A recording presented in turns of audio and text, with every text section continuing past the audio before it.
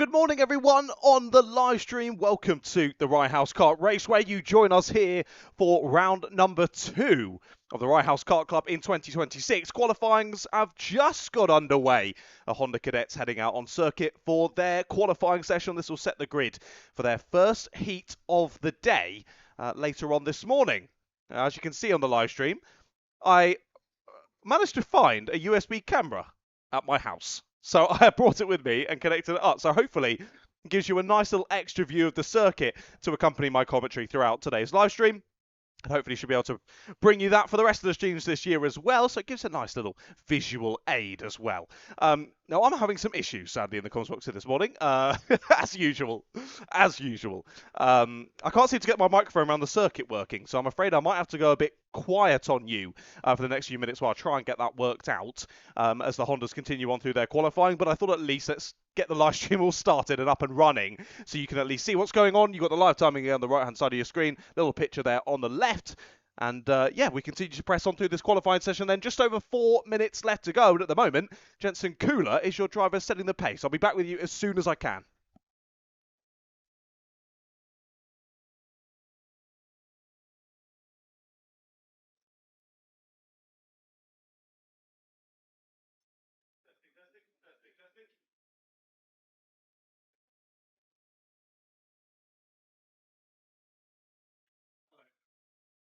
Have you been sent to assist me? You're on another. I'm on the school board. Okay, great. I've got nothing coming out of speakers at all. You did earlier. Yeah, weirdly, but it's. Oh, let me mute this.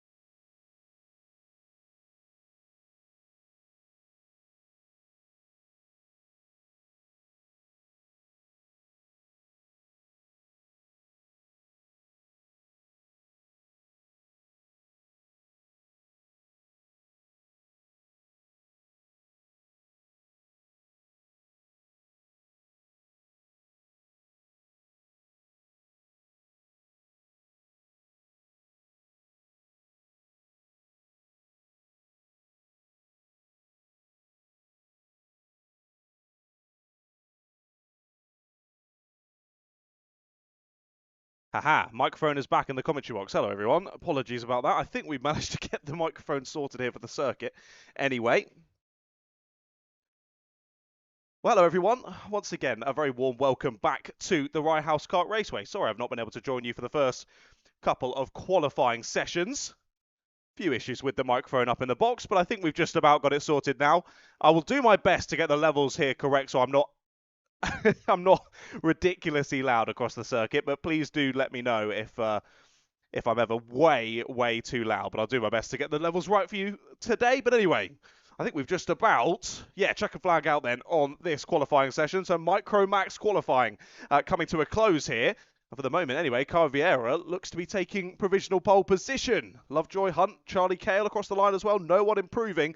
Felix Tandy goes to 5th place, but that was the only improvement there across the last lap of the session. Felix goes to 5th place, but it will be Carl Vieira who takes pole position then. Lovely lap for the 118. Over a quarter of a second clear of the rest of the field there in qualifying, which is good to see from Kyle. Tommy Lovejoy, Leo Hunt, Charlie Cale behind him on the grid, then followed by Felix Tandy and Ezra Robinson-Matthews, Cooper Galloway, Elliot Hitch, and Lucas Otley-Thistlethwaite, rounding out the order there in Micro Max. Let's have a little quick look back to Honda Cadet. I didn't quite spot what happened there. Was a tad busy in the box at the time.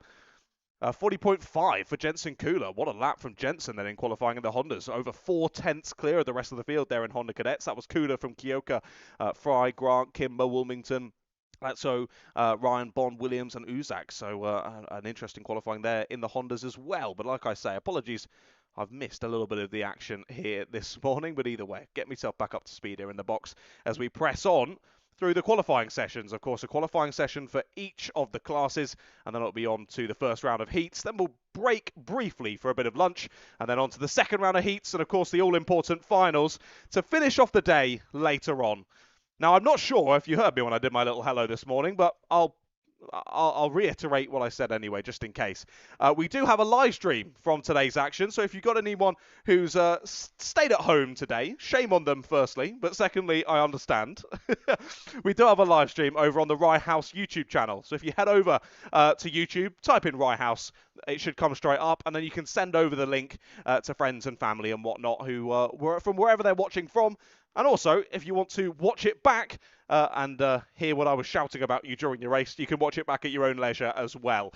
So again, Rye House YouTube channel for that one. And I have managed to bring a small camera with me today, so that should help getting a few pictures from the circuit as well. And there is murmurings of a live stream, a proper live stream potentially later on in the season, but we'll wait and see for further news about that as well. Anyway, next session out on circuit then. Qualifying for our Rotax drivers now kicking off. And we have 6 drivers out on circuit for this one then, for their 7-minute qualifying session. Rio Panayutu, James Carver, Leyland Bradnam, Oliver Stonebrook, Theodore Nursmore, and Philip Poloskov, your 6 drivers out there in Rotax for today. Good number of classes out there on circuit today then. Who do we have for all of today? Of course, this will be the 3rd of 6 qualifying sessions. Already had the Honda Cadets, Micro Maxes, this is Rotax out now, and then Junior Rotax, Senior Rotax, and 177 Rotax to finish off all of those qualifying sessions. 7 minutes on the clock for all of those quali sessions, and then it'll be 7 minutes plus 1 lap on the clock yet again for Heat 1 and Heat 2, and then slightly longer for the finals, 8 minutes plus 1 lap for those, but very much short and sharp heat racing here at the Rye House Kart Raceway. That just puts the pressure on for these drivers to make good starts in the race. And then also that consistency throughout to bring it home. But plenty of points on offer towards the championship. We've already had 1 round of the Rye House Kart Club so far this season. So already drivers sort of starting to settle themselves into the championship order that maybe they'll think they'll be in near the end of the season. But plenty still to play for. Lots of points still on offer here. Let's see who can get to the sharp end, at least by the end of this qualifying session. For the moment, though, it's Rio Panayutu who sets the pace. Only 0.5 of a second clear at the moment of James Carver. Good to see Carver back pushing well as ever is James. Let's see if he can beat Rio to that pole position. Still just over 4 minutes left to go then in qualifying here for Rotax Inter. And James Carver briefly there to pole position, but Rio Panayutu immediately beating that lap by just over a quarter of a second. So we're down to the 37 seconds now for Panayutu. And looks as though, anyway, that Rio is going it alone out there. Yeah, on his own there through hairpin number 2. We have got 2 drivers nose to tail, the 36 and the 115, that is. So that is Philip Poloskov and Oliver Stonebrook there nose to tail as they now head down into pylon once again. But to reiterate, thank you again for joining us here for yet another round of the Rye House Kart Club in 2026. Thoroughly looking forward to bringing you all the action here today from the Rye House Kart Raceway, and we have been blessed as we head through into March with some lovely weather. Round 2 of the Pro Karting Series here wasn't quite so nice, but as we move on towards the summer months, it finally looks as though a bit of sunshine is being blessed onto us here at RHKC, which is always lovely. Not that it matters to me at all. I'm always nice and cushy up here in the comments box, but I'm sure for all the drivers out there, and especially for all the parents and guardians and mechanics and whatnot watching at the side, I'm sure they'll be very happy with this slight turn in the weather here in Hoddesdon. But like I say, thank you for joining us here for round 2. Hopefully we do see you for the entirety of the season here at the Rye House Kart Club. The more the merrier here at RHKC, always providing some really exciting racing for me to shout about. That always makes my job that little bit easier. New personal best on the last lap, that's Philip Poloskov jumping up into 3rd place. Again, very close between his lap and Leyland Bradnam's. Around less than half a tenth of a second. About 300ths of a second separating their 2 fastest laps. Poloskov just going quicker on that last time around the circuit. But like we say then, once we're done with this one, that will then be half of the qualifying sessions done already so far today. Again, apologies about the slow start, at least on the tannoy. There were pictures at least brought to you for the first of the 2 qualifying sessions on the live stream, but sorry I wasn't able to join you with my dulcet tones. But we're back and we're ready to go as we bring this one slowly but surely to a close. Till 2 minutes have to go on the clock then. Let's have a little look back at me notes from last time out. Of course, Panayutu with a perfect day. Last time out at round number 1, 200 from a possible 200 points there. But, of course, an interesting one to take note of as well if you've not done a Rye House Kart Club before. Slightly different to other kart clubs that maybe you would have done in the past. There's no weighting in terms of the points. Very different to a point system I was commentating on last week. No weighting on points to the final, so it is equally split between the 4 competitive sessions. So this qualifying session is really just as important for the drivers as that final later on, because a weighting of 50 points for each session. So if you get pole in qualifying, that's 50 points. If you win the final later on, that's 50 points. If you win either of the heats, that's 50 points as well. So plenty of points on offer, but like I say, no weighting towards the bigger race at the end of the day. So drivers here in qualifying already looking to put some good points on the board for their championship battle through the rest of the season. Harrison Ouchen, the closest challenger on points after round 1. Then Poloskov, Bradnam, Heffer, Carver and Abdeen. Good to see a few drivers returning after round number 1. Good to see a few new drivers, at least for 2026. Theodore Nurse-Moore joining us once again. He joined us plenty of times in 2025, but he's back again here for 26, which is good to see. Oliver Stonebrook, that's a new name to enter Rotax, so welcome, Oliver. But like we said, Rio Panayutu, 200 from a possible 200 points at round number 1. He was unstoppable last time out in very, very different conditions to what we've got here today. But again, doesn't seem like the weather hampering his performance at all for Panayutu. Still your fastest out there as we tick down towards session end. Only 1.5 tenths between the fastest times of Panayutu and Carver for the moment. They've only got a couple more opportunities here to find a little bit more lap time. But for the moment, Rio Panayutu has one hand on pole position. 37.662, still the time to beat. No one able to get down to the low 37s just yet. All of the drivers, apart from the top 2, in the 38. So very close amongst the field as well. Only a 1.3 second split between fastest and slowest so far, as the first couple of drivers in this session see the checkered flag, and it is your 2 fastest at the moment. Panayutu stays in provisional pole position. Will there be a shake-up from any of the drivers in behind, though? Poloskov stays in 4th place. Here comes another driver under the gantry. It is Leyland Bradnam, and Bradnam can't improve either. He stays in P3, and here comes Theodore Nurse-Moore to end his session as well. Across the line he goes, stays in P6. I'm not quite sure if Stonebrook had already come in a little bit early. I think he might have done. So that is session over then. Into Rotax, done and dusted for their qualifying session, and it will be Rio Panayutu taking provisional pole. James Carver alongside him on the front row then with Leyland Bradnam and Philip Poloskov on row 2. They're then followed by Oliver Stonebrook and Theodore Nurse-Moore to round out the grid of 6 drivers there in Rotax. But like we say, halfway through the qualifying sessions already then. And up next, it is our junior Rotax drivers to take to the track for 7 minutes themselves. A few more drivers heading out on circuit for this one in juniors. Let's see how we go then. 7 minutes on the clock once more. Who will get pole position here at round number 2? Not too long until we find out. Oh, blimey. Hello, everyone on the stream. Oh, I haven't had a second to breathe yet this morning. Oh, blimey. Right, juniors heading out now. Quali about to begin. Oh, and I'm kind of in between in the car. I don't know today whether I need my jacket on or not. I'm kind of half in, half out. I might close the window and take my jacket off, actually. Give me a second.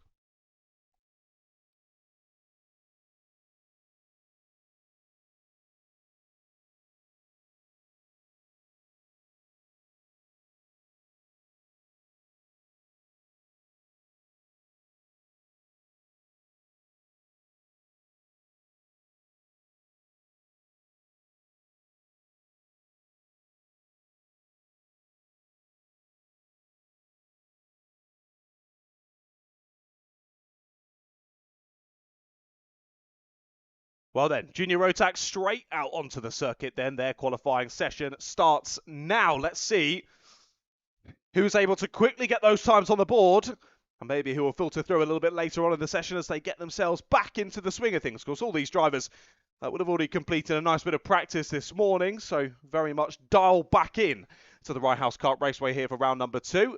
As already, sadly, it looks like we've got a driver out before it's even really gotten underway. Kart number 33 parked up off of hairpin number 1, that is. And a real shame there for... Oh, but that's Ronnie Chapman. Ronnie Chapman then, already parked up at the side of the road. What a shame for Ronnie. So Chapman parked up then, and yeah, indeed, hadn't even put a lap on, so that is out of the pits, down to hairpin 1. Kart gives up the ghost. He's parked himself up there behind the barrier. Nice and safe place for him to watch the session from, but equally he would have been hoping to be lapping around in this session, not watching from the sidelines. That is a real shame for Ronnie Chapman. Parked up already. So one of the 2 Ronnies of this session parked up. The other one, they're in 6th place at the moment, of Ronnie Jones. Again, just like I said at round number 1, awesome to see the progression for these drivers as well throughout their career here at the Rye House Kart Club. Good to see drivers moving on up and through the karting ladder. A number of drivers in this one moving up from the likes of Rotax and also Honda Cadets as well into this into Junior Rotax for this season. Often considered one of the most difficult transitions in a racing driver's career. Often, some people even saying it's even more difficult than your transition from karts to cars. A lot of transferable skills in that. However, the move from, say, a Honda Cadet car to a Junior Rotax car is quite the considerable jump. Not only in just in the power you've got at your disposal under your right foot, but also just how that kart moves around underneath you and the feeling that you need through your body to make one of these karts move around the circuit as you want them to. It's a very different driving style to what these drivers would have been used to in Honda Cadets earlier on in their career, and making that transition a challenging one to say the least. But some drivers taking to it like a duck to water, really impressive stuff.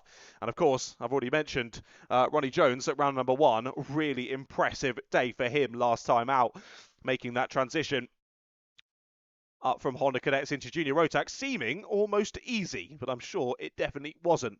Final victory for Ronnie Jones. It wasn't quite a perfect day for him. 196 points from the first round. Thomas Welford, his closest challenger, 192 from Thomas. It was a heat victory each, if I remember correctly, for Thomas and Ronnie, but it was Ronnie that got the better of him in the final, winning that by just less than 0.6 of a second ahead of Thomas Welsford. So definitely 2 of those 2 drivers there to watch out on circuit today. And for the moment, anyway, whereabouts are they? 6th place at the moment for Jones. As I say that, he goes fastest. Ronnie Jones to the top of the timing screens then with a 35.931. First driver down into the 35s so far in this session. Impressive early lap there from Ronnie Jones, but already drivers challenging it, already drivers beating it. Harry Friel now goes quicker by 0.03 of a second. Ayrton Rye currently 3rd, and Thomas Welsford there 2nd in the championship going into today's event. 4th place on the timing screens at the moment. Harry Search 6th, Tigran Gregorian 7th. He wasn't very impressive at round number 1 as well, was Tigran. Definitely one to watch in this qualifying session. As I say that, he jumps up into 3rd place. Lovely lap there from Tigran. A 36 dead for him, but we're down very well and truly into the 35s now. A 35.768 for Ronnie Jones. So it's Jones versus Friel at the moment at the top of the timing screens. And again, Friel beats his time. Back to pole position goes Harry Friel. A 35.746 now the time to beat. Friel finding a lovely, lovely bit of pace out there for the moment. As we say, trading times with Ronnie Jones. See if Jones responds on this next lap around the circuit. He should be under the gantry any moment. Can't quite go quicker though. Back into the 36 as he goes. So 200ths still in it here for pole position. Ayrton Rye, new personal best. He jumps up into 3rd place. Row 2 for Ayrton at the moment. 2/10 off of pole. We still got just less than 2 minutes left to go in this session. Jamie Richards with a new personal best. He's up onto the 2nd row of the grid now as well. Vinnie Cunningham breaking into the top 10 with his previous lap. And Declan Pires jumping up a couple of places on the grid as well with his last lap around the circuit. So Pires up to P16 for him. Now, the contact warning as well for Harry Friel. That's always an odd one in qualifying. Things can happen out there in qualifying, but always want to make sure you're avoiding any silly things like that, especially a drop-down nose in qualifying is never what you want to do.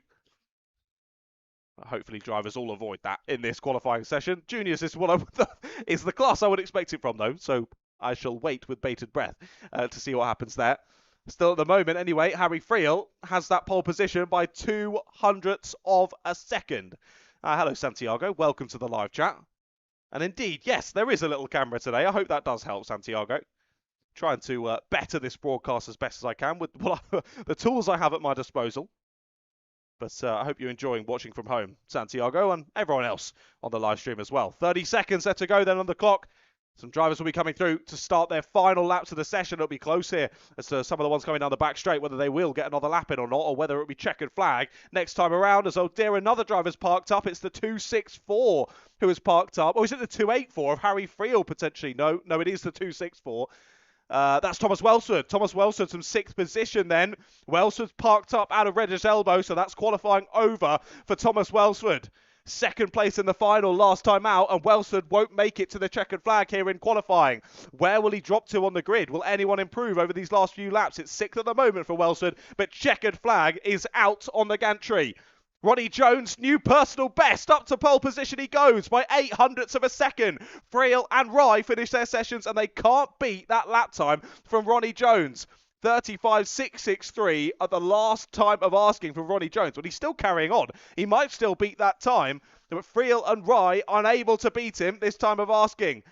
Across the line goes Jones. Can't beat his personal best, but it doesn't matter for the moment as he's still there on provisional pole. Richards stays 4th. Gregorian 5th. Shahini jumps up to P11, but I think that's going to be session over then. All the drivers see the checkered flag, and it is, once again, Ronnie Jones on pole position in Junior Rotax.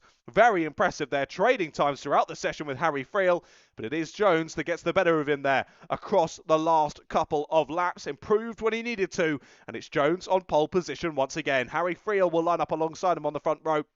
Of course, once again, provisional this grid. Plenty still could happen after the session. Ayrton Rye and Jamie Richards on row 2. Tigran Gregorian and Thomas Welsford on row 3. Harry Search and Dylan Suresh on row 4. Then Vinnie Cunningham and Harvey Watts round out the top 10 on row 5. Row 6 is Timmy Shahini and Tyler Nickleby. In row 7, Edward Jones and Roman Curtis. Row 8, Declan Pires and Luke Weavers. Row 9, Lachlan McDougall and Tudor Gianta. Then Susanna Mikolovska and Ronnie Chapman rounding out the grid. Of course, a shame there for Ronnie, not able to get any laps done in that qualifying session. He'll be at the back of the grid for heat number 1, less than ideal.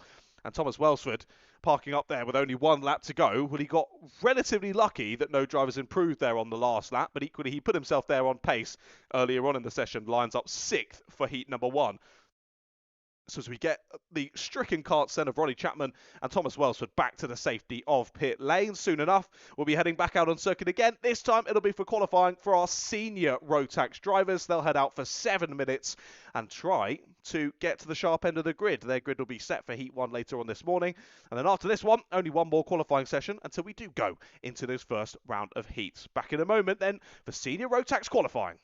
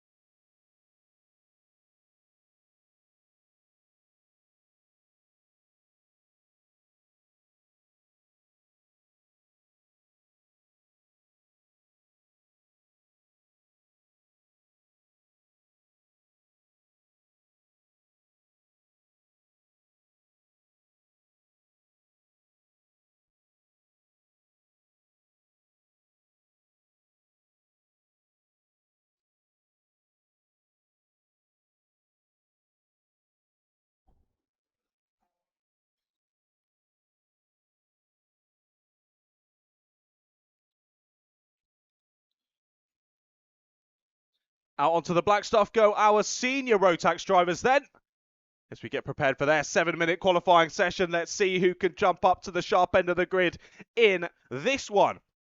Onto round one, this was a hotly contested class at round one, wasn't it? No drivers with even over 190 points from round number one. It was Ryan Welsh who topped the points after round one, 189 points for him, and a win in the final for Ryan.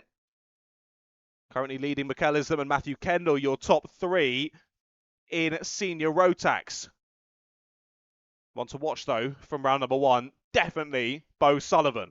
Definitely Bo Sullivan, one to watch. Of course, had issues in qualifying, was having to battle through the pack in all of the heats and the final. Was doing an amazing job of it, to say the least, for the Sullivan Racing team. So let's see what he can do here. Hopefully, with less issues in qualifying, will put himself a bit higher on the grid and make his job a little bit more simple for the rest of the day. However, that does mean I don't get to shout about him coming through the field. So, they're 6 of one, half a dozen of the other. Whatever he fancies doing, I back it. Let's see how we go then for the rest of this one.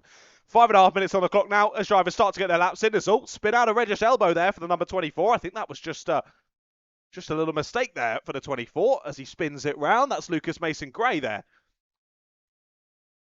who gets it back going again. And, yep, no issues with the kart. That's just good to see. So, clearly just a little spin under power there through Regis elbow for Lucas. But looks as though 14 drivers on the grid here for senior Rotax at round number 2, which is great to see. As we mentioned already, Ryan Welsh, you're one to watch, your championship leader. I mean, I say that. I'm not even checked whether he's here, and he's not. Oh, no, he is. There we go. He's at the top. That's why I missed him. He just jumped up to provisional pole. I was just thinking I'd gone all that spiel about how fast he's been, and he's not even here. But he is. That's good. Ryan Welsh is here. And at the moment, he's fastest by about 1/10 of a second ahead of Mikel Islam. So currently Welsh fastest from Islam, Sullivan, Smith and Parfitt the top 5. Joyner, Rasoud, North, Mason-Gray, Wasama, your top 10. But of course, plenty of time still to be found here in this session. Plenty of opportunities to get some quicker times on the board. That's just as I say that, new provisional pole sitter in Mikel Islam.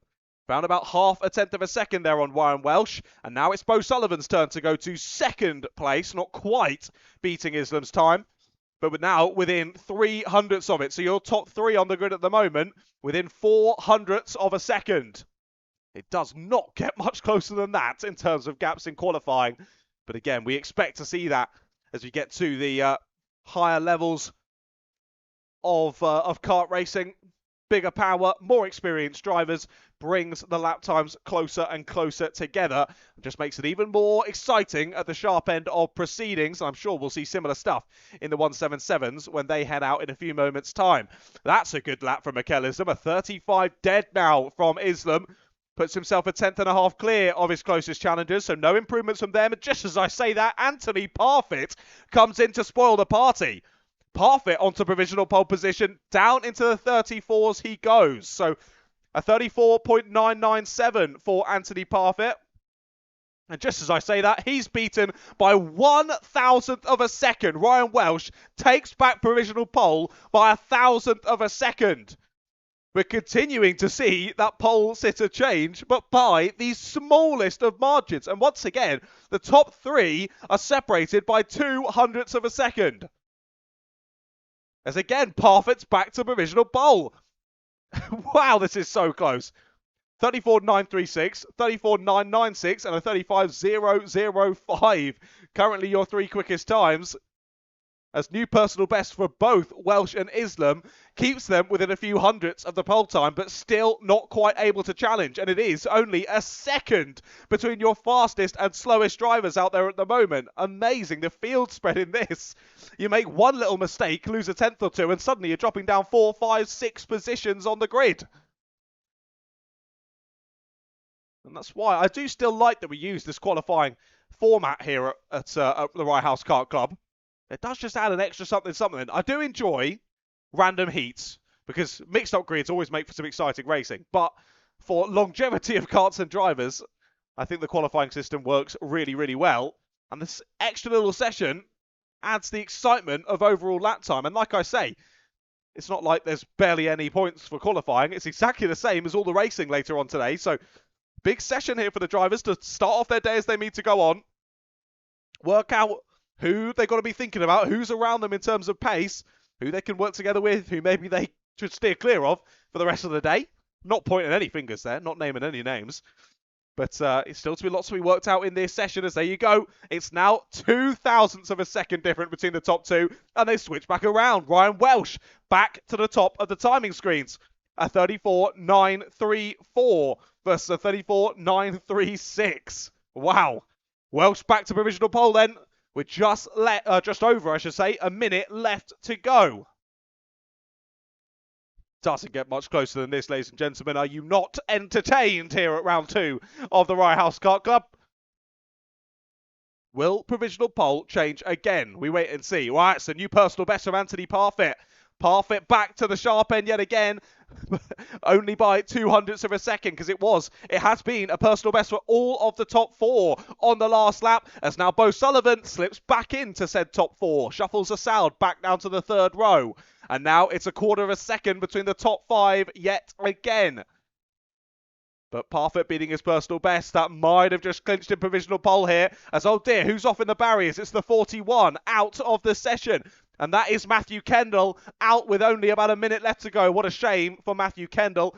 He gets sent behind the barriers. He won't have too long to wait here before he can head back to safety. But a shame there. Kendall won't be improving his lap time here as we bring this one to a close. And like I say, it ain't too long until we bring this one to a close. Drivers heading through the final corner now. I think we'll just eke out another lap here. But as soon as we see more drivers funneling on through, I think it will be the checkered flag out on the gantry. Yep, time's ticking to 0 then. Session is over here in senior Rotax. Can Parfitt hold on to this provisional pole? Round the final corner come a few of our chasing drivers. Islam stays 3rd. Welsh stays 2nd. They can't challenge as we bring this one to a close. Thomas Assaud stays in 5th. It's really now on Bo Sullivan. Round the final corner comes Bo Sullivan. Uses all the circuit that he can. Can he steal away pole position? No, he stays in 4th place as Bo Sullivan. And the rest of the drivers, a little bit of a reshuffling. Lucas Mason Gray gets up 1 place there into P8. But they all stay as they were then. Anthony Parfitt will grab provisional pole position. Very impressive session there. Jumping between 3 or 4 different drivers with provisional pole, but it goes the way of Anthony at the checkered flag. Parfitt is on pole with Ryan Welsh alongside him on the front row. Mikel Islam and Bo Sullivan then on row 2, followed by Thomas Assaud and Lewis Joyner on row 3. Mario Smith and Lucas Mason Gray are on row 4, followed by Craig Jones and Jasper North. They round out the top 10 on row 5. Row 6 is Chloe Gundarzik and Matthew Kendall. And then Franklin Masama and Alex Badea round out the entirety of the 14-kart grid there in senior Rotax.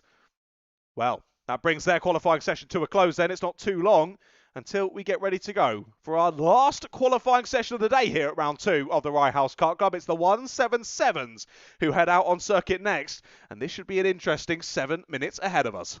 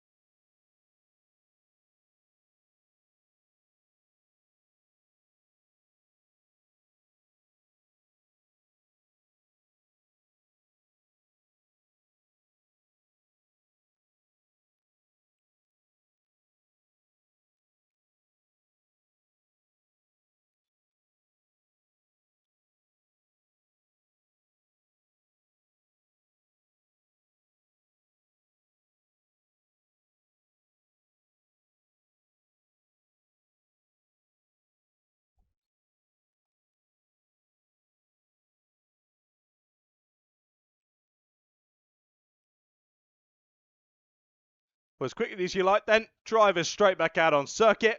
And it's time for our last qualifying session of the morning here at round 2 of the Rye House Kart Club. 177s out on to the black stuff then. Let's see what they can do here across qualifying.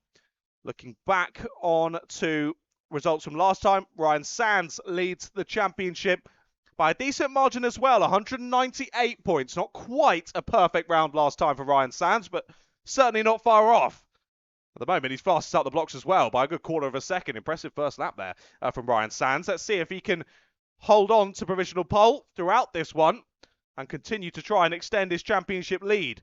He was your winner in the final at round 1 by almost 6 seconds, was Ryan Sands. Very, very impressive. Closest challenger was Drew Lamas across the day. Bill Boyer not too far off as well. Bill was second place in the final, but just lost out on a few points earlier on in the day. Well, this is where it all starts for them here at round number 2. Of course, practice already completed earlier on today for all of these drivers, but this is their first time to, 1, get some points on the board for their championship challenge, but secondarily, start as they mean to go on here today, get themselves in a good stead, ready for the heats to follow. And that just helps to alleviate the pressure somewhat if you can get yourself up into a good position. You know, as long as you don't drop back massively on the first couple of laps, you're on for a good finishing result. But easier said than done here at the Rye House Kart Club. Getting your way up there is one thing, but actually staying there is another thing entirely. So, firstly, let's see who gets up there on the grid in this one. Good to see loads of the 177 drivers back yet again here for round number 2. 17 drivers, it looks as though, for the moment. Sadly, one of them is parked up out of the final corner. Whoa, drivers very close there as they come out the final corner. Hopefully there are yellow flags. There are yellow flags up into that final turn, so drivers need to be nice and careful there as we get that kart back out of the way. I think that says 34 on it, if I'm not mistaken. I think that's Cal Miller, who's up and over the barrier. A shame there for Cal. Barely even started today. Looks as though he's done 1 lap around the circuit. Oh, no, he has done 2, to be fair. 2 laps around the track and then parked it straight up. And he's running straight back to his awning to try and see if he can find a part to get something fixed and at least get a couple of laps in here at the end of the session. Try and move his way up the grid. Fair play to him for running off there to try and sort that out. That's going to be easier said than done, though. Less than 4 minutes left to go. Well, fair play to him. He's already back at his car having a play. So let's see if he can get back out. I hope, for Cal's sake, that he does get back out in this one. Starting from the back in the 177s is never where you want to be. It's going to make your job much more challenging for the rest of today's action. Well, like I said, could Ryan Sands hold on to that provisional pole throughout this qualifying session? For the moment, the answer is yes. Just over a tenth of a second clear still is Ryan, ahead of Jake Bradfield at the moment. Shame to see. Doesn't look like we've got Harry Taylor here today, which is a real shame, unless he's my TX number. But other than that, he's definitely not on my live timer, which is a shame. Good to see Harry back at round number 1. Of course, you're defending champion this season in 177s. But at the moment, looks like he's opening the door for someone else to try and grab the championship in 2026. It wasn't the most ideal round for your defending champion at round number 1. So I can maybe understand the thought process behind not returning here for round number 2. But either way, I would like to see him back. So hopefully he does come back later on in the season. Oh, I've got my TX number now, so that's good. But Harry's still not there. That's a shame. But anyway, who have we got? Bill Boyer has gone to provisional pole. Scratch me looking at random names. Bill Boyer goes to provisional pole position. Quarter of a tenth, or not even, less than a quarter of a tenth of a second. And it's only 700ths between the top 3 now. Boyer, Sands and Bradfield. Inseparable here in qualifying already. As they continue on. Only 2 minutes left to go for them to try and gain provisional pole. Trying to spot them out the final corner. There's Bill Boyer coming under the gantry. Closely followed, I think, by Ryan Sands. Together, those two almost nose to tail as they continue to press on round. And Jake Bradfield not far behind them either. So, top 3. They've just come through your camera shot on the live stream as they head down into the first hairpin. And nose to tail between the 11 and the 15, that is. So that's Jake Bradfield on the back of Dan Baker at the moment. Doesn't seem to be hampering Jake at the moment, but I think he'll want to find a bit of fresh air here for the last few minutes if he wants to jump up the order. Oh, that is amazing to see. Cal Miller has made it back out on circuit, and he's just jumped up to 10th position. Fair play to Cal on the 34. He's just there heading through down into hairpin 2 now. Great to see him. Straight out of the car, runs around, sorts himself out, back in the car he goes, out into qualifying, and he's jumping up the grid, which is lovely to see as well. That got a bit close there at hairpin number 1. One driver moving to the side, a couple of other drivers having to take a bit of avoiding action there. We have got a black flag out on circuit, and that is for Mark Taylor. And Mark Taylor, 16th on the grid at the moment, has a black flag to his name, so he'll have to head back through into scrutineering and get himself sorted out. As little spinner there out of pylon as dives straight to pit lane then, nearly straight into the side of a driver. Or both those drivers. The spinner heads in, and so does, I believe, that was Mark Taylor who's headed in for his black flag. So a couple of drivers peeling into pit lane a little bit earlier than they would have been thinking in this session. So a couple of them falling by the wayside already then. I say already, we're almost at the end of the session. 30 seconds left to go on the clock here in the Rotax 177 qualifying here for round number 2. And at the moment, it's still Bill Bowyer who sits on provisional pole. Still only 700ths in it between your top 3. It is so close. It could go either way between these 3, as I think they've all just kicked off a new lap. I say all. I think Ryan Sands was one of those drivers that's come into pit lane. Sands doesn't look like he's going around the circuit anymore, at least to my live timing. So I think he might have come in here. Your driver second on the grid at the moment. New personal best for Hugo Pereira. He goes 200 slower than provisional pole. That was so close from Hugo Pereira. 3,000ths quicker, and he would have been up on the front row of the grid. But it's third place provisionally for Pereira. Checkered flag is out on the gantry then. 177 session coming to a close. Bill Bowyer can't improve. Neither can Jake Bradfield. He stays in 4th place. Will there be any last lap improvements here from Hugo Pereira? If he can find the tiniest bit of time, he might move forward. But no, he stays in 3rd place. Can't improve on that last lap around the circuit. And as the rest of the drivers head on through to see the checkered flag, that brings our last qualifying session of the day to a close. And it will be Bill Bowyer who starts on pole position. Ryan Sands alongside him on the front row with Hugo Pereira and Jake Bradfield on the second row. Those top 4 separated by 0.068. Wow, that's the closest margin I've seen here today. That's the closest margin I've seen at RHKC for a while in qualifying. Amazing there. Your top 4 separated by 0.07. That was James Ockenden behind, followed by Domenico Brancato, then Dan Baker, Cal Miller, Drew Lamas, Nick Ashe, then James Benton, Richard Allison, Dan Wright, Dave Darnborough, Chris Emerson, Mark Taylor, and Jonathan Militello rounds out the 17 drivers there in 177s. But like I say, qualifying brought to a close then. And we've got some racing coming at you very shortly. First round of heats about to get underway. We'll have 6 heats, then we'll go into our lunch break. And then it'll be, again, 6 more heats before we then get into those all-important finals to finish the day. Honda Cadets heading out on circuit in a couple of moments.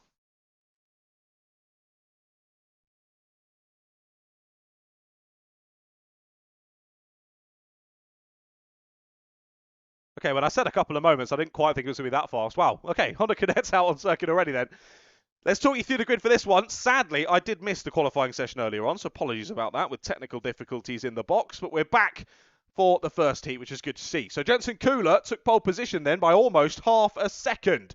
David Kioka. What a session from him then for Kioka. Second place on the grid. I think that's his personal best here at RHKC, if I'm not mistaken. Ted Fry and Harry Grant on the second row of the grid, followed by Kian Kimber and Chase Wilmington on row 3. Brandon Laxo and Callum Ryan on row 4. They're then followed by Jaden Bond, Dominic Uzak and Freddie Williams rounding out the grid. Less than a second separating the quickest and slowest time there in qualifying. So despite the half a second gap at the sharp end of the order, it was then half a second between second fastest and 11th fastest in that session. Wow. Ridiculously close here in Honda Cadets. But as we would expect, Cadets always producing some really good racing here with these Honda engines. A lot of tactics going in to racing these Honda Cadet engines. And let's see how we go. Good to see the 48. I knew I recognised Jaden Bond. I saw him out at Silverstone the other day. Having a test session was Jaden, so it was good to see him out hammering around the new kart Silverstone track. But anyway, less about that. Let's see what Jaden can do in race conditions. Red lights are on. They go out now. We're racing here in Honda Cadets. It's a poor start from the second or third row of the grid. That is the number 20. It was Kian Kimber from 5th place on the grid there. A little bit slow, but drivers weren't able to make use of it as they couldn't find a way past there off of the race start. But it is still Jensen Kuhn Kula leading us down to hairpin number 1. Nearly into the side. There goes Kyoka. Up and under goes Harry Grant, trying to make it 3 wide contact and off. One driver goes round there on the exit of hairpin number 1. A chaotic battle there for second place. And who was it spinning round? It was Ted Fry, who faces the wrong direction there out of hairpin number 1. He joins the back of the pack, well and truly behind the rest of the drivers. Well, that has been the best start to the race possible there for Jensen Kula. He is well and truly clear of the rest of the field as we continue on to the end of lap number 1. Who made up from that to second place? It was the number 96 of Chase Wilmington, but Harry Grant now looks down the inside as they head into Stadium Bend even, and Harry Grant is through into second place. Nice move there early on. Knew he needed to get clear, and he's done just that. Jaden Bond now down the inside, trying to get it done up the inside, but nope. Has to get back out of that one, and now it's the opportunity for David Kyoka to come back through. A decent start from Kyoka. He tried to find that move up the inside there at hairpin number 1. That was what set up the up and under to go 3 wide there for Harry Grant. It was the right thing to do from the driver behind, but as they went 3 wide out of hairpin number 1, a very tight section of the circuit, something was always going to happen, and just a shame for Ted Fry, finding himself in the middle of that, getting spun around and dropping to the back of the order. Well, after lap 2 then, what's the gap looking like? Over 2.5 seconds between Kula and Grant. Still Chase Wilmington holding on to third place, but he is under quite a bit of pressure there, heading down through hairpin number 1. It's the 17 of Brandon Laxo in 4th, and then David Kyoka right in their wheel tracks as well. That was Brandon having a little nibble there at the side pod of Chase Wilmington, but not able to find a way through that hairpin number 2. And with these drivers squabbling over third place, that's now brought Jaden Bond back into the swing of things as well. Bond joins this group of 4. As now Brandon Laxo finding himself under a bit of pressure. Takes to the inside line, down through Stadium Bend. And again, Harry Grant is scampering off with this one in second place.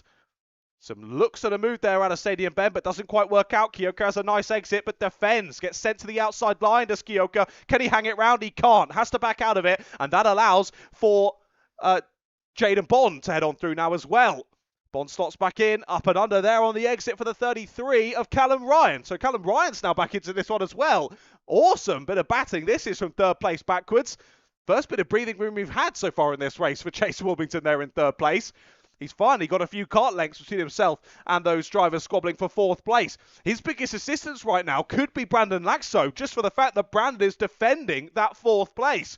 Well, this is Chase's opportunity to try and get some fresh air between himself and the rest of the drivers behind, especially if Brandon keeps defending like this. This will be perfect for him to stay there in third place. Jaden Bond trying to get the up and under, goes to the outside line now, down into hairpin number 2 and makes contact there, nearly spins Jaden around. And look at this, we're back to 6 drivers nose to tail here for 4th place. This is just about getting back into single file through the pylon and complex Nouvelle section of the circuit.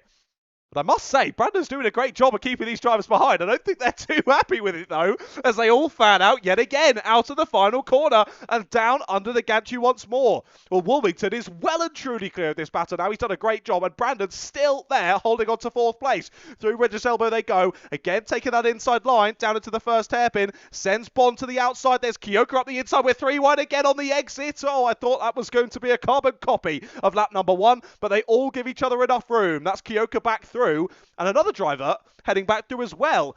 Is that Ted Fry? I think it might just be Ted Fry getting back involved then. So after early calamities for Ted, he's been helped by the fact that all these drivers have been holding each other up for the entirety of this first heat of the day. And Ted Fry is getting stuck in once again. Good up and under there. Down the front straight we go. Squeezing all the way to the grass there for Jaden Bond. My goodness, that was close from Brandon Laxo.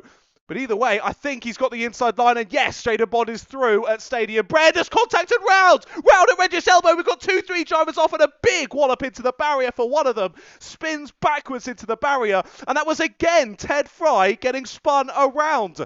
Fry was spun there at Regis Elbow, caused chaos in the drivers behind, and a shame there. A driver at the back of that squabble, spinning round, taking avoiding action. Off he goes into the barriers, and I do believe out of this race.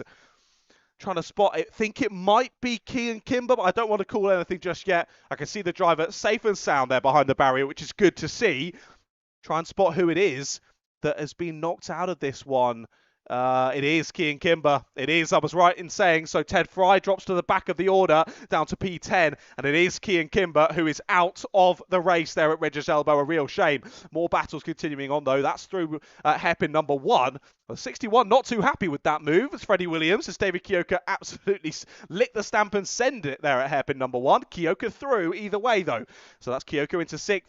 Williams dropping down into 7th place.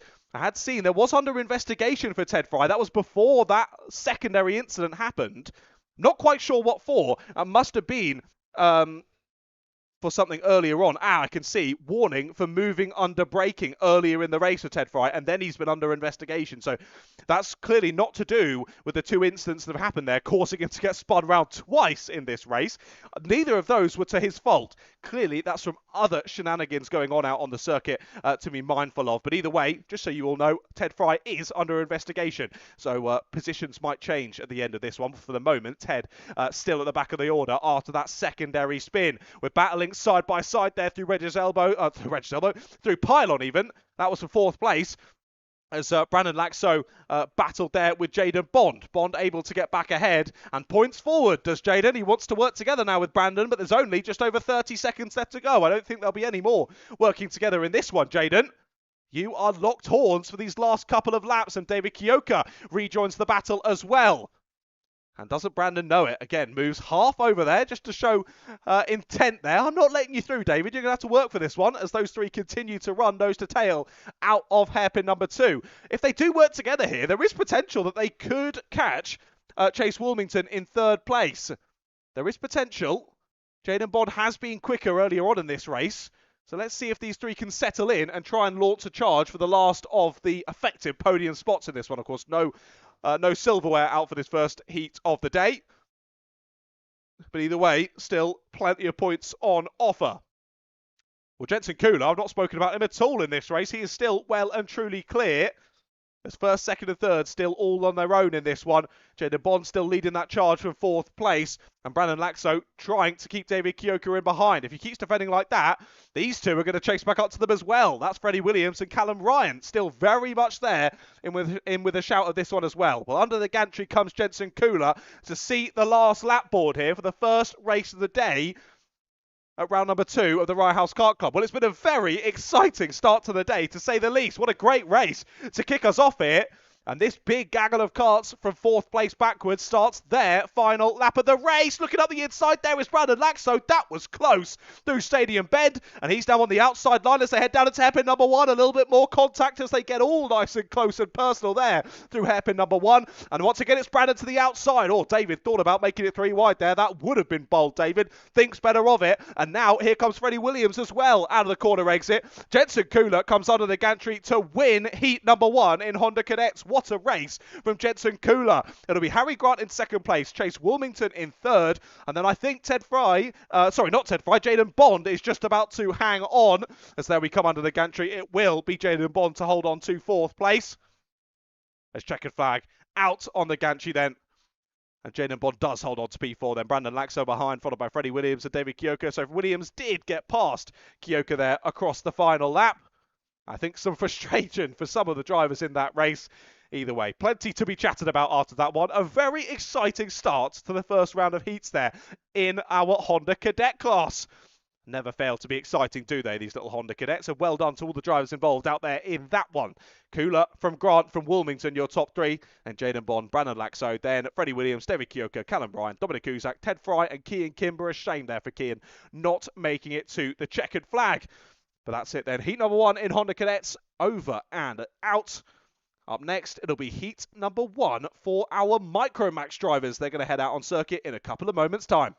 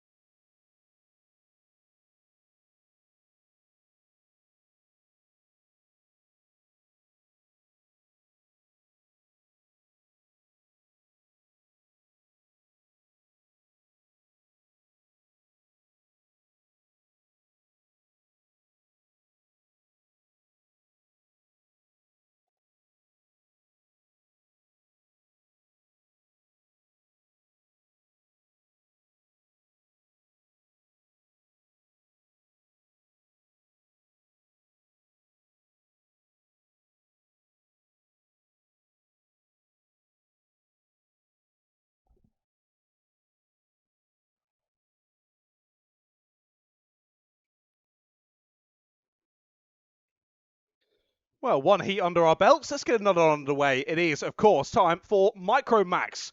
They head out on circuit then for their first heat here of round number 2, and it will be Caio Vieira who starts on pole position. Good lap from Caio in that qualifying session to steal pole position, with Tommy Lovejoy alongside him on the front row. Good showing from Tommy here in heat number 1, or in qualifying, I should say. Charlie Cale and Felix Tandy are on row 2, with Ezra Robinson-Matthews and Cooper Galloway on row 3. Then Elliot Hitch, Lucas Otley Thistlethwaite, and Leo Hunt rounds out the grid of 9 drivers. A shame there for Leo. Good lap in qualifying, would have put him 3rd place, but a DSQ to finish that one off drops him to the back of the order. Can we get it underway first time of asking? Yes, we can. Lights are out then, and we kick off heat number 1 here in Micro Max. It will be Vieira who leads us down into Stadium Bend, and it will be Vieira who leads us out of it as well. We're 3 wide in the background as we head into Ridge's Elbow. Bit of a wobble there for the 1-3-2 in the middle of the pack. That was Cooper Galloway, but he holds onto it nicely, and they all press on down through the hairpins. There was Leo Hunt making a few moves already in this one. He's up the inside there of said 1-3-2. Out of hairpin number 2 they go, but he's made 4 places up on this race start already, has Leo, making sure his rivals don't scamper too far up the road. It looks as though we've stayed relatively as we were there on that first lap of the race. So still at the 1-1-8 of Caio Vieira, who's in the lead of the race as they come under the gantry. So Charlie Cale has moved through into 2nd place. Lovejoy down to 3rd. Then it's Robinson Matthews up into 4th. Leo Hunt up into 5th, as we mentioned. And he's now leading the charge to these top 4. Well, Lovejoy's first port of call here is to make sure that Vieira doesn't get too far down the road and gets a little bit too far away to be touched in this one.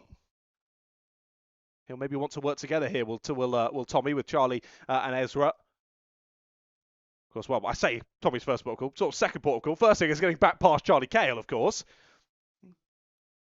Which I want to say, has he already done? The 12 is behind. Yes, so Lovejoy had already made it back through. Apologies. I thought when I saw the white helmet, I was like, Lovejoy always wears a white helmet.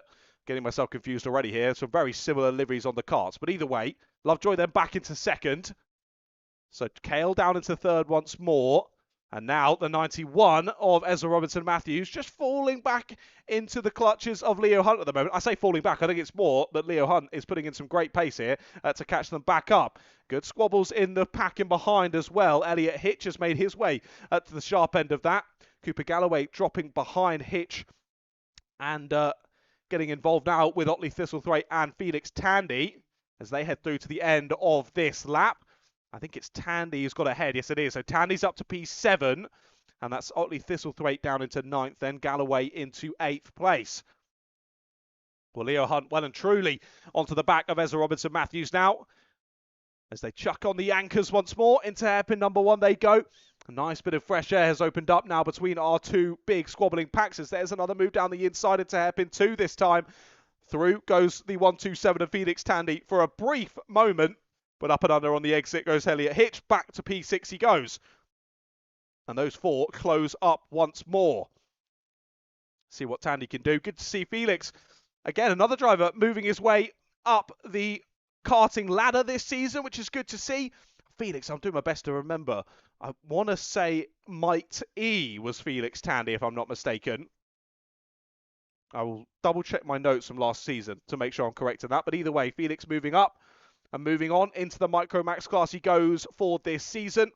And clearly taking to it well as he's battling very nicely in that pack from 7th place backwards.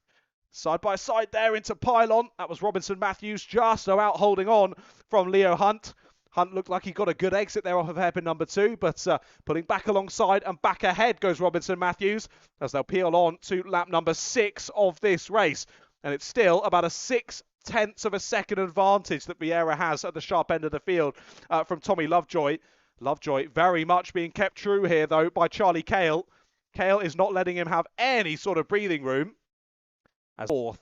So not an insurmountable gap, but either way, if the top 3 continue lapping as they are without battling, it's going to make Leo's job particularly challenging.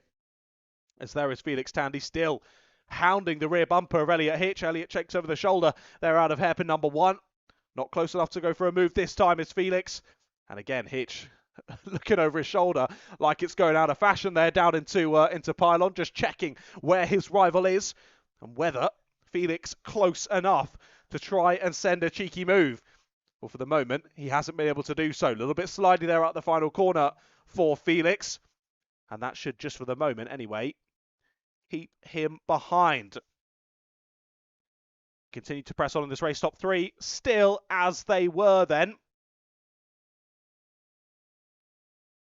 And again, that gap slowly but surely opening up between the leaders. It's now over a second for the first time in this race between your two leaders. And yes, I was right. I've gone back and checked my Super 1 notes from last year. Felix Tandy was indeed a mighty Bambino. Good to see my brain working at least a little bit on this lovely Sunday. So Tandy making the move up from Mighties then into Micro Max, doing a very nice job of it for the moment, and exactly where you want to be as a newbie into a class, very much in the mix, scrapping it out and learning every single lap, learning more and more and more about himself, about his driving style, about the car underneath him, about the drivers around him in this class. Doing a great job for the moment. And I will say he's very confident under brakes, is Felix Tandy. Sometimes maybe a little bit too confident into those hairpins. He can brake a lot later, than the two drivers around him, but he's not able to use that at the moment to transition into a move to get past Elliot Hitch at the moment. Elliot doing a really nice job to keep him in the wheel tracks and keep him behind. Well, less than 60 seconds now left to go on the clock, ladies and gentlemen, before we bring this first heat of the day in Micro Max to a close. Hopefully, I've had my headphones on now for the best part of an hour, so I've not been able to check the audio levels, but I hope you can all still hear me at the side of the circuit, and hopefully I'm not too loud either. But either way, guiding you through the action here today from round number 2 of the Rye House Kart Club. I hope you're all thoroughly enjoying today's outing here in Hoddesdon, as there's another move up the inside from Felix Tandy, but once again goes too late on the brakes there at hairpin 2, and back up and under goes Elliot Hitch. Elliot seemingly having a response to all of the weapons in the arsenal of Felix Tandy at the moment. It's all under investigation is Elliot Hitch. That was a good 5 minutes ago, to be fair, so I'm not sure what that was for, but either way, again, just to note, Elliot Hitch is under investigation from this race. So potential for results changing once proceedings come to a close in this one. And speaking of which, timer has just hit 0. So next time around, Caio Vieira will be staring at the last lap board on the gantry. What a start to the day this is from Caio Vieira. Very impressive showing from him here today as he took pole position in qualifying, and he's only got 950 metres to hold on to this first heat win of the day and continue a perfect performance so far from Vieira. Lovejoy still under quite a bit of pressure there in second place, but Caio has not been able to find a way through just yet. He's got one more lap to try and do something about it. Of course, Shrkanton was leading on points after round number 1. Harry Grant, third in the championship. He's the best performer so far this season of drivers who are here today. But yeah, Caio Vieira doing an amazing job here in this one. Round the final corner he comes, and it will be a win in heat number 1 for Caio Vieira. Impressive showing there in heat number 1 in Micromax, and he takes the first race win of the day. Tommy Lovejoy does fend off Charlie Cale there as they bring it to a close. Lovejoy in second place then from Charlie Cale in P3, then Leo Hunt 4th, Ezra Robinson Matthews in 5th, Felix Tandy in 6th, Elliot Hitch 7th, Cooper Galloway 8th, and Lucas Otley Thistlethwaite in 9th place. So Felix Tandy there over the last couple of laps did manage to get through on Elliot Hitch, finally found a way past, and he was able to gain 6th place for his troubles as well. Well, that brings us to a close then in Micromax Heat 1. It'll soon be the turn of their older brothers and sisters, though. It'll be into Rotax, who head out in a few moments' time for their first heat of the day. We'll see them out on circuit in a couple of moments.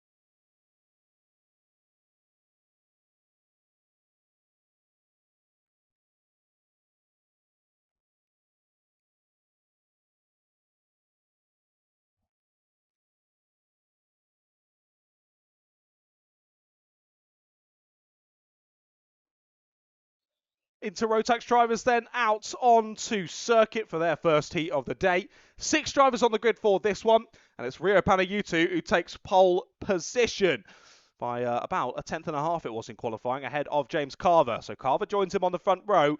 Leyland Bradham and Philip Poloskov are on row 2. And then it's Oliver Stonebrook and Theodore Nurse-Moore who round out the grid on row number 3. It's about 1.3 seconds, or exactly 1.3 seconds in it, between fastest and slowest in qualifying. Panayiotou and Carver very closely matched in terms of pace, both down in the 37s. But again, I think it might be a repeated showing here for Rio Panayiotou. I think drivers really needing to take the challenge to him early on in this one, or risk him driving away into another postcode. Let's see how it goes then. 2x2 to the lights. Red lights go out. We're racing here at the Rye House Kart Raceway once more then into Rotax for their first heat. They fly down through the first couple of corners, and it's a lovely start from the sharp end on.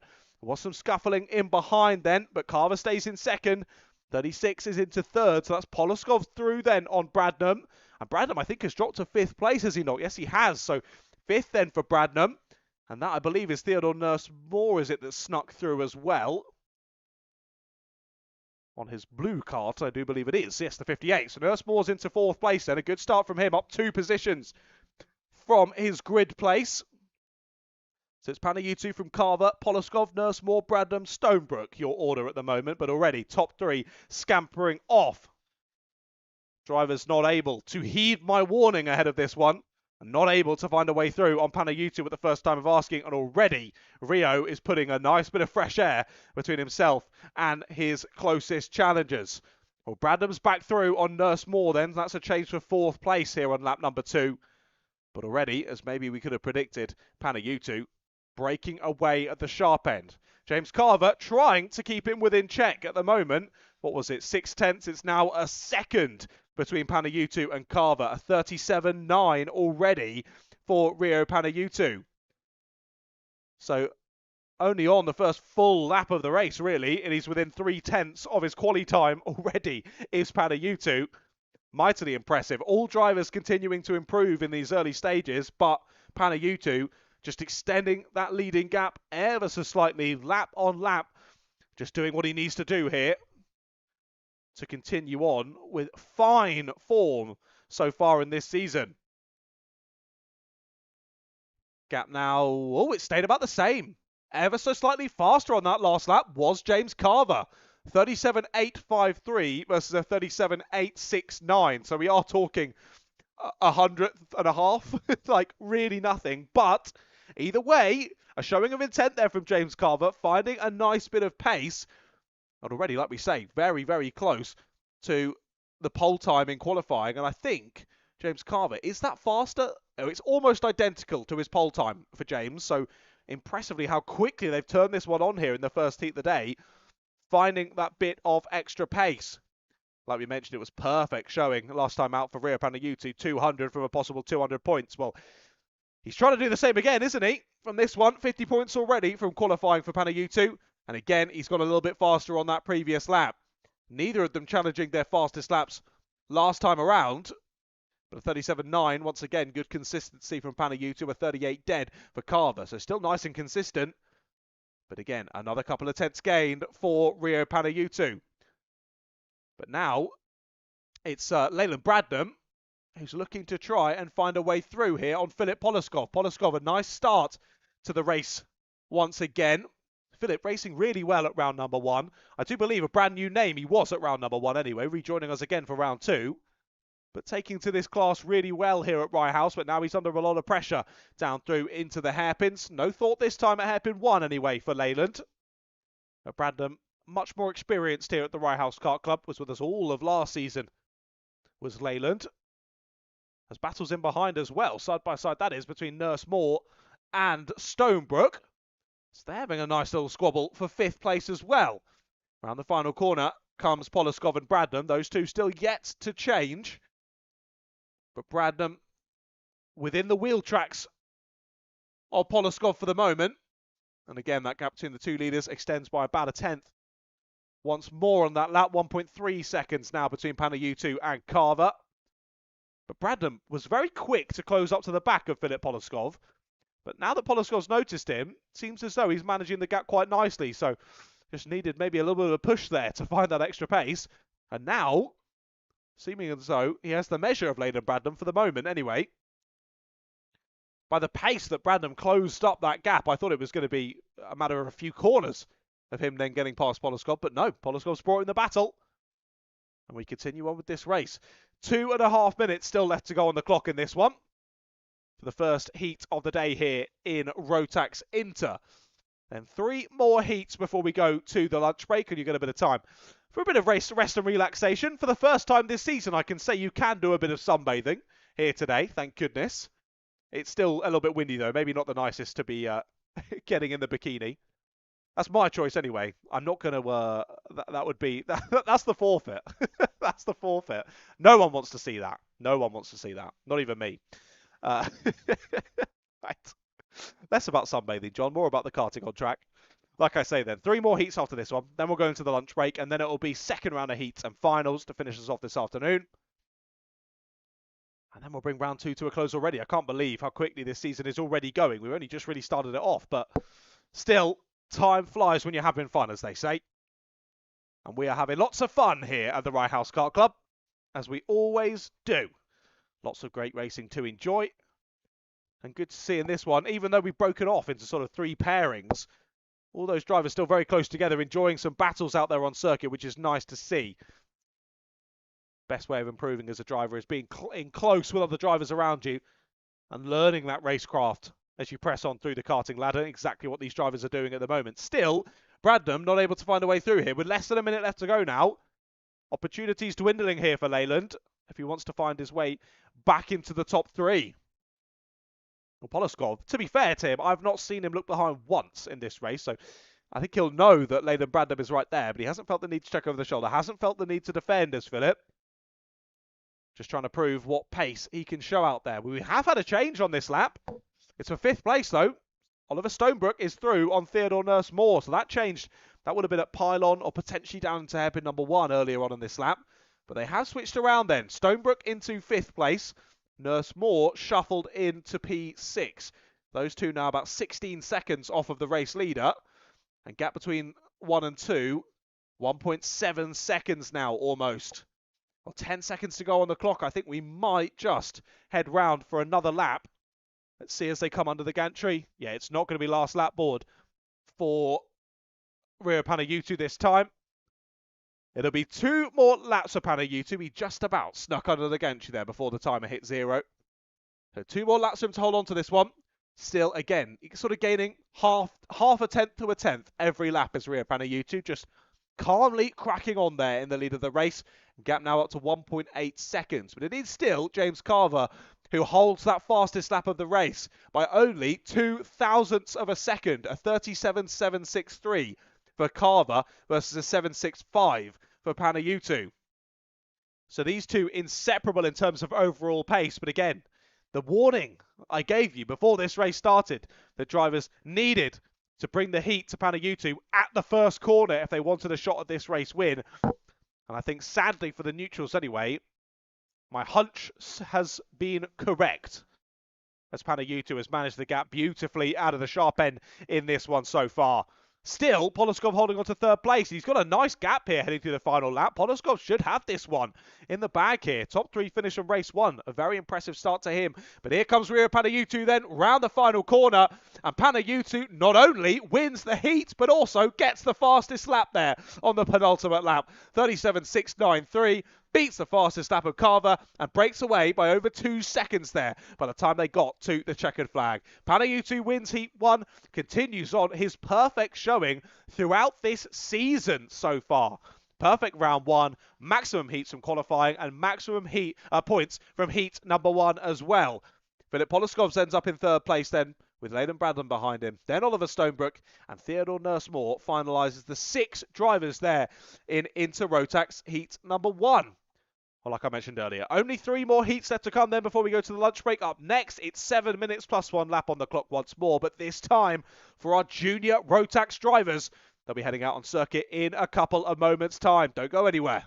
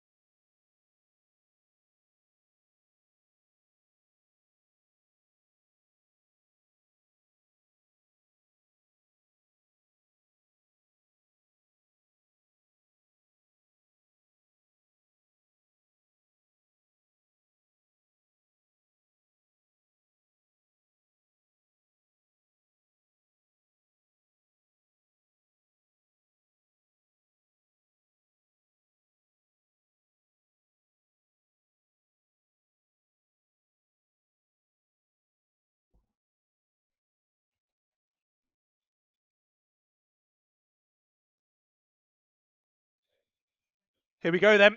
Junior Rotax is out on circuit for their first heat of the day. And I am standing up from my chair for this one. This should be interesting. Let's run you through the grid then for heat one in Junior Rotax. Ronnie Jones back to the top then in qualifying. It's pole for Ronnie Jones here at round 2. Harry Friel alongside him on the front row. Ayrton Rye and Jamie Richards are on row 2. Tigran Gregorian and Thomas Wellson on row 3. Row 4 is Harry Search and Dylan Suresh. And Vinnie Cunningham and Harvey Watts round out the top 10. They're followed by Timmy Shahini, Tyler Nickleby, Tudor Gianta, Susanna Mikulowska, and Ronnie Chapman rounds out the grid. No laps in qualifying from Chapman. Let's see how he gets through the order. One Ronnie at the back, one Ronnie at the front. Let's go racing then for the first time. Do we know? Chevron flag, I think, flashed up very briefly. And yes, indeed, there we go. Chevron flag is on the gantry. So first false start of the day here then. And it is in Junior Rotax. Drivers remaining in 2x2 formation, though, as I say that, getting very close. Some of them tried to go 3 wide there into hairpin number 1. Less than ideal, as it is always a silly time to get a drop-down nose on a false start. Drivers all across the shop as they try and get back to their grid positions after that false start. And you just got to be careful. Got to keep that front nose cone intact. Like I say, you don't want to end up getting a drop nose before the race has even properly started. And then you're really chasing your own tail for the next 7 minutes plus 1 lap. Right then, we're back to 2x2 formation once again. Let's see if we can get this underway. Second time of asking drivers. Around the final corner we come then, as we said. One Roddy at the back and one Roddy at the front. It'll be Jones that leads us to the start then. Do we get underway this time? No, we don't. No, we do not. It's chevron flag again. Well, 2 false starts then for Junior Rotax already here today. Less than ideal, drivers. Come on. We've got to get these race starts nice and slick. Okay, it is only round 2, so I will let you off for the moment. But I think it's going to be my favourite word here for round number 2. A bit of re-education for the drivers out there. They'll head round hairpin number 2, come to a halt down before pylon. And one of the lovely staff here at the Rye House Kart Raceway will do these 2x2 rolling starts. We'll be back in a second. Oh, I've just seen in the live chat. Hello, Callum Ryan from Honda Cadets. I hope you had a nice time in that first heat. It was good to see you out there, Callum. And we will see you out for your heat 2 after the lunch break. Looking forward to it. Yeah, hello to everyone on the YouTube live stream. I hope you're all thoroughly enjoying the racing action from here today. And if you're enjoying the coverage, make sure you go and drop me a follow. At Ratters Media on Instagram is the place to go. Go and drop me a follow. I would really appreciate your assistance with my commentary career. Everything, every little helps, they say at Tesco. So appreciate your assistance. But anyway, looks as though juniors have had their talking to, and we're about to get this underway then. Well then, they've had a brief talking to. little finger wag at the drivers. Right, come on guys. Third time's the charm. Let's get this one underway then. Jones and Friel on the sharp end of the grid. It's always scrappy on these Junior Rotax starts, so as we head through the fast-flowing right-hander of Stadium Bend, and then the chaos of hairpin number 1 as we all close up for the first proper heavy braking point on the circuit. Let's see how we go then, 2x2 round the final corner. Third time of asking. Let's get racing here in Junior Rotax. We do get it started, and already flying down to the first couple of corners. Looks like it was a good start from the anti-pole side of the grid, and Harry Friel has taken the lead. Jones just about fights to hold on to second place as they're the 2-2-1. They're in third place. We're going 3 wide into the braking zone. Inevitable contact there at hairpin 1. 2 drivers spun around. And chaos down there at hairpin 1 as the 43 it is that spun around. That was Edward Jones there getting turned around, and a few drivers are stuck, all linked together there down at hairpin number 1. They just about managed to get freed by the staff here, as that is the one. I can't even see their numbers, almost been rubbed off there with that contact. I think they're out of the race, so sadly the 110 I think it is. We'll see who it is dropping down the order then. After lap number 1, it is Declan Pires on the 110. And it was the 507 as well of Lachlan McDougall. Those 3 involved in that first lap calamities down at hairpin number 1. But we bring lap 1 to a close then. More battles down through hairpin number 1. Big move up the inside there from the 264 of Thomas Wellsford. Now, he's dropped down on this race start from 6th on the grid. He dropped out of the top 10. But he's just fought his way back into it. Through he goes on Harvey Watts. Into P10 goes Thomas Wellsford. But after lap 3 then, it is still Harry Friel at the sharp end of the order. His gap was 7/10. It's remained pretty much identical on that last lap, followed by Ronnie Jones, Jamie Richards and Ayrton Rye. But it is Rye at the back of that group of four who's just stolen the fastest lap of the race. A 36.579 for Ayrton. But like we say, he's on the back end of this group of four. As it was a nice start from Harry Friel on the anti-pole side. I saw him pretty much, I think he was ahead by the time we got to the gantry. Or whether that would just be deemed a slow reaction to the lights changing there for Ronnie Jones. Either way, he lost that off of the race start. Couldn't do anything down through to the first couple of corners. And Friel took the lead early on. For a brief moment there, it was Ronnie Jones with the fastest lap, but it is now Jamie Riches who steals that back in third place. Riches it was trying to find a way through on the first couple of laps, had to stick there in third place. Read the situation very nicely as they continue to press on. Fifth and sixth in a bit of no man's land at the moment. That's Tigran Gregorian and Roman Curtis, who are all on their own, heading down through into pylon once more. And then we've got the train back. That is Timmy Shahini in seventh place. And then with loads of drivers behind him, we've got Dylan Suresh, Vinnie Cunningham, Thomas Welsford, Harvey Watts, Tyler Nickelbeam, Luke Weavers, Ronnie Chapman, all involved in that train. There's plenty of chatter from the pit wall as well. Drivers getting some, I was going to say assistance, being told what to do anyway by team members, family members, whatnot, at the sidelines. And that battle has shuffled around then. I think Suresh has gotten his way through. He has. So Dylan Suresh moves through into seventh place. Thomas Welsford has followed him through as well. And now trying to look around the outside as they headed down to pylon there. That would have been bold for Thomas Welsford. But no, thinks better of it. Has to rethink his opportunities here at getting past through the rest of this race. But we are super close between the two race leaders now. Ronnie Jones has broken free and is looking for the lead. There's a move down the inside from Ayrton Rye. Oh, door nearly closes in Ayrton's face there. He's just about able to back out of that one. And Rye stays there in fourth place. But Ronnie Jones on to the back now of Harry Friel. These two are absolutely nose to tail as they're heading round the final corner now. Still with 3.5 minutes left to go on the clock. Under the gantry, on to a new lap of this race then. And gap has well and truly closed. 1.5 tenths of a second now as we head on to lap number 7. But again, not quite close enough to think about a move this time, sadly, for Ronnie. And they will continue on.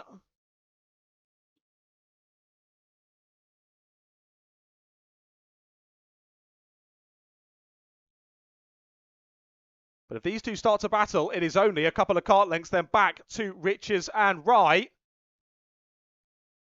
So if top two start to scuffle, definitely opportunities for more skirmishes then through the order as well. As Jones was looking for it there out of Stadium Bend.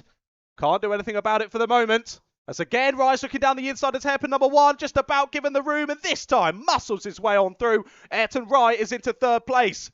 And he's now the one leading the charge if it all goes wrong for the two drivers ahead of him.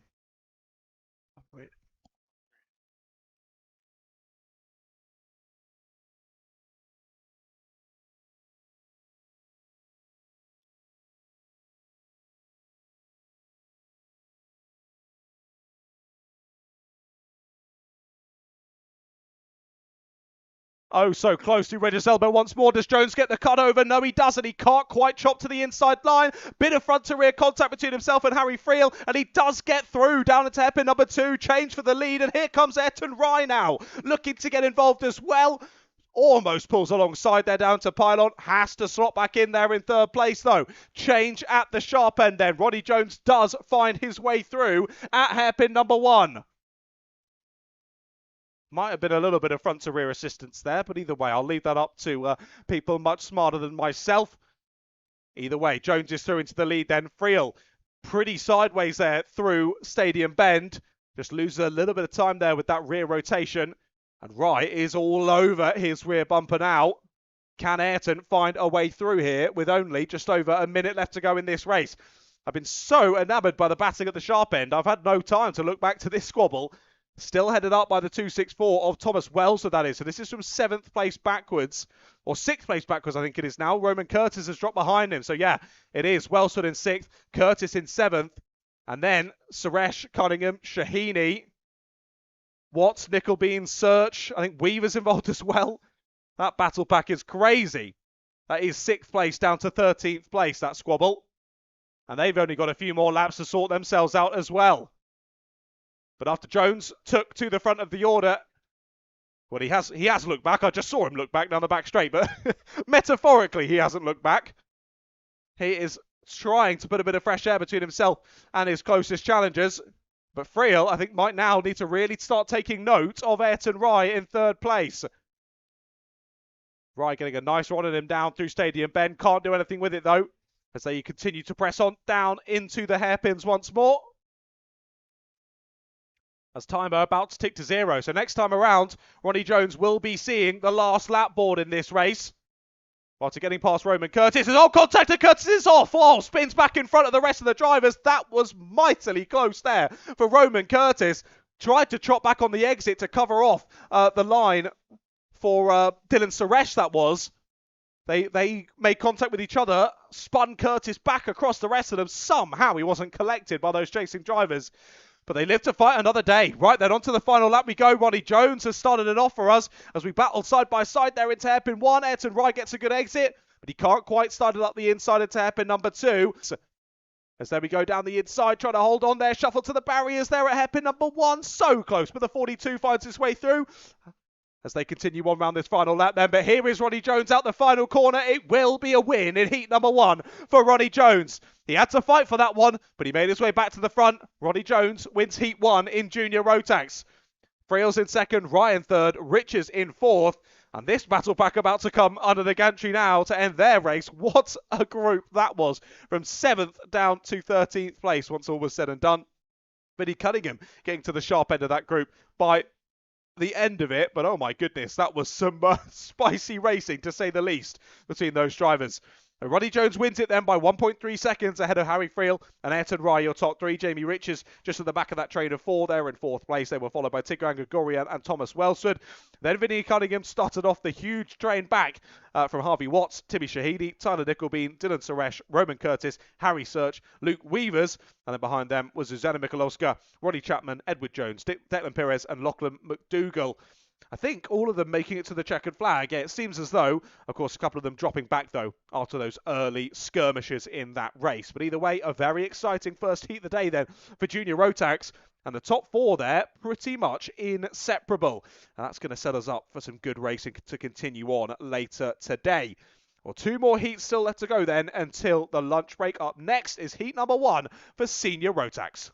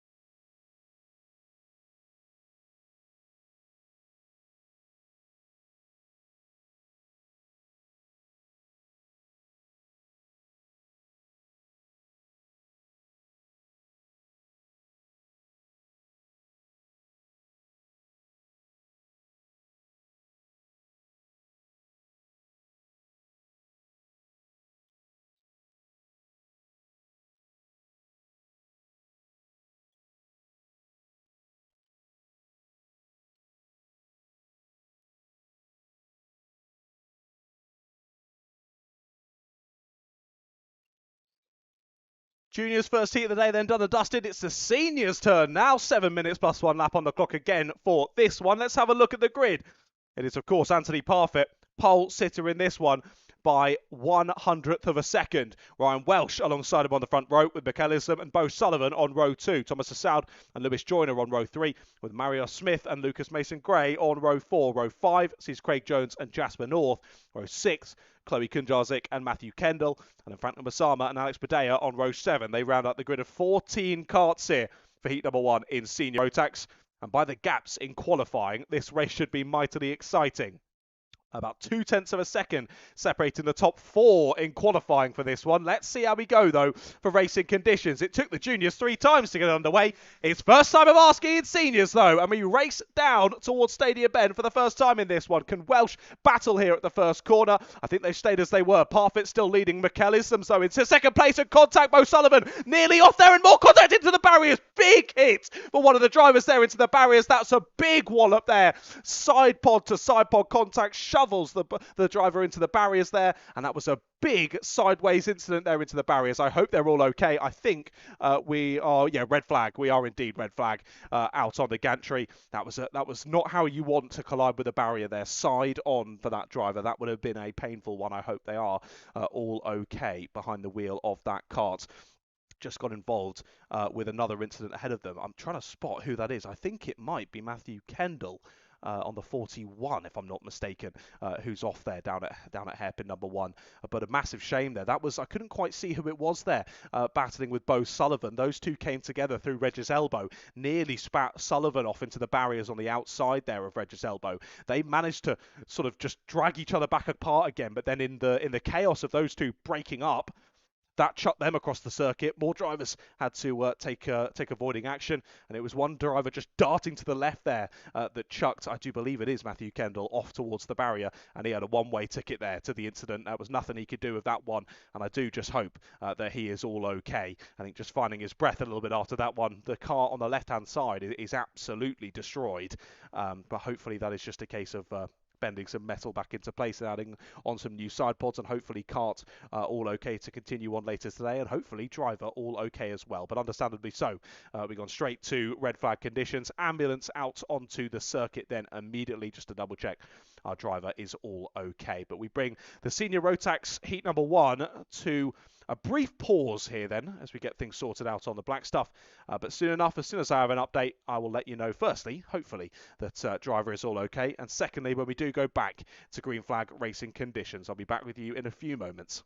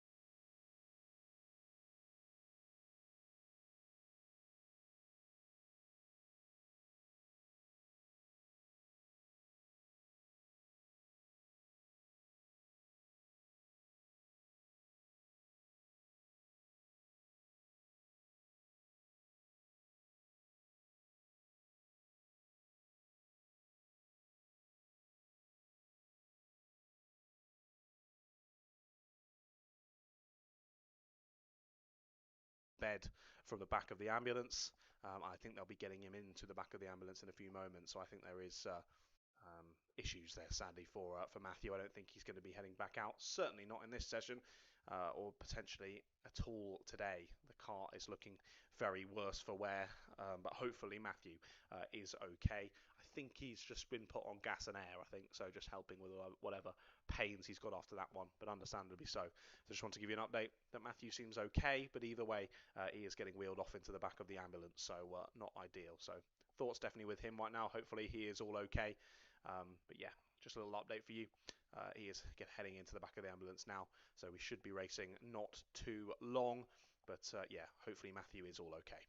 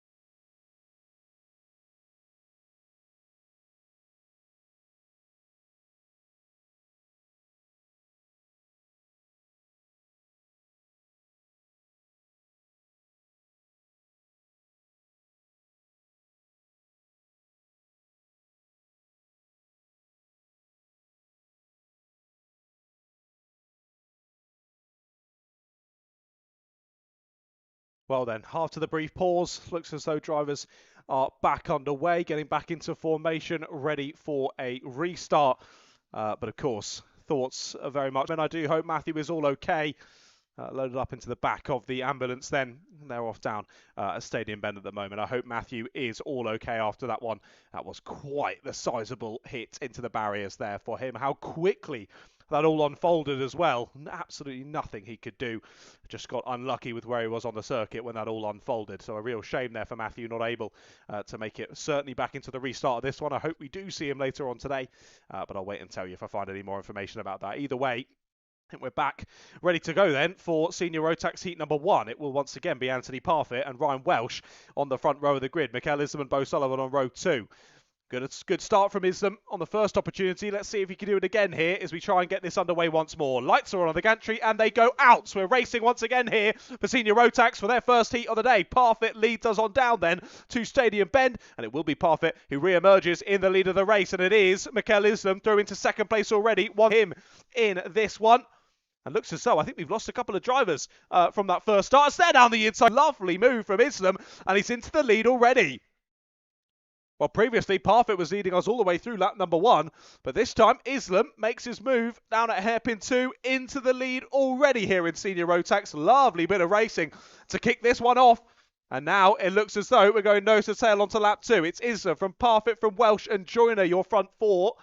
They've broken away already in this one. We're side by side, just it behind there as two drivers try and battle it out side by side. The 6 gets back ahead though, and that's Thomas Assaud back through on the 24 of Lucas Mason Gray. So that's a reshuffle for 6th place then. Did I hear an exhaust then? No, that might have been me imagining things there. I thought I heard a rather loud exhaust, but no, I don't think so. We continue on round then. End of lap number 2. Still Islam commanding this race. As I say, though, we did lose a few from that crash. Not just Matthew Kendall. We lost from that one. We should have 14 drivers on the track for this one. We only have 10. So 4 drivers we lost skirmish. We saw there was a lot of damage on the side of Matthew Kendall's kart from where he hit the barrier, but plenty more drivers getting involved as well. And the big heavy hitter of those is Bo Sullivan. Bo Sullivan's not made it to the restart in this one. I'm trying to spot who the other drivers are that haven't made it to the restart in this one as well. I think Craig Jones potentially, is he? No, Craig Jones is out there in 9th. Jasper North, is he out there? No, we've lost Jasper North as well. He's out of this race. Matthew Kendall, we know, is out. I think it's Alex Badea who's out of this one as well. Yeah, so there are 4 that we've lost then. It's all battles over the lead, though. Back through has gone Anthony Parfit. Up and under now, trying to the outside. Goes to the 18, as now Lewis Joyner's trying to get involved as well. Up the inside at hairpin number 2. Joyner can't get the exit, though. Back into 4th place he goes, but this is all close now for your race leader in Senior Rotax. Parfit back to the sharp end. And Mikel Islam managed to stop that negative momentum. Stays there in 2nd place, despite aggressive attempts there from Ryan Welsh. He couldn't find a way through. Lewis Joyner with them, and Mario Smith has now joined the party, making it 5 drivers at the sharp end of the order now, battling over the lead. And not too far back as well to the 6 of Thomas Asau. Down the inside, late there up the inside from Ryan Welsh. That was aggressive at hairpin number 1. He gives a bit of a hip check there to Mikel Islam, shuffles him to 3rd.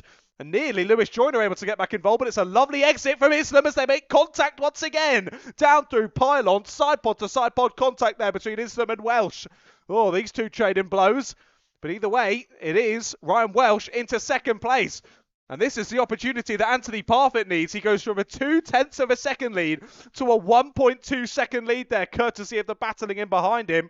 Well, Anthony Parfit just has to get his head down. Now it's back down the inside goes Mikel Islam. Lay on the brakes at hairpin 1. They're making contact again. Oh, guys, be careful here through hairpin. See more contact. And now Lewis Joyner is back involved again. Joyner slips through. Does he? No. Back up the inside goes Islam. Oh, my goodness. Islam threads the needle there at pylon and somehow finds his way back through. Do these lads know no fear? Wow, that was so aggressive from Mikel Islam. As oh no, out of the race goes the 24. That's Lucas Mason Gray from 7th place. Lucas is out of the race as he's parked up out of Regis Elbow. Well, we're back nose to tail then for 2nd place. Who's this now joining the party? It's Franklin Masama, I think, on the 88 who's closing up behind. It is. But Franklin's not too far off this battle for 2nd now, as it is Welsh from Islam. Then Joyner, Smith, and Assaud. But wow, finally a second to breathe in this Senior Rotax race. Just less than 3 minutes left to go. And gap now is up to almost 2 seconds between Parfit and Welsh. Parfit doing what he needs to do at the sharp end of the order. Led away nicely in this one, despite having to battle back through with Islam. Certainly has had an easy run at this race, has he, Anthony Parfit? Mikel with the lovely early moves to get into the lead. But just dropping back into this secondary pack now. He's onto the rear bumper of Ryan Welsh once again as they head through pylon and into Complex Nouvelle. Islam, oh, nearly up and over the back there of Ryan Welsh. Oh, up onto 2 wheels momentarily there for Islam. It doesn't look like he's hampered him though. Out the final corner he goes, still hounding the rear bumper of Ryan Welsh. Through into Stadium Bend they go. He's up the inside. Contact between 2nd and 3rd. They run side by side through Regis Elbow. And here comes Lewis Joyner once again. Up the inside. He goes now into 3rd place. Awesome battling here for P2. Islam couldn't quite find a way through. He's back up the inside of Lewis Joyner. And my goodness, this is some aggressive racing here in Senior Rotax. My goodness. There goes Thomas Assaud up the inside now. So Joyner, after making a position, now loses one through Complex Nouvelle. And it's Thomas Assaud on the 6 who's up into 4th place. Well, once again, we re-enter battle here for P2 between Ryan Welsh and Mikel Islam. Gap now to your race leader is over 3.2 seconds. Anthony Parfit probably doesn't know of the chaos ensuing behind him. But my goodness, is it fun for us. Here, watching at the sidelines. Islam's up the inside again at hairpin 2. Up and under will go Welsh, but he'll be on the outside line here at pylon. They'll go side by side into it. But it is Islam who muscles his way through. Back into 2nd place goes the number 22. Well, 1 minute left to go on the clock then, as we head on to lap number 11 of this race. A very topsy-turvy race, this one. Lots of stopping and starting. But once we finally got it properly underway, it has been a nail-biter in this first heat of the day. What's the final going to be like later on? My goodness. Well, we'll think about that when it comes to it. No need to get ahead of himself here in the box as we keep on battling for second place. Thomas Assaud trying to get involved now. Lewis Joyner had a sniff at it there, but wasn't able to get amongst it. Mario Smith was thinking there might be an opportunity, but no, he has to slot back in as well there in 6th place.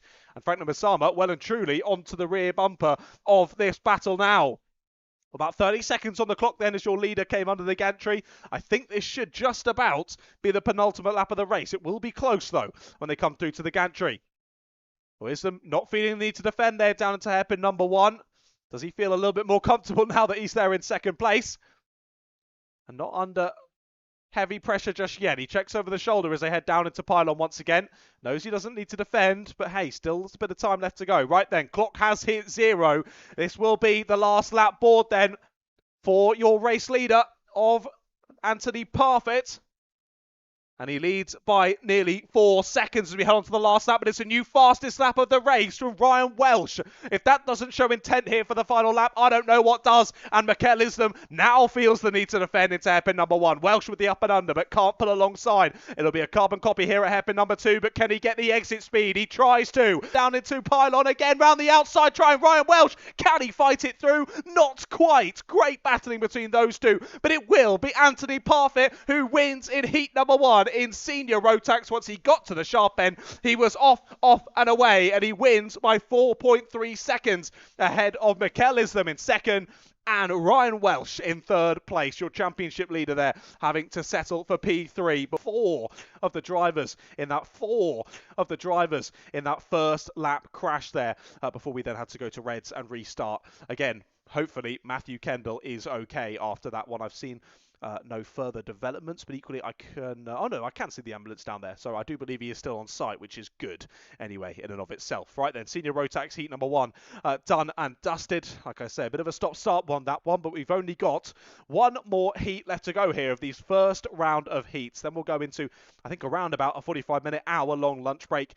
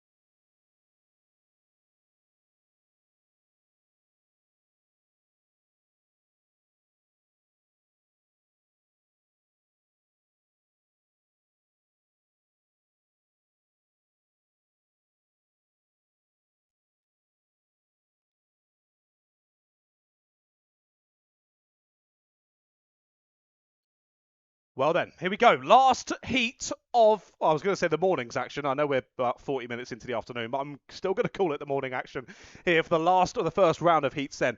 Rotax 177's about to get underway. I thought I had your grid. There we go. There's the full grid. Bill Boyer on pole position with Ryan Sands alongside him on the front row. Then it's Hugo Pereira and Jake Bradfield, James Ockenden and Domenico Brancato. Then Dan Baker and Cal Miller, Drew Lamasson, Nicholas Ash round out the top 10. Then it's James Benton, Richard Allison, Dan Wright, Dave Darnborough, then Chris Emerson, Mark Taylor and Jonathan Militello rounds out the grid for this one. 17 drivers on the grid here for Rotax 177s, which is good to see. Always producing some good racing here at the Rye House Kart Club. Let's hope for more of that here across the next 7 minutes plus 1 lap.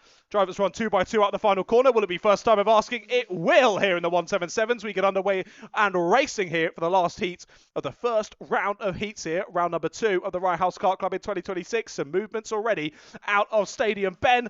All drivers shuffling their way through Regis Elbow now as we close up once again down through hairpin number 1. I think they've all made it through, which is good to see. A couple of drivers getting shuffled to the barrier on the outside there, but immediately making moves up the inside. That was the number 19 of Dave Darnborough, battling back through. I think he's large to the race leader. Can he pressure Bill Boyer enough, though? Try and stick on his paces. Oh, bit of side-pod contact there out of hairpin number 2. That was between Cal Miller and Domenico Brancata as Miller makes his way through and past Domenico for 8th place, that was. So a bit of side-pod to side-pod out of the corner, but all fair in love and war as we continue to press on through this heat.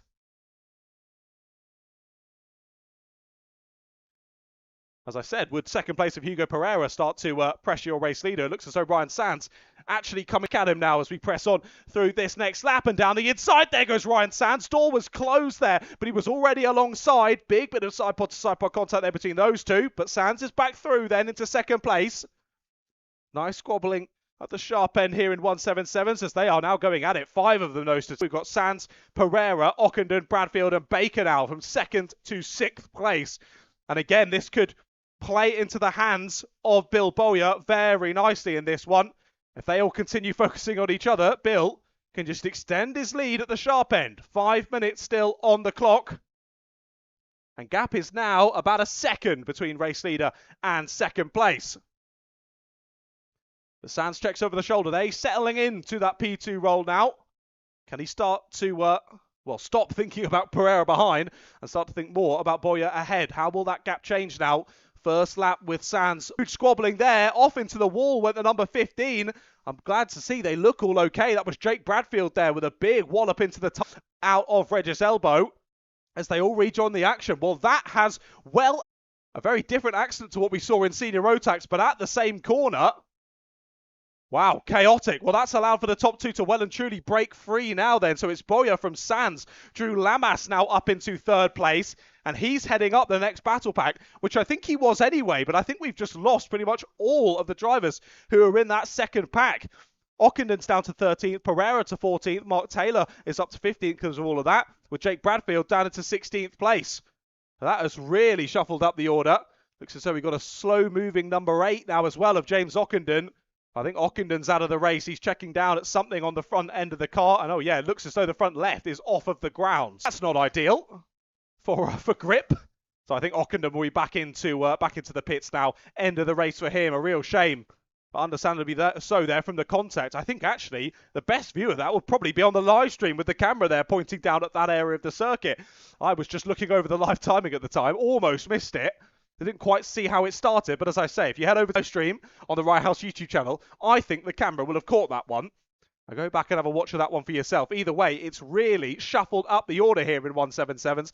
Top 2 as they were, but within 5 seconds back to 3rd place now of Drew Lamas. Now, who else was involved in that sharp end battle that's reshuffled in the order? To be fair, I think I've mentioned everyone there who was in that secondary pack initially there. They're still squabbling though. Big bit of squabbling there down through hairpin number 1, the 34, back up the inside at hairpin 2. And that's Cal Miller moving his way through, and he does get the place. Good move there from Cal. Up into 4th place he goes, then past Dan Baker.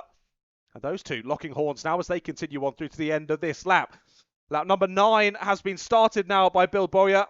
That gap about 1.4 seconds now. He's managing it well. Basically matching times with Ryan Sands, but he's got a good bit of breathing room at the sharp end, which is nice to see. I do believe these two teammates, if I'm not mistaken. Yeah, indeed, same livery. My eyes aren't quite good enough to spot the team, but either way, these two at the sharp end, definitely both teammates. From Lamas, then it's still there in 3rd place. Miller, now they're in 4th, with Baker behind, then Brancato and Ash. Those two in the train with them as well. And who's closing up to the back of them now? It's Dan Wright in 8th place there, who's not too far off this squabble for 3rd as well. So some drivers here further up the order than they would expect to grab some points for the championship. But for the moment anyway, it's looking pretty good for Bill out at the sharp end. Of course, Ryan Sands your championship leader after round number 1. But here we go then. There might still be a change for third place here. Qualifying session. And that's really worked out for him. Starting him off further down the order in this race, but he's fought his way through well and now might be on for a top 3 finish here in the first heat. I don't think he would have guessed that one after fixing his car during qualifying, but he is pressuring the rear bumper now of Drew Lamas as they head through hairpin number 1 once more. Well, timer about to hit 0, ladies and gents, keeping him true at the sharp end. But like we say, Bill has enough of a gap here to be relatively relaxed over the last 950 metres of this race.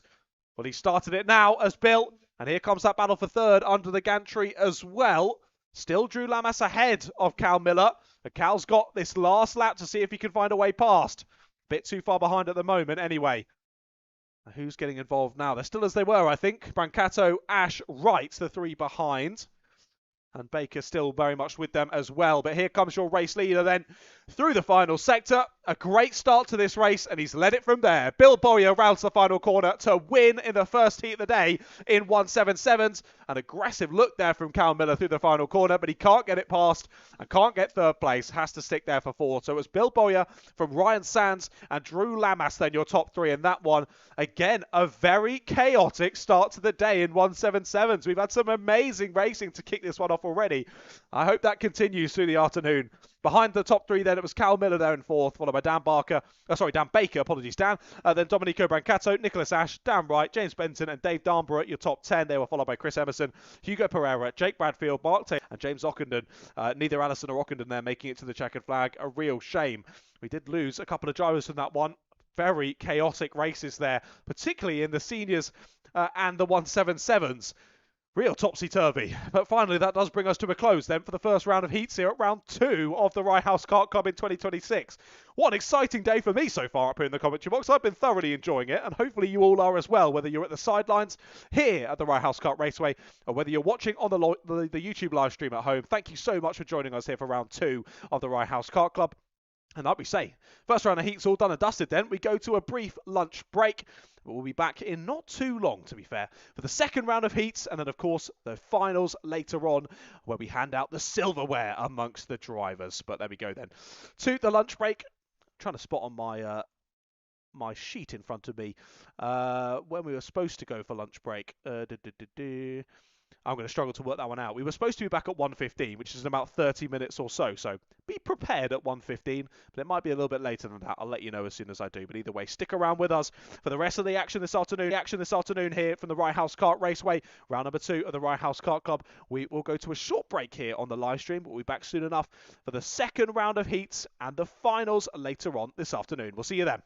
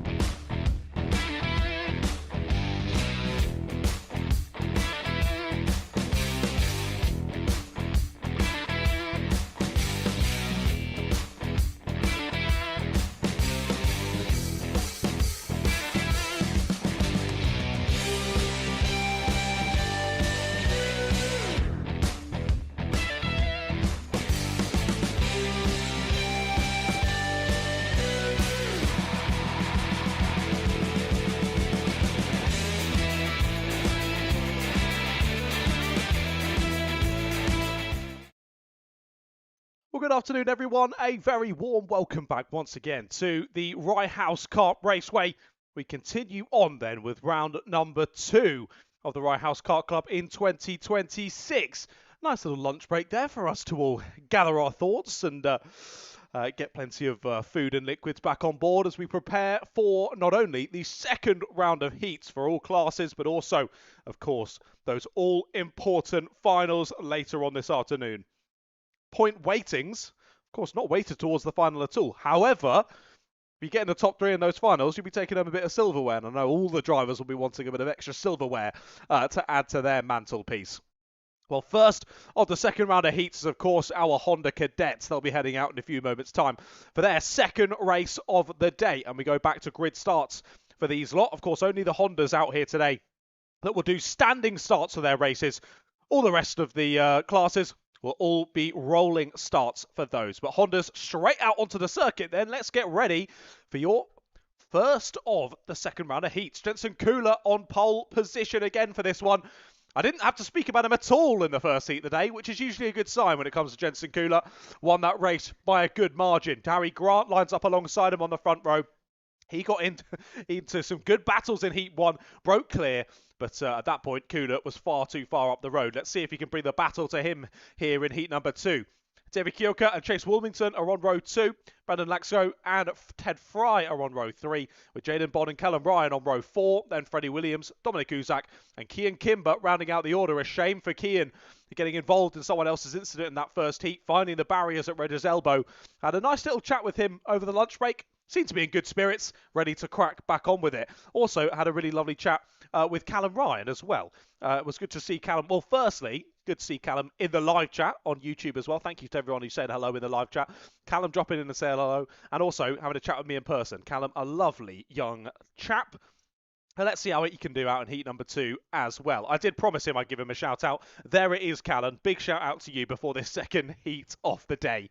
Right then, lights are on. We're about to get ready for racing. We are racing once again here at the Rye House Kart Raceway. And the drivers in Honda Cadet fly on down to Stadium Bend for the first time in this race. Will it be a pole sitter still leading? It is. Kula leads then ahead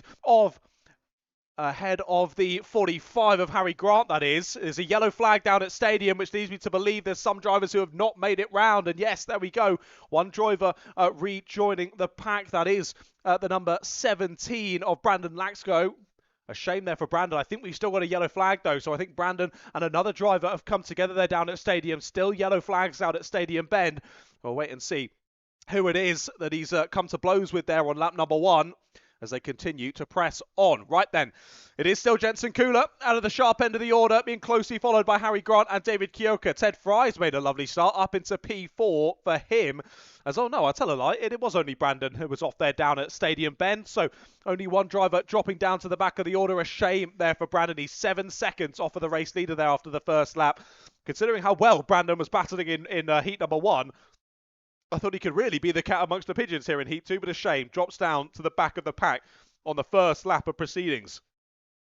Stadium Bend is always a really difficult corner on lap number 1. And clearly there, just catching out Brandon. Of course, that is as well my only blind point on the circuit, which always makes race starts a little bit more challenging for me up here in the box. But either way, good to see Brandon continuing on and seemingly no lasting damage to the kart or himself as well, which is good to see. So already top 3 breaking array then. David Kyoka right on the back here of Harry Grant. David has really turned it up a notch here for round number 2. Really impressed with David's pace so far here today. He has made a step on, has David, and he is challenging at the sharp end here for round number 2. Fantastic to see the driver progression there for number 83. Ted Fry still there in 4th place after I mentioned he made that good start. He's trying to get onto the back of these top 3. It's Chase Wilmington just behind him in a bit of no man's land at the moment. And then it's Jaden Bond who heads up the following pack with Freddie Williams, Kian Kimber and Callum Ryan. Dominic Uzak really not far behind them as well, just starting to drop off the back of those 2 drivers. We're continuing on here then for the second heat of the day for Honda Cadets. It was a really exciting race in race number 1, all assisted by Jensen Kula getting away early on in that one, and drivers left to squabble it out for second place. Really exciting racing in and amongst that one. Seems as though in this one they've all settled into order a little bit earlier in this one in terms of outright pace. And now let's see how tactics play out in this one and how pace continues on. It is Kula with the fastest lap, but on that last lap, Grant has closed the gap ever so slightly. Down into the 40.9s goes Grant and Kyoka, both quicker than Jensen Kula on the last lap. Now they need some consistent laps like that, a good couple of laps to bank in those kind of lap times if they want to chase down the rear bumper of your race leader at the moment. More battles going on in behind though. That's an upper and under attempt there on Chase Wilmington. Wilmington wanting to work here with Jaden Bond. And Bond has to settle in behind. Actually under a bit of pressure now as they head through the last couple of corners. Almost making the most of that there was Freddie Williams. Went side by side with Jaden Bond there through the final sector. And now it's the turn of Jaden Bond to point forward and say to the driver trying to overtake him, hey, let's work together. What are you trying to overtake me for? Come on, we got plenty of time to go in this race. And yeah, I think Jaden Bond feels he could get past Chase Wilmington here if he's left to his own devices. But Freddie Williams wants involved in that battle as well. Well, one driver under investigation. Who is that? The 33 it is of Callum Ryan, who is under investigation in this one. Didn't see the reasoning for it, but either way, the 33 under investigation. So potential for a change after the checkered flag in this one. Sadly for Callum, classic. I finally give him his shout out and he gets under investigation. I'm so sorry, Callum. Apologies. I'm sure it's my fault somehow. I'm sure. Right, we continue on then. Still just over 2.5 minutes left to go in this race. And well, after a brief moment of thinking that Grant and Kyoka could chase Jensen Kula, he has immediately responded with a 40.8 on the last lap. Extends his gap to almost a second once again. But here we look back to Chase Wilmington once more under pressure. Here's Williams, though, up and under at a hairpin one. But no, thinks about the inside line there. Does Jaden Bond. Bit of contact with Wilmington, and Wilmington is furious about that with Jaden Bond. But Bond's going to send it round the outside. Lovely move there from Jaden Bond down at pylon. And Bond makes his way through. Oh, Wilmington wasn't very happy there that Jaden didn't want to work together with him. But either way, Jaden's made his way past. And now Chase Wilmington under a lot of pressure here from Freddie Williams. I think Williams has had to chop back in under the gantry. And they'll remain as they were. Yeah, so Wilmington does hold on to 6th place. That'll be now, isn't it? Yeah, 6th place for Chase. But some drivers really close in behind. That is still Freddie Williams, Kian Kimber and Callum Ryan. I think Kimber was briefly ahead of Ryan then, the end of last lap. But Callum Ryan is back through. Callum was telling me about a previous incident he had a few months ago down at Stadium Bend that just knocked his confidence a little, understandably so. That's a big, fast place on the circuit to have it off. And Callum was just telling me about how that's knocked his confidence, but he's getting back up to speed with it. So good to see there from Callum. And he was saying about, if you see me languishing down at the back, never talk about yourself like that, Callum. He's been racing super well. And he's battling right in and amongst the very, very close dealings there in the battle for 6th place. Or for 5th place even, I should say. So good to see him right in and amongst the squabbles throughout this second heat of the day here for Honda Cadets. But already we're getting to the sharp end of it. Less than 60 seconds left to go on the clock, ladies and gentlemen. Out the final corner comes Jensen Kula, still keeping that gap to around a second. He's doing a lovely job adding the race lead. A little bit quicker on that last lap with Grant and Kyoka, but again, that gap's still well above a second. Jensen Kula managing this one beautifully from the front. I think Harry Grant's having to turn his attention a little bit more now to David Kyoka behind. Kyoka is keeping him true there in 3rd place. Freddie Williams is down the inside though. That 3 goes there at hairpin number 1. That was lovely done under brakes there from Freddie Williams. Gets past Chase Wilmington here over the last couple of laps. Does he have enough time though to bring the heat back to Jaden Bond? I'm not so sure. He'll need a good best part of this lap and the next one to set up an opportunity over the last few moments. Well, under the gantry go the leaders with about 10 seconds on the clock. So this will be onto the penultimate lap of the race. And yet again, another fastest lap of this one for Jensen Kula. A 40.7. Now the time to beat for Kula. Clearly, he was just keeping some in the locker here for the final moments. And Kula has pulled it out the bag and pressed on here to win 2 from 2 here so far at round number 2. Maximum points so far from today for Jensen Kula, and he'll be looking to stick another 50 points to his name after this one. Well, to be fair to Freddie Williams, he has had a very nice last lap and this one to close right up to the back of Jaden Bond. But as Jensen Kula sees the last lap board, Opportunities will dwindle here for Freddie Williams to find a way through. He tries to go side by side through to the final corner. He gets a nice exit out of it, though. Will this be the look into Stadium Bend? Well, Jaden Bond defends as they head through to it. And looking back to Harry Grant, he now defends into hairpin number 1. Final lap for David Kiyoka to try and find second place. As again, he's sent to the outside line through hairpin number 2. And no thought of a move this time from Freddie Williams into hairpin 1. Wilmington now with Callum Ryan and Kean Kimber right in his wheel tracks as well as they now head out of hairpin number 2.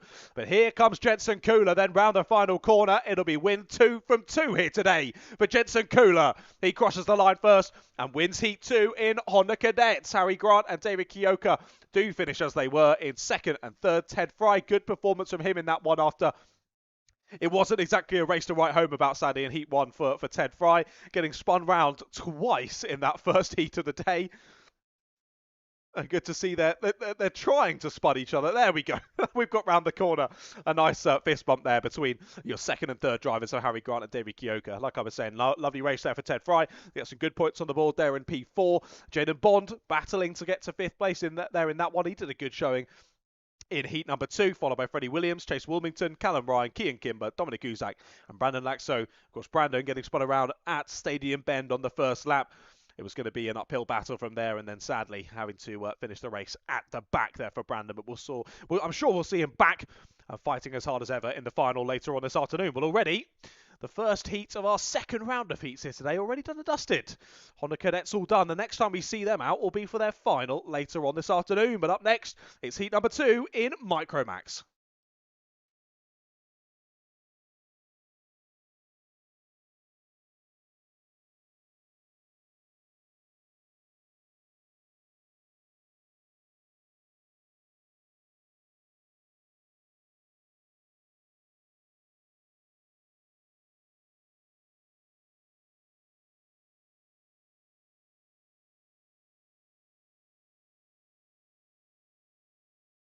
Well then, no waiting around. Let's get ready to go then for heat number 2 in Micromax. Caio Vieira, lovely race from him in heat 1. He'll start this one again from pole position. Tommy Lovejoy alongside him on the front row with Charlie Cale and Felix Tandy on row 2. There's a Robinson Matthews and Cooper Galloway on row 3. They're then followed by Elliot Hitch and Lucas Otley Thistlethwaite on row 4, and Leo Hunt rounds out the order. Of course, with the points lost from the DSQ in quali, he's going to be at the back of the grid again for this one, despite his nice run through the pack in the first heat. He'll be hoping for more of that in heat number 2. Can Vieira lead a lights to flag victory again here in heat 2? Well, certainly not now, because it's a false start in this one. Chevron flag on the gantry. Drivers will be heading round again. But yes, as I say, Vieira lights the flag victory in heat number 1. Was looking very composed in that race. Won by almost 2.5 seconds. With the fastest lap as well. The only driver to get down into the 39s under race conditions in heat number 1. And it might be a similar story to as we've seen in some other classes that we need the drivers close behind to scrap it in with Caio for the first lap or so if they want an opportunity at the race win. It was pretty much nose to tail for the entirety of heat number 1 between Tommy Lovejoy and Charlie Cale. And Felix Tandy was getting nice and scrappy in the mid-pack as well. He's definitely one to watch from the second row of the grid is the 127. And let's see how we continue on then here with this second heat of the day for our Micromax drivers. Round the final corner they come then. Let's see if we can get this on underway. Second time of asking drivers. Red lights are on. This time they do go out. And we're racing here in Micromax. Down towards Stadium Bend they go. For the first time here in this 7 minutes plus 1 lap heat race. We are side by side for the lead. But it will be Vieira that holds on. Oh, one driver taking to the escape road. Coming back on and knocking it into the barrier there for the 76. Couldn't avoid that one, could Elliot Hitch. And Hitch is off into the barriers down at Reg's elbow. A shame there, a real shame there for Elliot. Nothing he could do there, and I think that might have to be a penalty there for Felix Tandy. That was off the track moment for Felix, and then rejoined in the middle of Reg's elbow. A couple of drivers taking avoiding action, and sadly Elliot was the one at the back of that train. Got nerfed out wide into the barrier he went. Luckily, it seems all okay. Rejoins the action, but a good half a lap or so now behind the rest of the field. Well, there is a warning out for Felix Tandy. I'll see if during this race that extends to anything else. I have a feeling it might just be an investigation for later on after racing proceedings are done and dusted. But anyway, Caio Vieira leads us through here on lap number 2. It is still Tommy Lovejoy in second place, Charlie Cale in third. And now Cooper Galloway is in 4th place, just ahead of Ezra Robinson-Matthews. And then not too far back then to Leo Hunt, Felix Tandy, and Lucas Otley-Thistlethwaite. No, it's just been, oh, there we go, under investigation, Felix Tandy. So as I thought, Felix Tandy under investigation from that one. I'm pretty sure that is a slam dunk to me of an unsafe rejoin there, causing that collision. So, yeah, I have a feeling there might be a penalty at the end of this one for Felix. But we're young drivers here. We're learning all the time. Every race situation is going to be different. Sometimes we make the right choice. Sometimes we make the wrong choice, and it's all learning opportunities for these young drivers. And just good to see that Elliot, who was the biggest loser from that incident, seemingly all okay, which is the main thing. Good to see he's still lapping around in this second heat of the day. Right then, what's the gap now for Vieira? Looks like he's continuing to build it out at the sharp end. It was 0.6 of a second. It's now 0.8 of a second, but it is Leo Hunt who takes the fastest lap of the race. So Leo, down in 6th place here, is closing up to the back of this pack. He's already on the back of Ezra Robinson-Matthews here as they head into hairpin number 1. So Leo clearly holding on to quite a good bit of pace here in 6th place. But yeah, issue for him with that DSQ in qualifying, he started these ones from the back. So even though he has got leading pace here in Micromax, he's not able to show that with his finishing positions, because not only has he got to be on leader's pace, he's also got to cut his way through the order, which is easier said than done when all these drivers are so closely matched in terms of overall one-lap pace. Well, that's a nice exit from the final corner for Robinson-Matthews and Leo Hunt. Can they launch a charge here on Cooper Galloway down through the first couple of corners? No, but Cooper does go a little bit wide into Regis Elbow. This might be the opportunity for Hunt. If he can get close enough, he will. Dive to the inside line. Contact there with Ezra Robinson-Matthews. That was so close to being a bigger incident than it was. Somehow they both managed to live to fight another day after that one, but a big wallop into the side pod there for Robinson-Matthews. They stay as they were, but look how much time they've lost to Cooper Galloway. A good couple of seconds there lost just from that brief wallop. Well, they continue on with this race. Good to see no issues coming from that bit of contact. And still, Leo Hunt not able to find a way through. And Robinson-Matthews can well and truly turn his attention now to the driver behind him. As I say behind him, he's through and in front. Leo Hunt gets the move done there out of Stadium Bend, and that is Hunt through into 6th place. No, 5th place. I was doing my new maths. Like, hold on a second, what if I missed something? Of course, no, it's Elliot Hitch, who is a lap behind at the moment. They're coming through into the final corners now. That's what threw me off there ever so slightly. So no, it is still Vieira, Lovejoy, Kale, Galloway, and now Hunt, your top 5. And Felix Tandy closing up to the rear end of Ezra Robinson-Matthews as well now as they come out of the final corner. On to a new lap of this one. Already, well and truly, halfway through this race though. Less than 3 minutes on the clock. And that gap for Kyle Vieira is 1.7 seconds. Again, another driver. Just like we were mentioning in previous heats, seeing drivers make that step up. It was David Kioka in the Honda Cadets earlier on. I've been so impressed with his improvement as a racing driver over the last year or so. And I've got to say the same for Caio Vieira as well. Really impressive coming into the Rye House Kart Club, very much a midfield or towards the back of the field driver. Well, he has pressed on, improved himself massively over the winter months, and now, well and truly, leading these races on overall pace. He now puts himself 2 seconds clear of the rest of the field with a new fastest lap of the race and the first driver down into the 39s in this one. I say that, Leo Hunt has joined him in the 39s, 8 thousandths off of that time set on the previous lap, courtesy of Caio Vieira, and that was Leo Hunt trying the move up the inside there at hairpin number 1, but it hasn't quite worked out. A little bit wide on exit though for Cooper Galloway, and that's the opportunity for Leo Hunt to once again pull alongside, but this time he gets the chop over before they get down into pylon, and through he goes. That's Leo Hunt now into 4th place and leading that train of 3 or 4 drivers out of the final corner. Minute and a half left to go on the gantry. Consistent pace here from Caio Vieira. That's the impressive part of this. He's in the 39s, but consistently in the 39s as well is Vieira. Leading this one from the front, very impressively so. Well, carbon copy of what we saw in race number 1, isn't it? Second and third, Tommy Lovejoy and Charlie Cale, just dropping back slowly but surely from your race leader, but clear of the next pack. But equally, these two, nose to tail for the entirety of the race. At least in Heat 1, we never saw an overtake between these two. They just followed nose to tail for the whole race, pretty much on an identical pace to each other. And that seems as though what we're getting here in heat number 2 as well.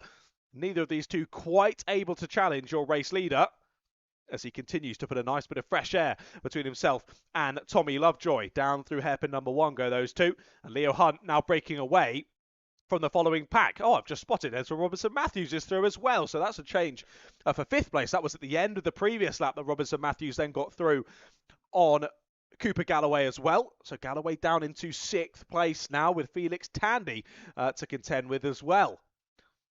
Time is ticking down, 20 seconds left to go then as your race leader heads on to what will become the penultimate lap of this race. And again, I can't sing the praises of Caio Vieira enough here. He's been super impressive throughout today, and he is absolutely locked in, only looking ahead, focusing on himself, hitting his markers, and driving away with a very impressive race yet again here in heat number 2. Will Cooper Galloway be able to relaunch an attack here on Robinson Matthews? I think actually it's looking more as though Felix Tandy might be able to take away this place by the checkered flag. Checks over the shoulder there twice. Does Cooper Galloway down the back straight? Just working out where Felix is as they head through towards the braking zone. But for now, anyway, he keeps him behind. Right then, last lap board has been seen by Caio Vieira. 950 more metres to go in this one for him to take yet another 50 points towards his championship tally. As here you can see the 76. Of course, Elliot Hitch with that first lap skirmish, just trying to make sure he doesn't hold up. The driver's battling over 2nd place. He's keeping decent pace. I think for the moment, he should just about keep out of their way here over the rest of this final lap. But either way, we turn our attention back to Caio Vieira. Then round the final corner he comes, and it will be the 118 who sees the checkered flag first yet again here in Micromax. A great win once more from Caio Vieira. And it will be Lovejoy who holds on. Oh, we're side by side out the final corner here between Galloway and Tandy. I think Tandy's just going to grab that one. He does by 0.5 of a second. Tandy grabs 6th place there on the final lap. So it's Vieira from Lovejoy and Kale, your top 3 there in Micromax. And they were followed by Leo Hunt and Ezra Robinson Matthews.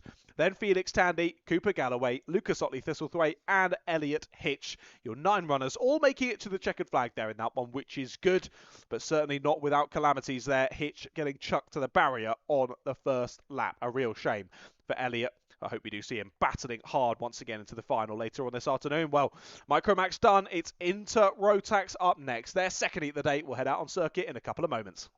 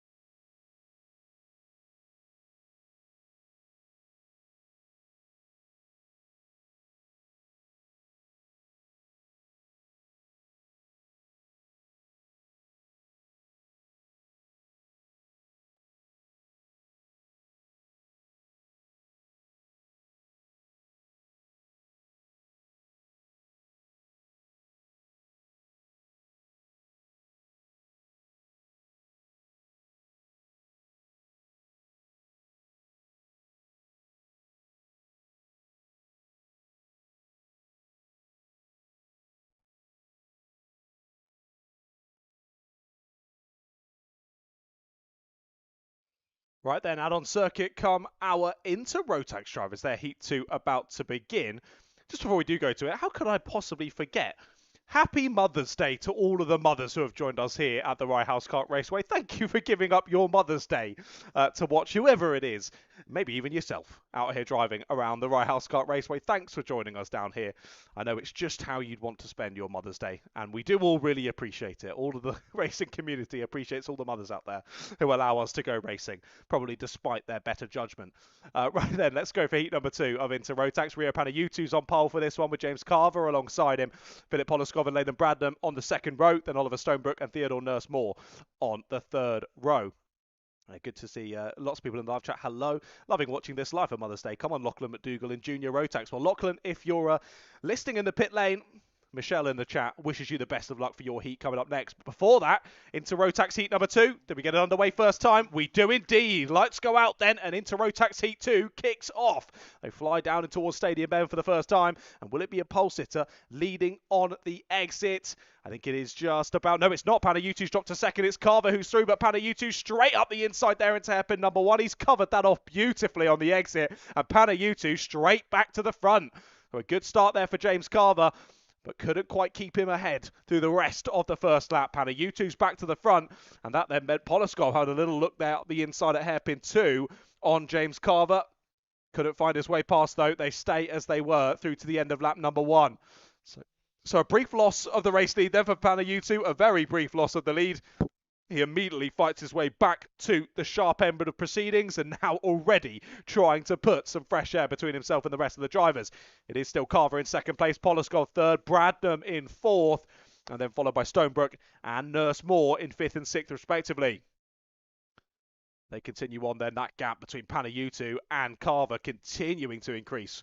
And what was it after the first lap? Given as well that re-overtake was only done through the hairpins, it was 6/10 then gained through the rest of that first lap. What's that going to increase by over lap 2? They head up the final corner yet again. On to lap number 3 they go. What's the gap between our two leaders? It's 1.2 seconds, so another 6/10 there added to the gap by Rio Panayutu. Mightily impressive here at the Rye House Kart Raceway. Panayutu laying down the markers here into Rotax. No changes in that group in behind just yet. We'll continue to keep a watchful eye of that, though. Hello to Jack Taylor as well in the live chat. Shame that Jack isn't racing here today in the 177s, but lovely for you to join us, Jack. I do think I've heard that you are here. So hello, Jack, if you can hear me. You're probably chatting with someone, aren't you? Anyway. Thanks for trying to get it going in the live chat. Anyway, lots of excitement from Jack in the live chat. Let's get everyone just as excited in the live chat, please, for the racing for the rest of today. Lots of excitement, please, as there should be. And more shout-outs as well. Hello to Bam Bam in the live chat saying, let's go Chase. Same for Gary Austin, says, go Chase. And lots of love for Chase Wilmington. Did a nice job there in his second heat of the day in Hondas. We'll see him out later on for their final. So lots of love in the chat for lots of different drivers as well, which is lovely to see. Again, make sure if you've got anyone at home who wants to keep up to date with the action, the YouTube live stream on the Rye House YouTube channel is where you want to send them. And they can listen to my dulcet tones guiding them through the afternoon's action here from Rye House. Almost half race distance here then into Rotax Heat 2. It looks as though James Carver's broken away quite nicely now from Poloskov and Bradnam.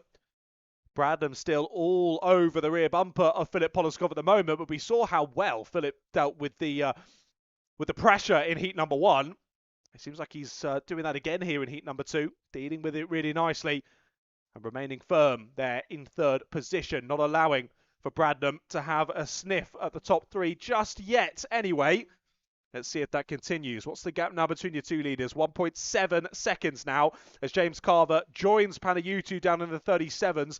A 37.9 for Carver on the last lap versus a 37.8 for Panayutu. So again, despite Carver now settling into it, finding some really good pace, Panayutu able to match it, if not better at every lap, and just slowly but surely continue to eke out the gap at the sharp end of the field. We are now halfway through this race. 3.5 minutes left to go on the clock.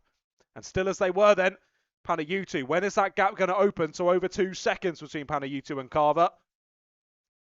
Well, I say that.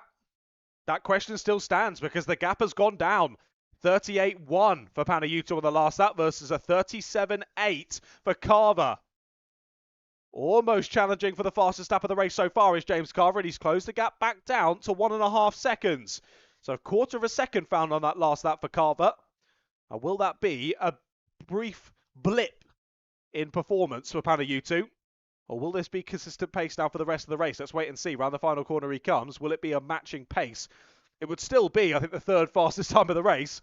But still, Carver closing in. Back to 37.9s for Panayutu. And a similar time there for Carver. They were almost matching pace on the last lap. Gap stays at 1.5 seconds. But looking at the two behind as well, looks as though Poloskov has managed to shake off the charge of Bradnam as well, with just over 2 minutes now to go on the clock. So it does seem as though Poloskov can, I was going to say relax. You can never relax in a race here at the Rye House Kart Club. But he can relax as much as he has in this race so far. He's built a good 3 or 4 kart length gap now back to Leyland Bradnam. Oliver Stonebrook and Theodore Nurse-Moore having a bit of a lonely race out there at the moment, sadly for them, in 5th and 6th place as they head through to end their laps now. Be good to see consistent improvements between the two of them as well, finding a little bit more lap time every time around the circuit. So we've got the 2 race leaders in the 37s. We've then got Poloskov and Bradnam behind them in the 38s. And then we've got Stonebrook and Nurse-Moore on the 39s. So again, just like we saw in heat number 1, splitting off into 3 groups of 2, really. Just a shame that Stonebrook and Nurse-Moore aren't quite as close as they were in heat number 1 to enjoy some racing between the two of them. There's gap again, sadly for the neutrals anyway, opening up once more. We're now nearly at that 2-second margin between Panayutu and Carver. Again, a 37.8 from Panayutu versus a 37.9 from Carver. Carver is almost matching his personal best. The consistent pace from both of the top 2 is incredible. But again, just like we saw in Heat 1, Panayutu was able to open up that gap early on, and just means now that Carver's matched his pace, there's nothing he can do about it, because he's already a good 2 seconds back, and he can't close it up now, barring a big mistake here for Panayutu. Not that I'm trying to commentate as Curtin or anything, I would never. Wow, a 37.7 now for Panayutu. He's just popped in a 37.805, which would have been the fastest lap of the race if he hadn't have already set a 37.7 on the previous lap. Panayutu with amazing pace, and that gap now is over 2 seconds. Well, Bradnam has closed up a little bit more to Poloskov once again. As time is ticking down, this is going to be close here as to whether we do see the final lap board. We might just eke another lap out here. This is going to be very close. Around the final corner comes Panayutu. I think he might just eke this one out to 2 more laps, and he does. Yeah, no final lap board on the gantry. So it will be 2 more laps of the Rye House Kart Raceway here to bring this Heat 2 for Inter Rotax to a close. But indeed, once again, thank you all so much for joining us here for round 2 of the Rye House Kart Club in 2026. And of course, on Mothering Sunday as well. Sending out lots of love to all the mothers out there watching at the sidelines, braving. I was going to say braving the weather. It's actually been really nice today. It seems to have taken a bit of a turn now, though. We've clouded over here in Hoddesdon, and the wind that was rolling through earlier that gave us a nice breeze for the sunshine is now bitterly cold with no sunshine on offer anymore. So sadly, temperatures dropping here at the Rye House Kart Raceway. But racing, I'm sure, only just firing up. We've still got a few more heats left to go. And then 6 8-minute finals as well to cap off the day's action. Well, we are well and truly on the final lap now. Still headed up by Rio Panayutu. And Panayutu just got a few more meters then to continue dialed in. And heading on through to see that checkered flag. Again, a faultless race from Rio Panayutu. He heads around the final corner now, and it will be Rio Panayutu to see the checkered flag first and win in heat number 2. Panayutu wins ahead of Carver, and it looks as though Poloskov will just about hold on to us. A little bit slidey out the final corner. Better exit for Bradnam, but he can't quite get alongside. They end with about a 1/10 of a second between the two of them. So Rio Panayutu wins Heat 2 in Inter Rotax. James Carver ends in 2nd place. With Philip Poloskov, another good race for him there in 3rd. Heading across the line ahead of Leyland Bradnam. And then Oliver Stonebrook in 5th. And then Theodore Nurse-Moore here rounding out the final corner. He will finish in 6th place in that one. That brings us to the end of Heat 2 then in Inter Rotax. 3 more heats still left to go here for round 2 of the Rye House Kart Club. And next up, it's going to be Junior Rotax. Well, their first heat was rather exciting, to say the least. So let's see how we go for their second heat of the day. Well, as our Inter Rotaxes head back to pit lane. A little reminder, of course, of the schedule this season for the Rye House Kart Club. Of course, already had round number 1. Round 2 is today. Round 3 will be on the 19th of April. Sadly, I won't be able to join you for that. You'll be in the safe hands of Mr. Joseph Black. I'll be back again for round 4 on the 17th of May, and again round 5 on the 21st of June. And then I'm afraid I won't join you until the London Cup. It'll be a few other commentators taking the helm for round 6 on the 19th of July, round 7 on the 16th of August, round 8 on the 20th of September, and then the London Cup on the 30th of October and the 1st of November. I'm very excited for that, as always. London Cup, always an exciting event to finish off the season. But we've got plenty of racing to think about before we get to that point of thinking of the London Cup. It is, of course, heat number 2 for Junior Rotax about to get underway. Let's have a look at the grid then for this one. Have I loaded it in? I never quite know with this system. It has loaded in. That's good to see. Right then, it is Harry Friel who is on pole position. Ronnie Jones alongside him on the front row. Your winner in heat number 1 starts second place for this one. Ayrton Rye and Jamie Richards are on row 2 with Tigran Gregorian and Thomas Welsford on row 3. Row 4 is Vinnie Cunningham and Dylan Suresh. Row 5, Timmy Sahini and Harry Search. Row 6 is Harvey Watson, Tyler Nickelbean. Then it's Roman Curtis and Edward Jones. They're followed by Luke Weavers and Declan Pires, Susanna Mikolovska, Lachlan McDougall, Ronnie Chapman and Tudor Gianta. Your 20 drivers on the grid for this one then. Some love in the live chat for Lachlan McDougall, starting on the 9th row of the grid for this one. Can we get it underway first time of asking drivers? It took us 3 times in heat number 1. Heat 2 is going to be the first time. We're racing here in Junior Rotax once more, and we fly down towards Stadium Bend for the first time. Who will reappear in my eyeline in the lead? It will still be your pole sitter who holds on. But where has Ronnie Jones gone? He's down to 6th place, I think, after that early skirmish through Stadium Bend. Oh, it's not gone well for the anti-pole side of the grid. Jones drops back as we're a bit chaotic in the background as well. I think is that Gregorian getting involved. No, it's not. It's someone further down. It's Harvey Watts on the 90 there who was getting involved out of hairpin number 1. It looks as though all Junior Rotax drivers have made it through lap number 1, which is good to see. Right then, on to lap 2. What are we looking like? It's still Harry Friel in the lead of the race. Gregorian's in 2nd. Jamie Rich is 3rd. Then Shahini, Cunningham, Jones, Welsford, Rye, Suresh, Curtis. Your top 10. But yeah, biggest mover is Timmy Shahini into 4th place as it's all getting a bit chaotic there down at hairpin 1. Jones up the inside, nearly shuffles the 42 of Vinnie Cunningham to the barriers as we're battling for 2nd place as well. That's a nice move up the inside from Jamie Riches. So Riches into 2nd. That shuffles Gregorian back to 3rd place. But this has just meant that Harry Friel can drive away with this race. Look how far ahead he is already in this one. As I come to the end of lap number 2, let's see what the gap is then. As 2nd place then heads up basically the rest of the field. It's nearly 3 seconds between Friel and Rich as we head on to lap 3. But here we go then.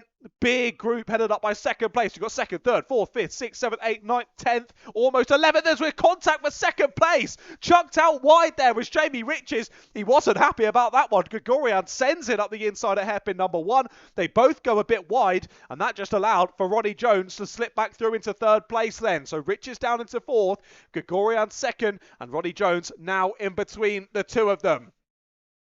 Around the final corner we come yet again then, and still we are in a huge train back and more drivers are joining it now. The 90 of Harvey Watts is joining it as well. So we're now basically from 3rd all the way down to 17th in one big train here. Wow, okay, let's see how we go for this one. Well, first question I think is, can Gregorian hold on to this 2nd place ahead of Ronnie Jones? Well, they nearly make contact there. Down into hairpin number 2.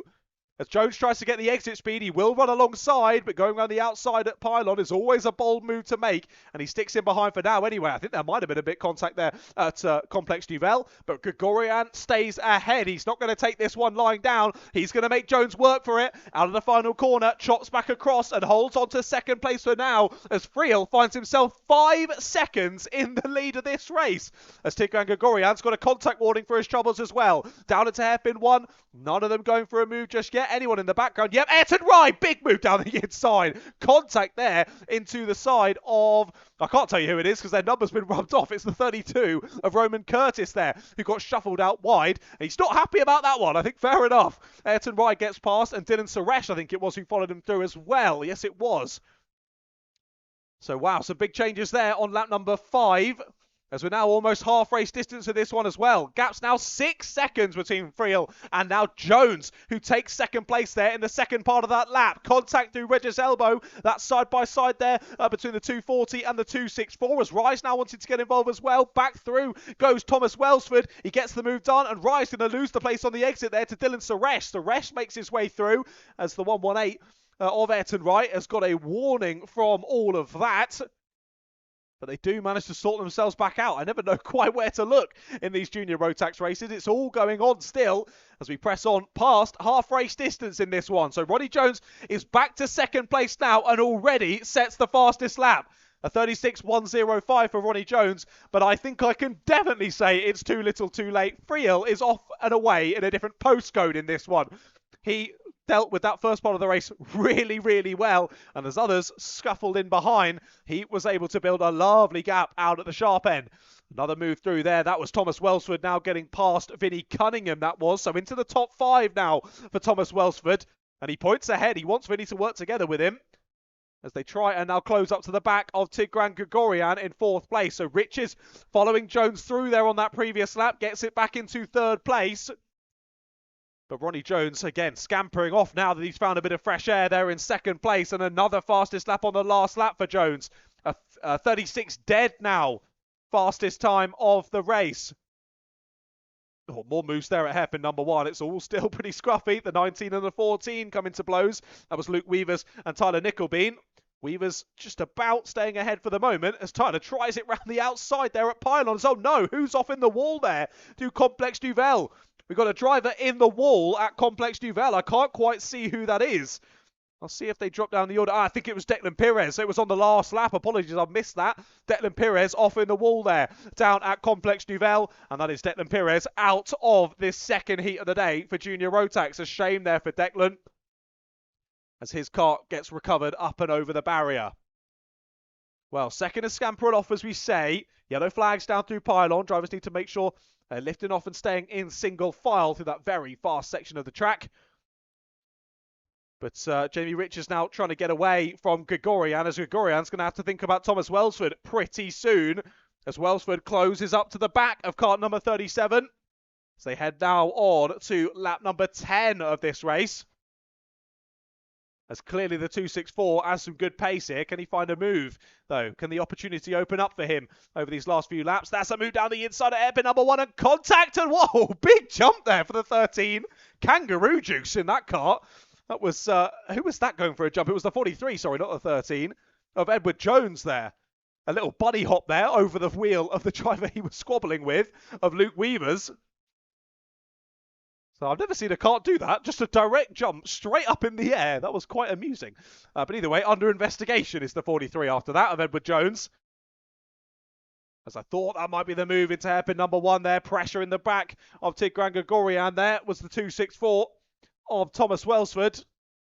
Not able to find the gap though. Stays as they were. Nice little train. Ayrton right at the back of it. Dylan Suresh in the middle and Vinnie Cunningham now at the front of it. Cunningham not too long to hold on to this one with 20 seconds set to go. Friel starts the penultimate lap of this race. Well, Jones has closed the gap to about 5.3 seconds now, but new fastest lap of the race goes to Ayrton Rye. Ayrton Rye with the new fastest lap. Can he find a way through, though? Can he transfer that pace into overtakes here, as he is still at the back of that train of 3? Dylan Suresh just ahead. Also part of the CRG outfit, or at least both running CRG branded karts. I never quite know at the kart club. But either way, whether they're working together or not, they're battling well here as we head now onto the final lap of proceedings. Still over 5 seconds in the lead is Harry Friel. He's had a lovely heat number 2. As here's the moves then. Through has gone Dylan Suresh on Vinnie Cunningham. And now Cunningham defends and nearly gets chucked off stage right there by Ayrton Rye. I don't think Rye quite expected Vinnie to break where he did. As well, 2 more drivers off ahead. Two drivers off ahead, coming to blows there on the final lap, and one driver is in the barriers. What a shame for Gregorian. I think that was Gregorian and Welsford coming together, but it will be Harry Friel who takes the win in heat number 2. Beautifully managed across that race, and Harry Friel takes what will be one of his simplest race wins there in Junior Rotax. But who was it that came together there on the final lap? It was Tigran Gregorian off in the wall. Welsford stayed in 6th place. I was trying to see if anyone dropped down. I don't think they did. So two drivers coming to blows there on the final lap. It was Welsford who was on the back of Tigran Gregorian. I can only assume it was those two who made contact there at hairpin 2 on the final lap, and that has caused Gregorian to be out of the race there in heat number 2. What a shame on the final lap. Tigran been racing really well in that one and not getting any points for his efforts. A real shame there for Tigran. But there we go then. Harry Friel takes the win in Heat 2 ahead of Ronnie Jones and Jamie Rich is the top 3. They were followed by Dylan Suresh and Rye. And Thomas Welsford, Vinnie Cunningham, Harvey Watts, Timmy Shahini and Roman Curtis the top 10. Behind them, Harry Search, Tyler Nickelbean, Lachlan McDougall, Edward Jones, Luke Weavers, Susanna Mikolovska, then Ronnie Chapman and Tudor Gianta. And of course, Tigran Gregorian, we lost him there on the final lap of the race. And Declan Pires, we lost him a few laps before that as well. So two drivers not making it to the checkered flag there in Heat 2 of Junior Rotax. But as we get the stricken carts off of the circuit, we'll be back with you in a couple of moments then for Heat 2 in Senior Rotax. Now, it was in the Seniors and the 177s where it all got a little bit chaotic in the first round of heats. Let's hope it's a little bit more chilled here in Heat number 2. Well, that's from a perspective of the drivers. From perspective of me in the comms box, go crazy, guys. I'm looking forward to whatever happens. Right then, Heat 2 of Senior Rotax is going to kick off in a couple of moments' time.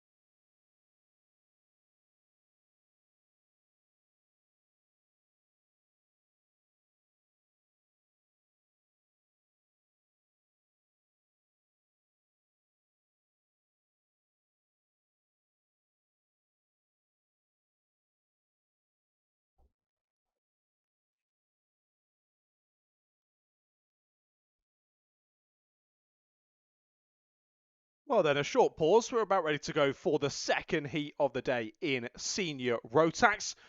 Drivers head out on circuit then, about to get this one underway. Hopefully no more red flags in Senior Rotax throughout today. I think we've got them all out of the way. So let's get ready to go.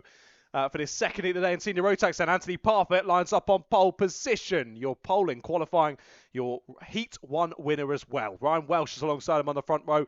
And second row is Mikel Islam and Thomas Assaud. Row 3, Lewis Joyner and Mario Smith. Row 4, Craig Jones and Franklin Masama. Row 5 is Chloe Kundrazik and Bo Sullivan. Then it's Lucas Mason Gray and Jasper North. Then Matthew Kendall and Alex Badea rounding out the 14-car grid for this one. I'm not sure if we do have Matthew Kendall. I would be surprised. But crazier things have happened. So, I hope Matthew is all okay after that incident in the first race of the day. I can't imagine we'll be seeing him again. Right, can we get this all underway? Yes, we can. Lights are out then. Senior Rotaxes are racing again here at the Rye House Kart Raceway, and we fly on down to the first couple of corners. Parfit leads out of it with Mikel Islam in second place, and they all just about are able to shuffle themselves into position as it all gets a bit close down at hairpin number 1. Pretend like I've not said that before here at the Rye House Kart Club. It always gets close at hairpin number 1, and Islam's looking for the lead here. Parfit checks over the shoulder. I think didn't realise Islam was already alongside him there as they headed down into pylon. But Parfit able to just about stay ahead as they head through to the end of this first lap of the race then. Welsh is still there, right in with them. And the 78 getting involved as well. Great start for Mario Smith up into P3 on that first lap of the race. So Welsh has been shuffled down to 4th place, but all those 4 still absolutely nose to tail, and very much the rest of the drivers going with them as well. Thomas Assaud there in 5th place, as there goes Islam up the inside, and it's all chaos on the exit. Nearly getting spun around there was Smith as he tried to go to the outside line. He does this time, but it's all been held up, and now Ryan Welsh is able to take the opportunity there and finds his way through into 3rd place. So Islam the causation of that slight bit of chaos there through the hairpins as he moves through into the lead, and Parfit just doing his best to keep the rest of them behind, and he has done. So Parfit stays there in 2nd place and points ahead now to the likes of Welsh and Mario Smith in behind him, saying, right, come on guys, let's not fight now. As they're not going to listen. Down the inside goes Ryan Welsh immediately at hairpin number 1. Did not listen to the desires there of Anthony Parfit to work together. He goes straight down the inside at the first possible opportunity, and that is Ryan Welsh into 2nd place. As he thinks, no, I want to be the leader of the charge here to Mikel Islam. Let's not let him get away. And Islam already trying to build a race lead out there. 6/10 it was at the start of this one. Will it have changed with that overtake? It hasn't actually. It's gone down. Ryan Welsh with the new fastest lap of the race despite overtaking another driver.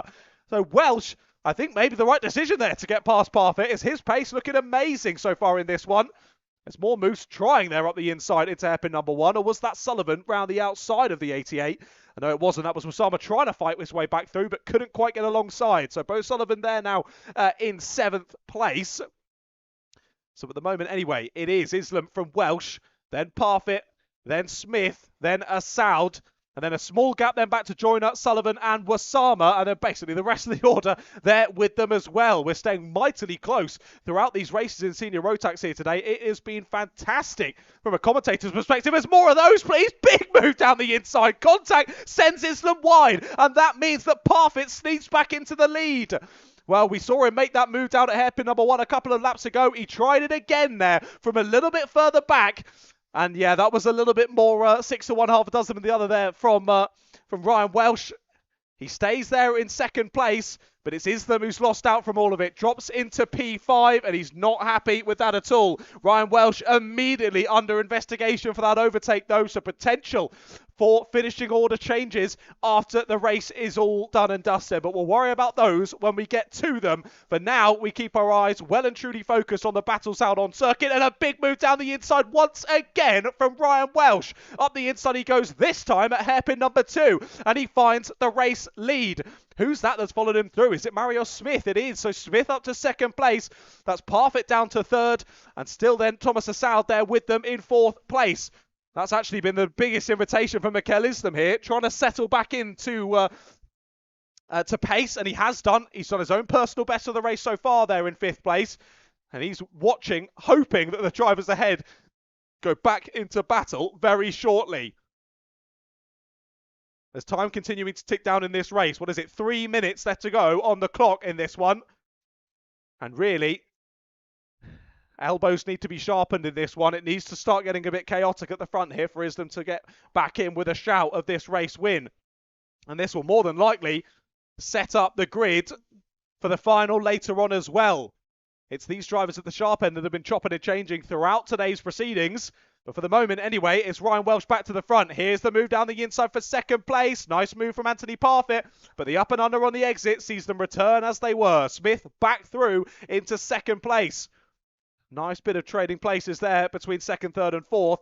Now that will really help Ryan Welsh to continue scampering off at the sharp end, and means that Islam closes back in. So now Islam closer to this battle for second than Ryan Welsh at the moment. And joiner Sullivan Wasama still very much there, in with a shot of it as well. Let's see how we go then. Will this be another attempt here from Parfitt? Closes the door. Was it too late though from Smith? He'll get shuffled wide. And yeah, he loses out second. He loses third as well. And now loses fourth as Islam dives up the inside. And almost leading on a Saud there at the exit as well. Thomas will chop back across. Back into third place he goes. But Islam making moves as soon as possible to get his way back up to the sharp end and get some more points on the board for the championship. Well, through we continue on then, on to lap number 10 of this race. It is still Ryan Welsh with the fastest lap, but Mikel is the closest challenger in terms of overall pace at the moment in this one, and now he is looking at the rear bumper of Thomas Saud. Not for much longer though. Late move down the inside into hairpin 1. That is how you get the move done at hairpin 1. Beautifully clean overtake there from Mikel Islam. He slingshots his way back past and back into the top 3. Well, now it's only Anthony Parfitt between himself and Ryan Welsh. But we've seen great pace from these two now ahead of Mikel Islam. How do they sort themselves out over this last minute of racing? Gaps closed, though, between Parfitt and Welsh. New fastest lap for Anthony Parfitt. He's closed that gap to a second. But is it too little too late here to challenge Ryan Welsh for the race win? Don't forget as well, Ryan Welsh is still under investigation for that earlier move he made to take the race lead. So there's still potential here that Parfitt could win this race, even if he stays where he is. But we want to see a battle out on track, don't we? 30 seconds on the clock then. It will be on to the penultimate lap of the race. I think just about here. Yes, it will. So penultimate lap of the race started by Ryan Welsh. And gaps dropped to 8/10 yet again, courtesy of another fastest lap of the race from Anthony Parfitt. New personal best, and the drivers chasing him behind as well. But again, I think he might just close up here onto the final lap, but he's not going to be close enough for a move. That's my prediction anyway here for this final lap. But we continue to press on then. It's been a nice race from Thomas Saud there in fourth place. Same for Mario Smith, battling for the lead for quite a considerable part of this race. Just getting shuffled back into fifth place as proceedings have continued. But here we go then, on to the final lap. This will be for Ryan Welsh. Gap stayed about the same on the last lap. New personal best from Ryan Welsh. He's answering the calls of the drivers behind. Finding that little bit of extra pace here to finish this one off. And he's looking pretty good to take this one on track at least. As we still press on through this final lap then. Mario Smith still there in P5. Lewis Joyner, then Bo Sullivan behind them in that train of 3 karts. Good battles going on behind as well. Nice battle between Mason Gray North and Kunjarzik. But here around the final corner comes your race leader then. Ryan Welsh will seat the checkered flag first and wins in heat number 2. Ahead of Anthony Parfitt and Mikel Islam, your top 3. Those 3 have been inseparable throughout today's action. And I think that final is going to be rather spicy when we get to it later on this afternoon. But either way then, Ryan Welsh wins on circuit. Don't forget he was under investigation, so there's potential that that result could change. But I'll leave much smarter people than I to deal with such matters. Parfitt and Islam, your top 3 as you mentioned. Then it was Thomas Saud, Mario Smith, Lewis Joyner, Bo Sullivan, Franklin Masama, Jasper North and Lucas Mason Gray, the top 10. And they were then followed by Chloe Kundarzik, Craig Jones and Alex Badea, your 13 finishers in that one. And that brings senior Rotax heats to a close. Only one more heat still left to go then, ladies and gentlemen, here at round 2 of the Rye House Kart Club in 2026. It is, of course, our Rotax 177s heading out onto the circuit next. What are we going to see in this one? It's anyone's guess. Let's go then. Their second heat of the day about to begin.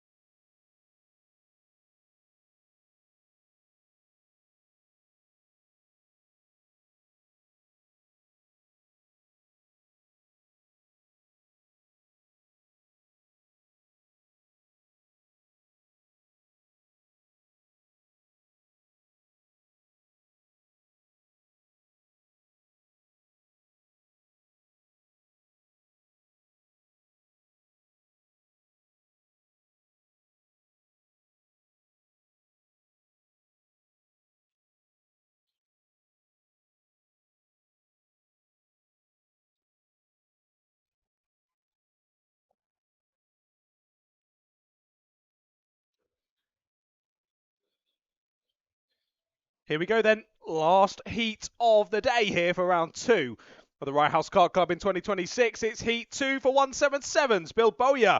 With a perfect day so far, he lines up on pole position with Ryan Sands alongside him on that front row. Drew Lamas and Cal Miller on row 2, with Dan Baker and Domenico Brancato on row 3. Then it's Hugo Pereira and Jake Bradfield. They're followed by Nicholas Ash. Just seen one driver's parked up, and that is one of my next drivers, James Benson and Dan Wright. It's Dan Wright, who's supposed to be on row 6 for this one, who's parked up there out of hairpin number 1. A shame. Looks like it might be race over before it's even started here for the number 8. Apologies, it's the number 8 of James Ockenden, not the 9 of Dan Wright. God, I do need to get my eyes checked. Behind Dan Wright is Dave Darnbrook, Chris Emerson, Mark Taylor, Jonathan Minatello, should be James Ockenden, and Richard Allison for 17 drivers. We are going to go round again, though. So chevron flag on the gantry. We'll go round again for another warm-up lap here in the 177s. So apologies, so I'm not mistaken. It is James Ockenden who's parked up out of hairpin number 1 there. A shame for James. All that waiting around for your second heat of the day. And it ends as well. Big off into the barriers. Whoa. For the 23. Backwards into the barriers there into heat number 1. Gives his neck... Cricks his neck a bit. Goes, oh, blimey, what happened there? And carries on. Well, I don't know what happened there, 23. I don't know. That was Mark Taylor there going backwards into the barriers. I really don't know what happened there. That was, yeah, a surprising one.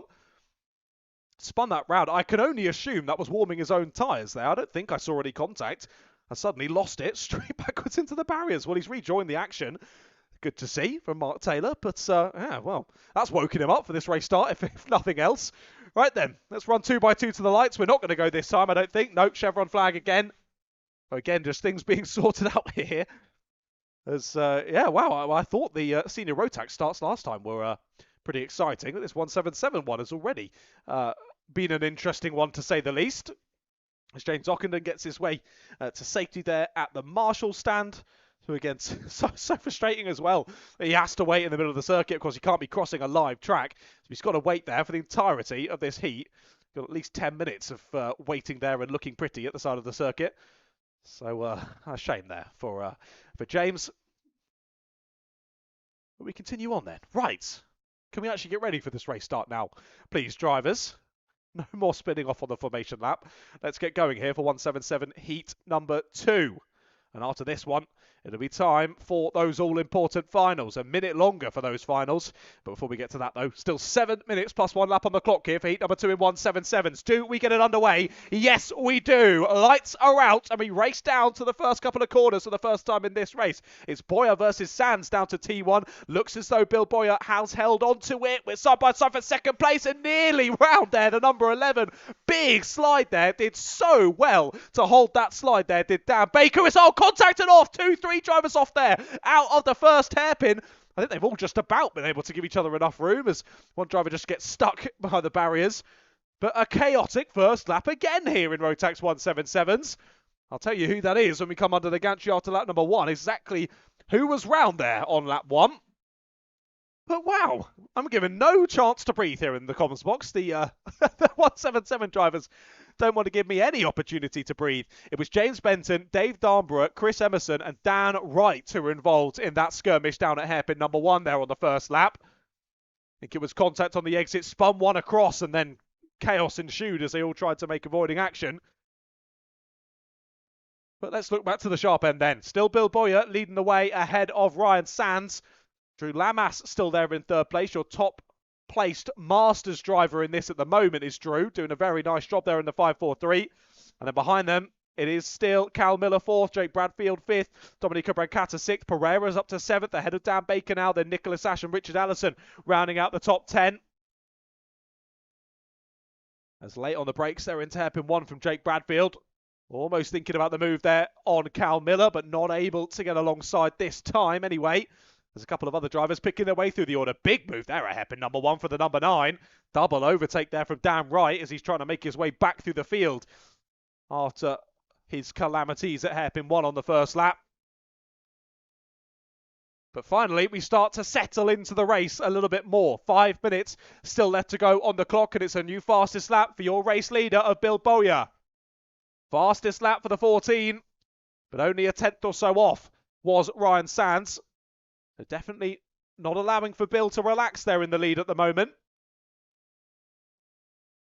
But the two teammates checking over their shoulders there as they head down the back straight, working out how this race might just play out for the rest of it. And for the moment, they're both sitting in a very nice position, aren't they, for the rest of this second heat of the day, as they were in heat number 1, with Bowyer ahead of Sands. And yet again, another fastest lap for Bill Bowyer, this time only 5 thousandths of a second quicker than Ryan Sands on the last lap. What we need is for it to go the other way. See if Sands can start closing the gap here and maybe give us a little battle for the lead in the second half of this race. For the moment, doesn't look like that's going to happen as they both continue to scamper off at the front.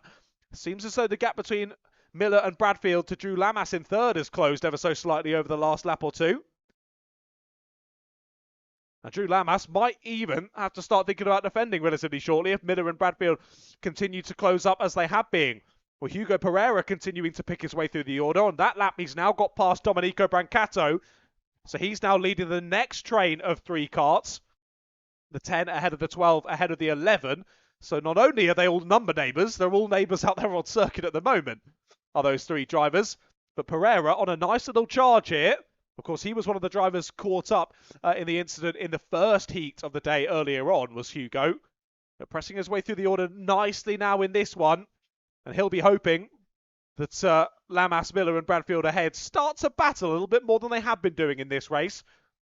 And he can use his pace to his advantage and close up. He's already breaking away from the 2 that he was battling a moment ago. I think Hugo Pereira has his sights set on at least the top 5 in this one.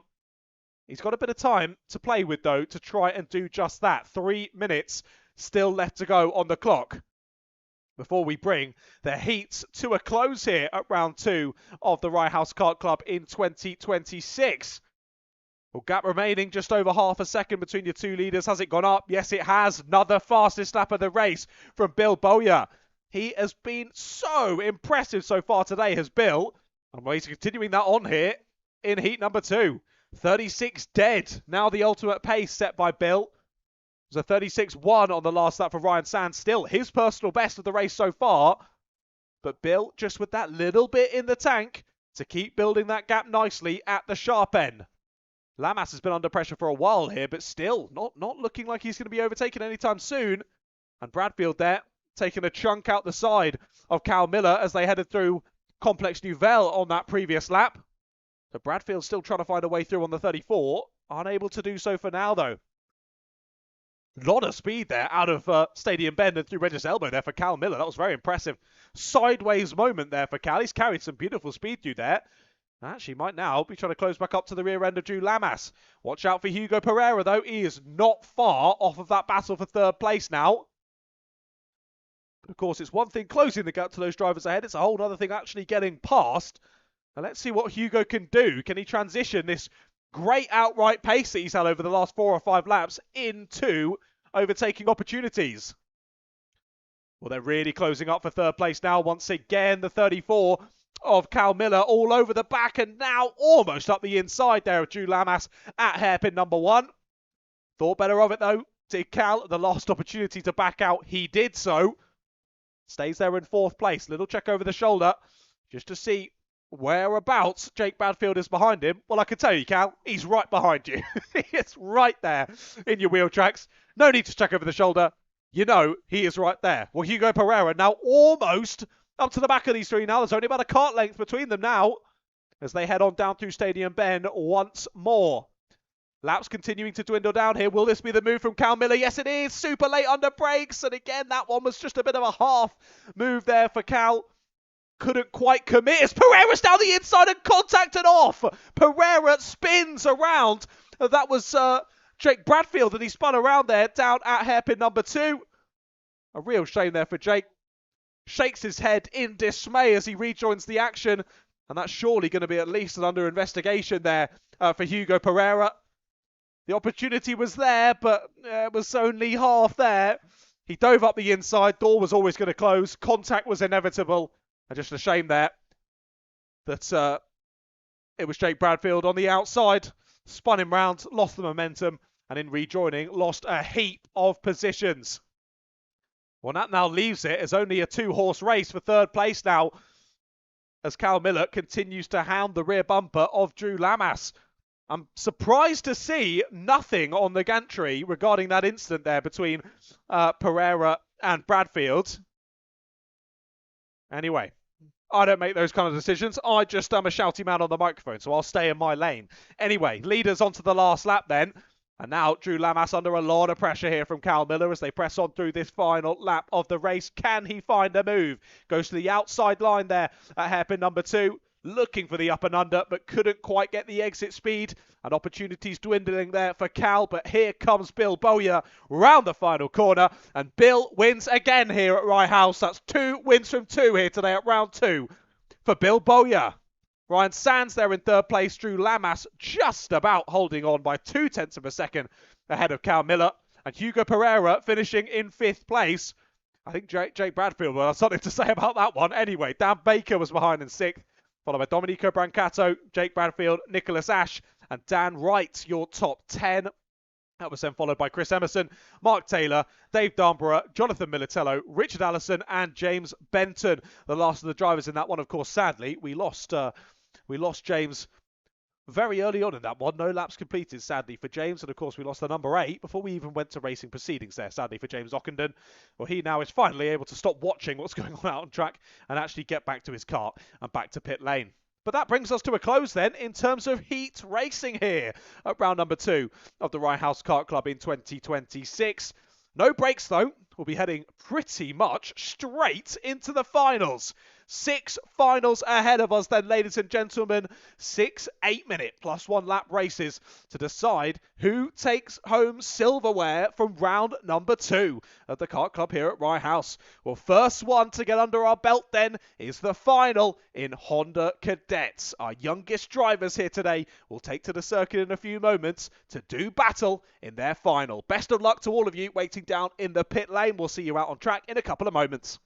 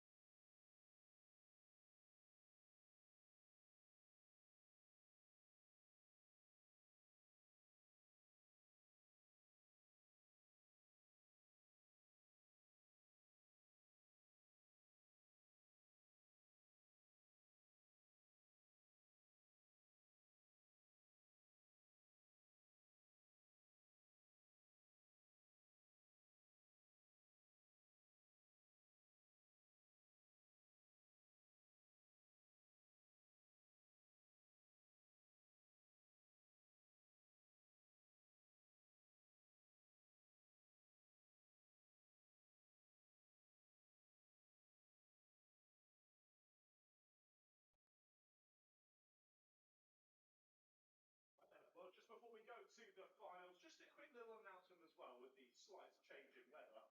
It is now an open meeting. So just so everyone is aware, it is now an open meeting. So you have a free choice of tyres for these finals this afternoon. Just so you're all aware, the meeting is now open. Thank you.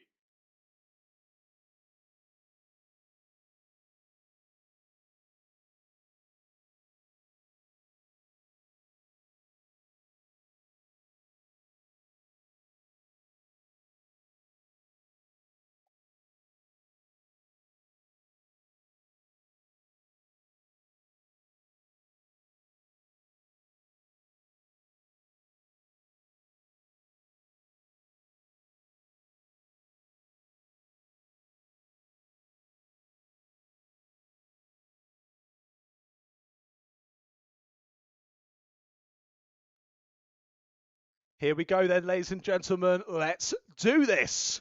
Finals about to get underway here for round 2 of the Rye House Kart Club in 2026. It's our Honda Cadets who head out on circuit for their final first. Let's get lots of love at the side of the circuit for our youngest drivers racing out here today. Let's see how they get on for their final. Grid looks a little bit like this. Jensen Kula lines up on pole position. Unsurprisingly so, with how dominant he's been so far today. And it's Harry Grant who will line up alongside him. David Kioka and Chase Wilmington are on the second row, with Ted Fry and Jaden Bond on row 3. Brandon Laxo and Freddie Williams are on row 4, followed by Callum Ryan, Dominic Uzak and Kian Kimber rounding out the grid of 11 drivers for this one. Lots of love in the live chat for a few drivers. Lots of love for Chase Wilmington in the live chat. A few people saying, let's go Chase, getting ready for this final underway. And of course, Callum Ryan giving himself that shout out earlier on.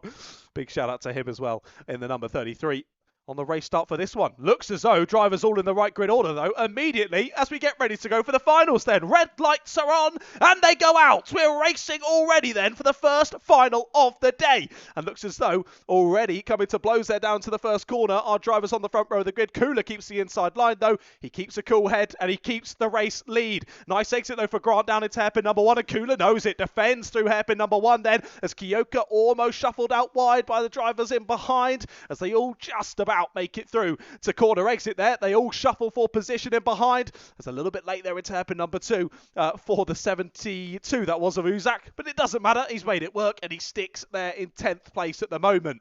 So breaking away as they were on the grid then. Kula from Grant from Kioka. As through to the end of lap number 1 we go then. And as a reminder, once again, 8 minutes plus 1 lap on the clock for these finals versus the 7 that we've been used to in the heats earlier on. Oh, spinning out there from 4th place that was. Spinning out goes Ted Fry. What a shame for Ted. He spins out at Stadium Bend, and I think that's race over for him. He's not got back underway. What a shame there for Ted Fry. He has had a season worth of issues today, hasn't he, Ted? Oh, what a shame. For Ted there, spinning out of 4th place. Was doing a great job already, up a position from the start of the race. But what a shame. Ted spins out on lap number 2. Does he get back underway? No, he's getting pushed back to safety. Ted is indeed out of the race, and that means yellow flags down through Stadium Bend here as we head on to lap number 3. And our top 3 now very much breaking away. Assisted there by the spin from 4th place. And that now means that Brandon Laxo is up into 4th place. As they're continuing to squabble in behind, it's Chase Wilmington with him. As shuffled out wide there was Freddie Williams. He's not happy about that one, as that was Callum Ryan getting back through into 7th place. So Freddie had got through at the opening part of this lap, but Callum straight back through and gets a contact warning for his troubles as well. Callum's got a warning and a contact warning already in this race. Callum just needs to get himself back in check for the next lap or 2. It's not got any more warnings and give yourself an unnecessary penalty once all is said and done. But either way, that was the only reshuffle, I think, on that last lap there, with Ryan back through on Williams. But as we were saying, it's Brandon Laxo leading that next pack of drivers. Wilmington and Jaden Bond, that's a nice move up and under. He'll be on the outside line into hairpin number 2, but he gets the overlap done, and that's position made then for Jaden Bond. He now tries to go to side by side there with Brandon, but thinks better of it. Slots back into single file there at Stadium Bend, which I think is the best course of action there in that squabble. I don't want to get too excited, but Jensen Kula is not driving away with this race. Harry Grant faster on the last lap, but David Kioka gets the new fastest lap of the race. We need someone here to pull the trigger and go for it. And by someone, I'm looking at you, Harry Grant. Not to put the pressure on at all, Harry. But if Harry can make a move here, this could blow this race wide open. Let's wait and see how they play it out then. What was that? A wallop into the barrier I heard there for the 33 of Callum Ryan. Either way, he makes a move up the inside there on Chase Wilmington, and they will continue to run side by side down into Pylon. Callum has the inside line though, and Callum has the place. And I've moved into 6th position then for Callum Ryan. Shuffles Wilmington down into 7th place. And Jaden Bond and Brandon Laxo are still locking horns in their squabble for 4th place. They remain as they were as we go through now onto lap number 6 of this race. But again, it doesn't seem to matter whether Kula has a 5-second lead or a 0.5 of a second lead. He remains pretty calm there at the sharp end, doesn't he? Hitting his markers, pressing on really nicely, and not succumbing to the pressure of Grant and Kiyoka behind. Those three staying as they were. I think David doing the right thing at the moment as well. There's no need to get in a silly battle with Harry Grant. Even if you do end up getting ahead by the end of it, it would have been enough time for Kula to scamper off, and that's the race lead gone. So really, Kiyoka and Grant need to work together here to close that gap. And then David has to put his trust in Harry that Harry is going to go for a move. Let's wait and see how it plays out, though. Kula still managing the gap beautifully. Checks over the shoulder through Ridge's elbow. Knows he doesn't need to defend down into hairpin number 1. Well, Callum Ryan's finding some lovely pace here in the final. Was pressuring Jaden Bond there out of Reg's elbow. 6 in behind for now. He can't be too focused on the driver ahead, as he has still got a huge amount of drivers closely behind. Wilmington, then it's Williams, and then it is Kimber.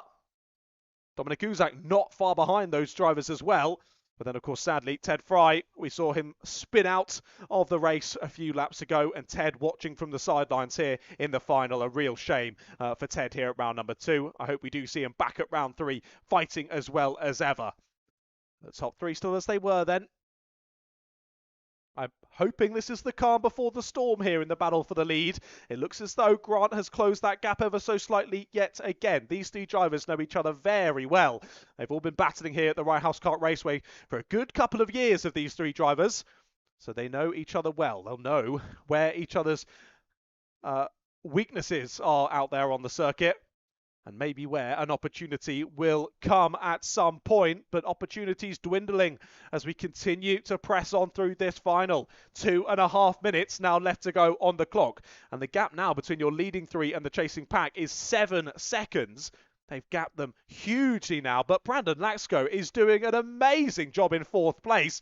He hasn't succumbed to the pressure at all, and he's keeping those drivers behind. Nice move there at the apex of hairpin 1 for Freddie Williams. He dives on through, and here might be the move down the inside. Contact there between Callum Ryan on Jaden Bond. And that was maybe a little bit too aggressive there from Callum. He lets Jaden back through. Impressive that he only let Jaden through there, as there were 3 drivers all chomping at the bit to try and open the door as well there. Callum did well to just let Jaden back through. But again, that's worked really nicely for Brandon, hasn't it, ahead? He's been given a bit of breathing room now there in 4th place. As again, looks as though the pendulum has swung back the way of Kula once more. He builds another kart length gap between himself and Harry Grant. Ryan again hounding the rear bumper of Jaden Bond, but he has got Freddie Williams for company now as well. In that close train, now squabbling for 5th place, as they've given that bit of breathing room to Brandon Laxko ahead. Round the final corner come the 3 leaders once more. Just less than a minute left to go on the clock here. Jensen Kula, fastest lap of the race on the previous one. 40.579. Has he kept a bit in the tank here, as we saw in heat number 2, that he can just deploy at the end of the race? It looks like what he's doing at the moment. And if Jensen can lead this one home, what an amazing day for Jensen Kula. Really showing what he's made of here in the Honda Cadets at Rye House. Again, Callum Ryan trying to find an opportunity here. He got a bit of a bump there from Freddie Williams and sort of put his hand up like, what are you doing? Freddie then replied, I'm like, what do you mean? I'm driving my line. I love the conversations that happen amongst the younger drivers. They all act as if they can hear each other. It's great. I do the same when I'm out there on circuit. It's lovely to see the communication between them. But then it's great. They'll all be angry at each other, but as soon as they're off the track, they're all best mates again, which is lovely to see. We want to see that across all the classes racing here at Rye House. Of course, we want aggressive but fair racing. At the end of the day, we all want to go home with a big smile on our face. And let's see if we can do that. Another big move up the inside there from Callum Ryan on Jaden Bond. But again, doors closed at the apex, and Bond stays ahead. Well, they're going to go onto the last lap next time around. If they'd worked together a bit more, there's potential they could have caught Brandon Laxko. But even saying that, Brandon, for the entirety of this race, has had drivers right behind him, and he's remained firm there in 4th place. So even if they were a bit closer, there's no saying that they would have been able to get past. Right then, we are on to the final lap here of the first final of the weekend. And Harry Grant is turning his attention to David Kiyoka, which tells you one thing. Jensen Kula is gone. There is no way that 2nd and 3rd will catch him now, barring a big mistake from Kula. But I think I can count on one hand the amount of times I've seen Jensen Kuhler make a big mistake. So I don't think that's going to happen. Battle still going on for 4th place, but it looks as though it's about sorted. Around the final corner comes Jensen Kuhler, and Kuhler will win again here at Rye House. It's domination. A perfect day for Jensen Kuhler here at round number 2, and he will get all 200 points for himself. Jensen Kuhler wins ahead of Harry Grant and David Kiyoka, your top 3, with Brandon Laxko holding firm there to keep 4th place. A really good race for him. We saw him celebrate across the line, as he should. Really good race there from Brandon. Finishes in 4th place ahead of Jaden Bond, Callum Ryan, Freddie Williams, Chase Wilmington, Kian Kimber, Dominic Uzak, the 10 finishers. And of course, we lost Ted Fry there much earlier on in the race. A shame there to lose Ted Fry. But there we go then. A great start to the finals there. And again, more love in the live chat. Hello to Debbie. Hello to Gary, both in the YouTube live chat there. Wishing well to Chase Wilmington, where he battled very well in that one. Ended up P8, but was involved in that squabble for 4th place for the entirety of that race. So well done to him and well done to all of our Honda Cadet drivers there, putting on a show for us. Well, there we go. That's one final of 6 done and dusted. Next up, it'll of course be our final for our Micromax drivers. They'll be out on circuit in a couple of moments.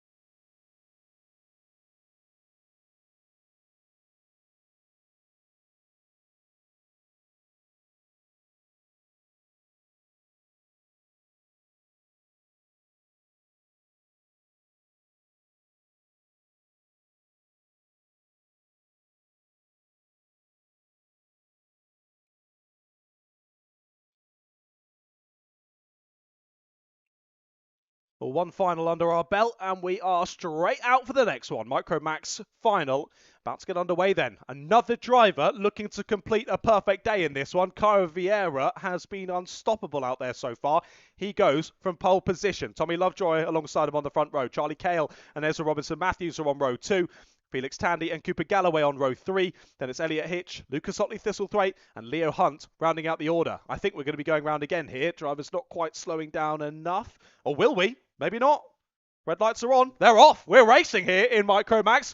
No time. I think Leo Hunt just about got to the back of the order there by the race start, but we fly on down to the first couple of corners. And a big wide moment for there. One of the drivers in the mid-pack. He's going to drop to the back.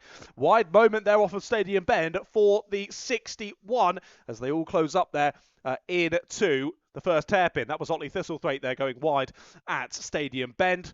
Just drops down to the back, but still very much within the train of drivers. We're side by side for second place. Is up the inside there.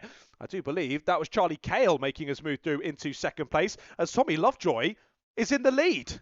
Caio Vieira's dropped back here on the race start. He has massively dropped back here on the race start. I can see rain on my commentary box window. I can see some rain on my comms box window. Could that be why? A slight loss of grip there for the drivers on lap number 1. That would make a lot of sense. We've got a yellow flag at Stadium Bend. Again, that's my blind point on the circuit. But yeah, big wide moments. Drivers slipping and sliding about. There's definitely some rainfall coming down. And our poor Micromax drivers having to deal with it for the first time here in this race. As it was Ezra Robinson-Matthews who caused that yellow flag there down at Stadium. He has rejoined, but he's to the back of the pack. A shame there for Robinson-Matthews. Starting 4th place in this race, but dropping down to the back there on lap number 2. Well, this has really shuffled up the order, hasn't it? Vieira has dropped down to 7th place in all of this. Vieira, I think, lost a couple of places on that lap as well. To be fair, was right there with Ezra Robinson-Matthews on the previous lap. So maybe something happened there. Again, I can't see the first corner, which does make it challenging for me. But anyway, we press on then. So for the first time this weekend, Tommy Lovejoy is in the lead of the race. And by over a second here as we head through lap number 3, it's Charlie Cale in P2, Cooper Galloway in 3rd, Felix Tandy 4th, Leo Hunt 5th. He's closely followed by Elliot Hitch at the moment. And then a bit of a gap back to Caio Vieira. So Vieira just struggling in these, well, I was going to say wet conditions. It's certainly not wet, but it is just spit spotting out there. Oh, I say spit spotting. I'm in the nice warm commentary box. I couldn't possibly comment on the weather right now, but I could definitely see hoods up. That tells me at least there is a bit of precipitation out there around the Rye House Kart Raceway at the moment, and that is just causing the order to get reshuffled from earlier. Well, we already saw Jensen Kula wrap up his perfect day. It's looking like it's going to be a seriously uphill battle here for Caio Vieira to do the same here in the final. What a shame for Caio. Has been unstoppable in the dry all day, leading from the front. But whether it's set up or whether it's just less confidence in these sort of conditions, either way, he is dropping back from those leaders. As I mentioned earlier on, we are now in an open meeting, so drivers or teams or whatever you want to say have open opportunity as to which tyres they wanted to take for this race. That makes sense why Lovejoy's so quick then. We're wet, wet, wet for the first 3. Wet, wet for the first 5. And wet as well for that driver. So this would make sense then as to why there's such a disparity in paces. Oh, Vieira's off. Caio Vieira was in the barriers there at Pylon. So Vieira spun round into the barriers. So that now makes a lot of sense why these drivers are off the pace. And Vieira's in. Vieira's in the pits. That's race over for Caio Vieira. Well, there we go then. That explains the difference in pace. Lovejoy, Kale, Galloway, Tandy, Hunt and Hitch are all on wet tyres. But Otley, Thistlethwaite, Robinson, Matthews and Vieira, I think, are all on slicks if I'm not mistaken. So that makes sense of the difference in pace here in the final. A shame for those drivers just caught out. That's always when it's always a 50-50 of which way to go. Well, drivers on slick tyres in this one got a little bit unlucky. The rain starting just before they decided to go out on the black stuff. So a good call from the team members who chose wet tyres for these drivers at the front end of the order now. But what a shame there in the final for Vieira. Pole position in qualifying, a win in Heat 1, a win in Heat 2. He should be very, very proud of himself today. Caio has taken a step up and he should go home with a big smile on his face despite these issues in the final. A big well done to the number 118. He definitely shouldn't hang his head in shame. He should be very proud of himself this weekend. But we look out on the black stuff, continuing on with this race. With 3.5 minutes left to go on the clock, it's now a 2.6 second lead at the moment for Tommy Lovejoy. Dealing with this one very nicely is Tommy. We see him go down there into hairpin number 1 for this time. Charlie Cale in second. Cooper Galloway still in third. There has been a change from fourth then. Leo Hunt is through on Felix Tandy. So Hunt through into fourth, Tandy down into fifth. It looks as though that rain might be getting a little bit heavier out there. I know I might just have to close the window here in the comments box. Getting a bit chilly. Sorry. I would say I didn't mean to rub it in, but if I didn't mean to rub it in, I wouldn't have said it. So, there we go. Right, pressing on through this one still. And yeah, more rain on the comments box window only leads me to believe conditions are getting worse out there. And this is going to be treacherous conditions for the rest of the final, particularly if it's only a brief shower. We'll see whether drivers brave it on the slicks or whether it's going to be only wet running from here on out. There's, of course, no sunshine at all to get the water off of the track surface. So I have a sneaking suspicion from now on it'll probably be wet on all of the finals still to come here for round number 2 of the Rye House Kart Club. But hey, this is all the tactics come into play here when the weather changes up like this. We were all saying how lovely it was this morning. Bright blue skies, lots of sunshine. Well, it is March still, so that hasn't stuck around for too long. And we go back to usual summer racing conditions here at the Rye House Kart Raceway. It is still Lovejoy with the fastest lap of the race so far. A 43 dead it was on the opening lap of the race. Now, consistently in the 47s are most of the drivers out there, to be fair. All the drivers on wet tyres. Your fastest runner at the moment is Leo Hunt in 4th place.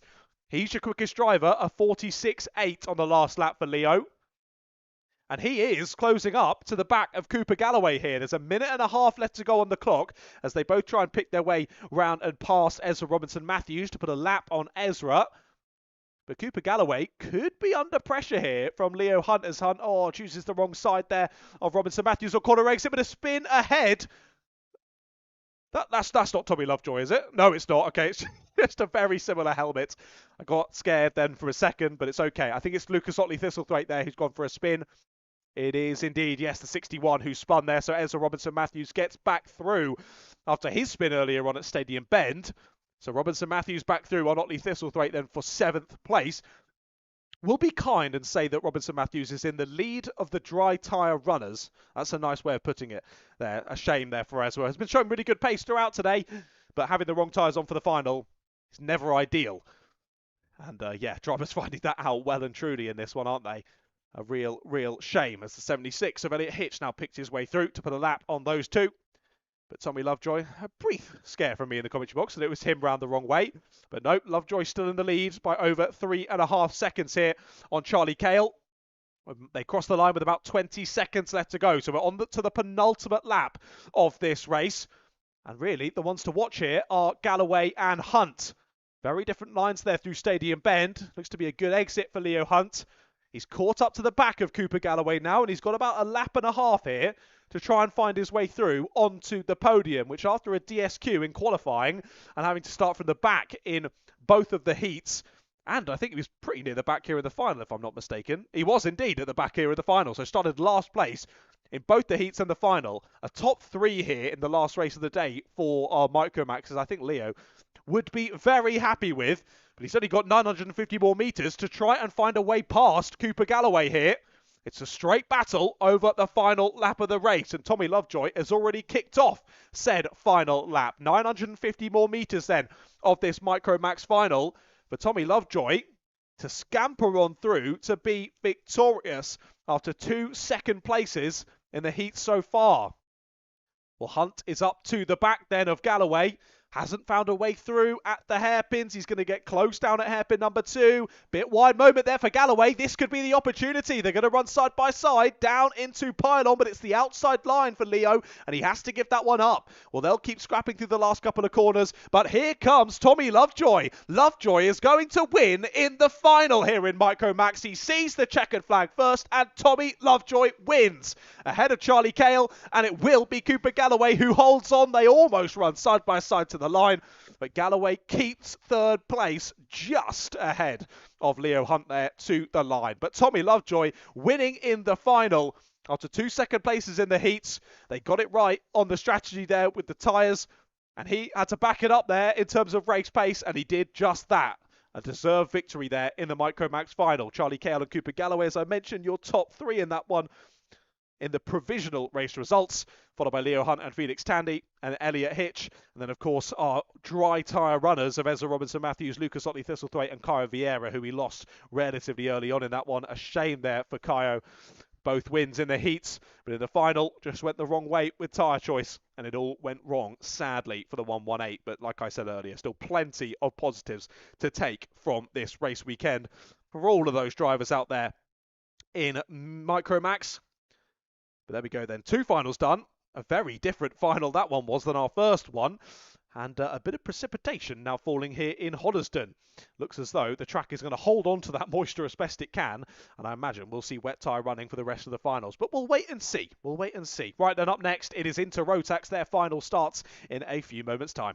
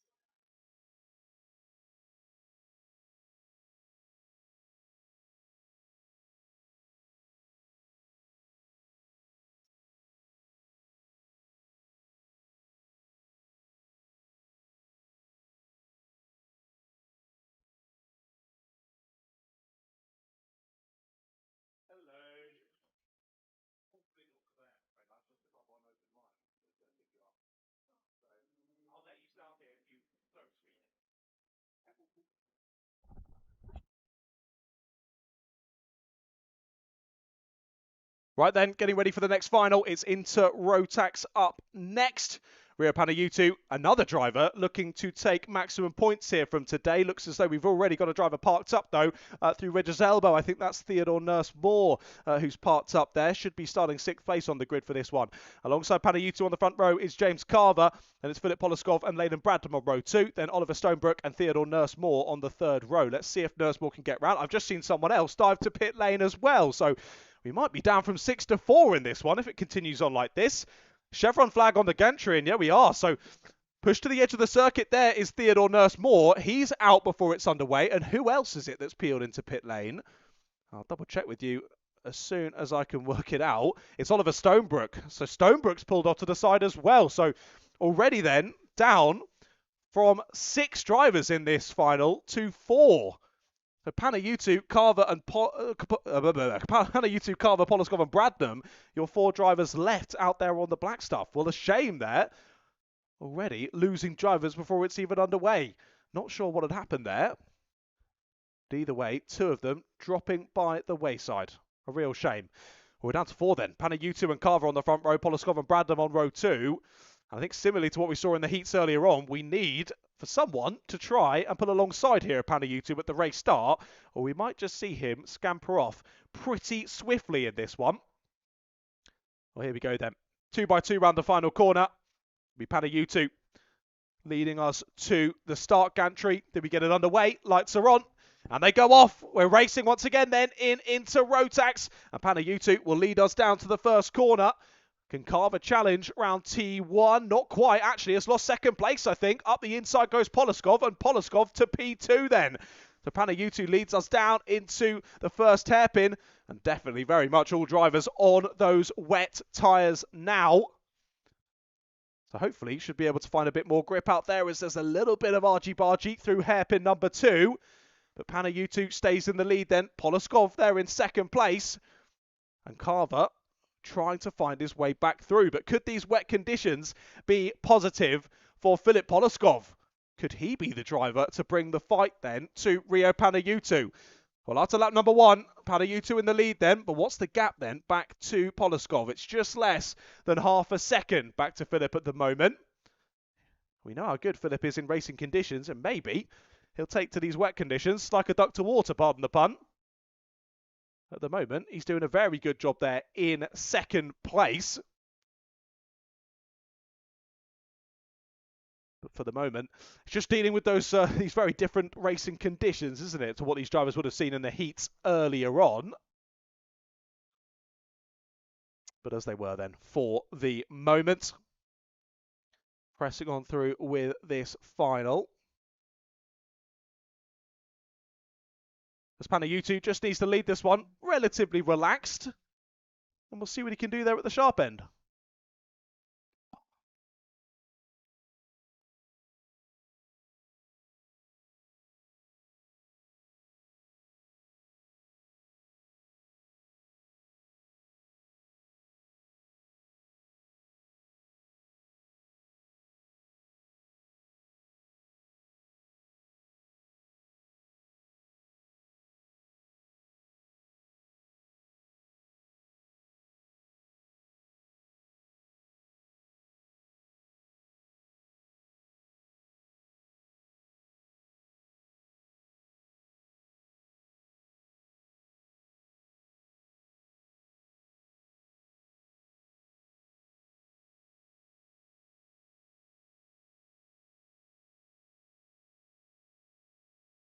Oh dear, already a mechanical flag out, it seems. Mechanical flag for James Carver then in 3rd place. I think he's going to have to be diving back to pit lane then, and we might just be down from 6 drivers at the start of this race to 3, and we're not even 2 minutes of our way into this race at the moment. Poloskov keeping Panayutu in check as they continue to press on through. Big snap of oversteer there through pylon. As will it be Carver straight into pit lane? Yes, it is. So James Carver into the pits then for that mechanical flag, and we are down to 3 drivers, which now means if you can finish this race, you're guaranteed some silverware because there's only 3 drivers still on the circuit. A shame there. But Bradham, anyway, moves his way up into P3.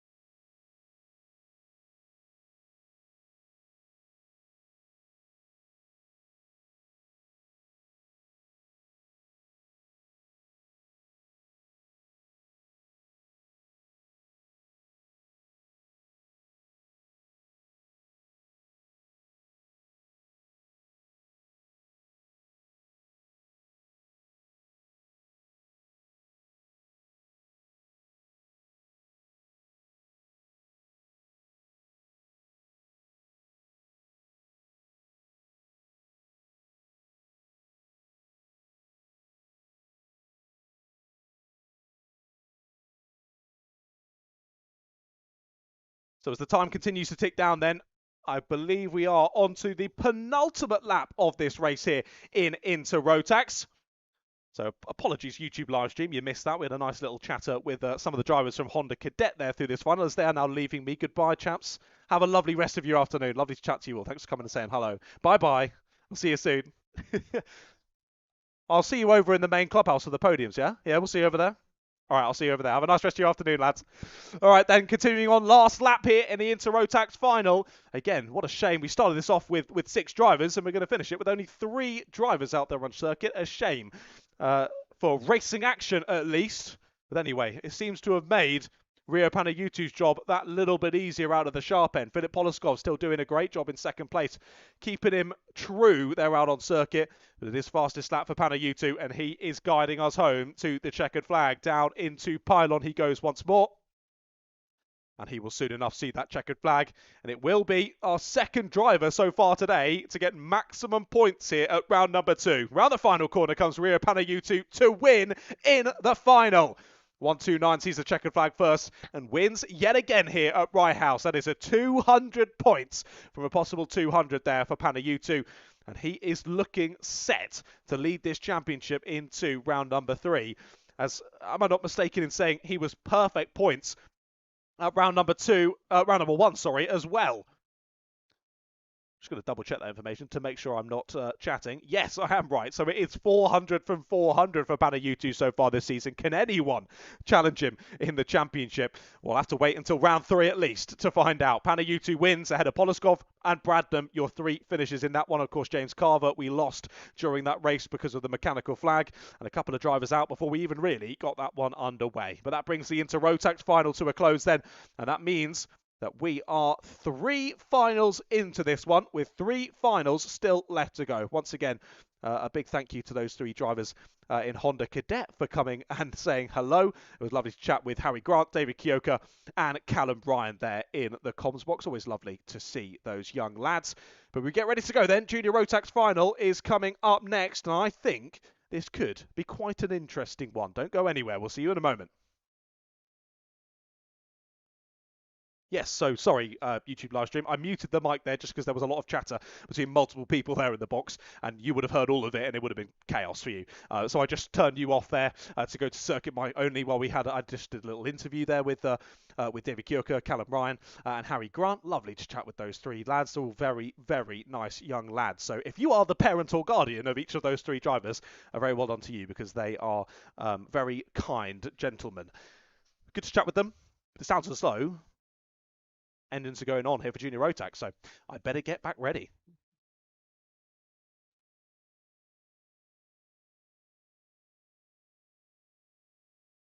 Here we go then, Junior Rotax final about to get underway. Still got a few drivers trying to get those engines on in the dummy grid area.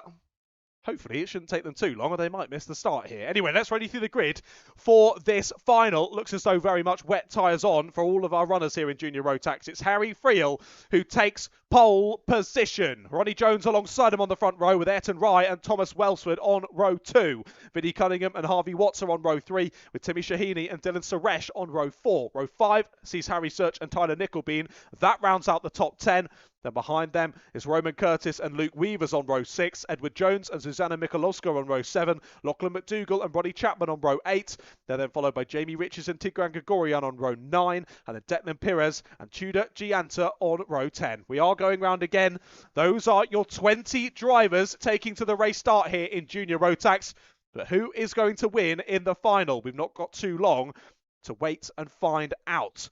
No drivers in this one going for a perfect score from today. It's 148 so far from Harry Friel.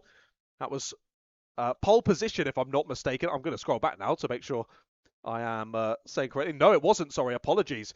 It was pole position for Ronnie Jones. It was second on the initial grid for Harry Friel.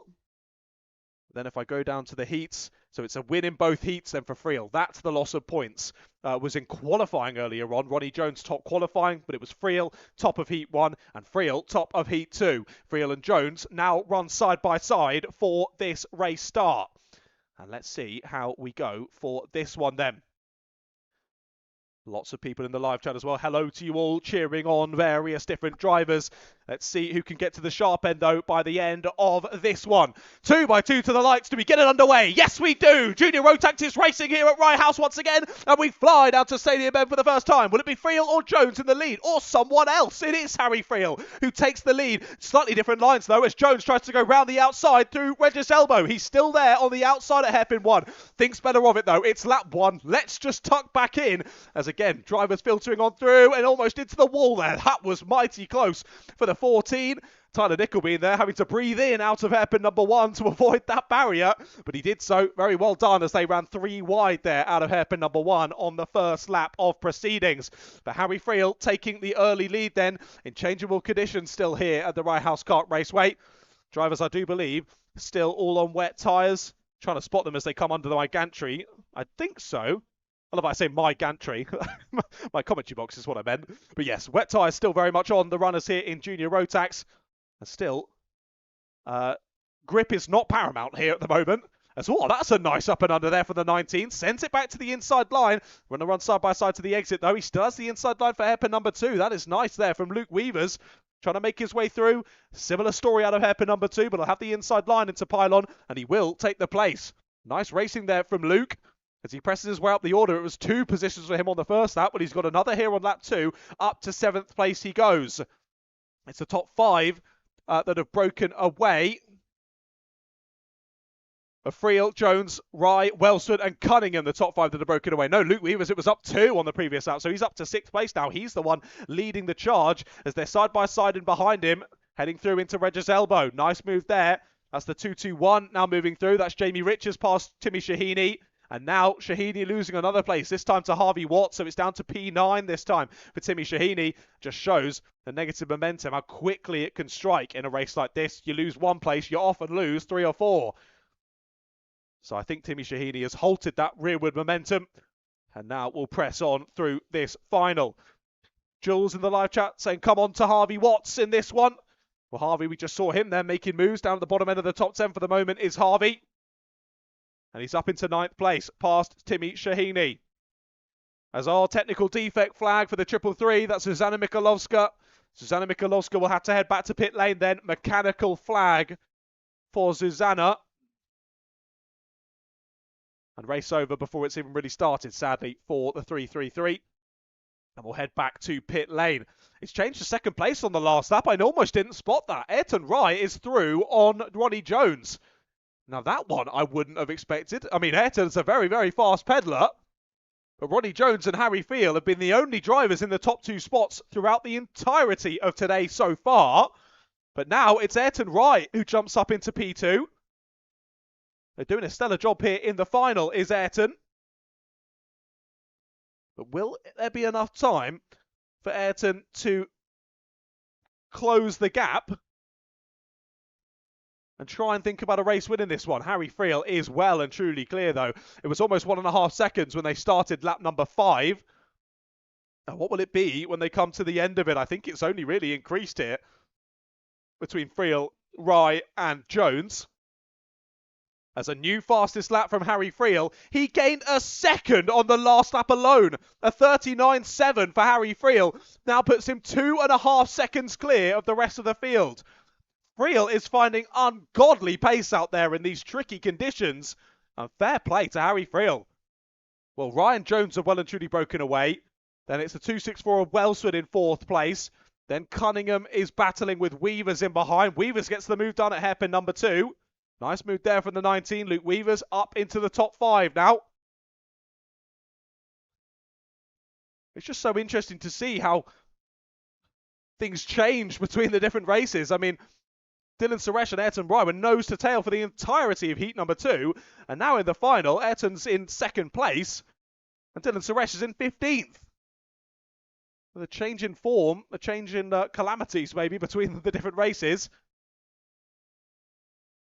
The drivers battling through as well. Contact there through Regis Elbow. That was nearly a big one there between the 14 and the 50. Tyler Nickleby and that must be Lachlan McDougall trading paint. The 507 it was, yes indeed. As they're still trading paint out of hairpin number 2. Finally, the good exit there for Nickleby. leads him to stay ahead in 11th place of Lachlan McDougall. There was some good love for Lachlan McDougall in the live chat earlier as well, so good to see his supporters out in full force, but he has got himself a contact warning for his troubles there on the previous lap. Only 3 minutes now left to go here in this final. Not a huge amount of change in this one. That's just a shame when we move from dry to wets in juniors. Some classes it seems to cause chaos, but we've already got enough chaos in the dry in juniors. We don't need the wets. That just means the pace change. Some drivers are a lot more used to these wet conditions in these karts, and they really soar through to the fore. Other drivers still just finding their feet in changeable conditions here in juniors. As I said earlier, a lot of them are transitioned from other kart classes for this year, and it's conditions like these where that experience really pulls on through. That was an aggressive move there. Back to second place goes Ronnie Jones at Stadium Bend. As I saw them come back into my view, they were taking blows out of each other there, that one. Into the side pod of Ayrton Rye went Ronnie Jones. Leaned on each other a little bit, but either way, Jones made his way through into second place. So a change yet again in the podium positions. But Harry Friel still pressing on in the lead, a 39 dead. New fastest lap of the race. He beats that again, a 38.7 now for Harry Friel. Now 4.5 seconds clear of the battle for second place. Friel is in a league of his own here in the final. Wow. This has been an amazing showing so far in this one. And he's got just over a minute and a half left to hold on to it. This battle's hotting up, though, just behind them. The 264 of Thomas Welsford still heading up this battle for 5th place. As Luke Weavers has gone clear of them now in 4th place. He's having a great final, is Luke Weavers. Really, really impressive final for him. But that has left the rest of them in his dust, battling over 5th.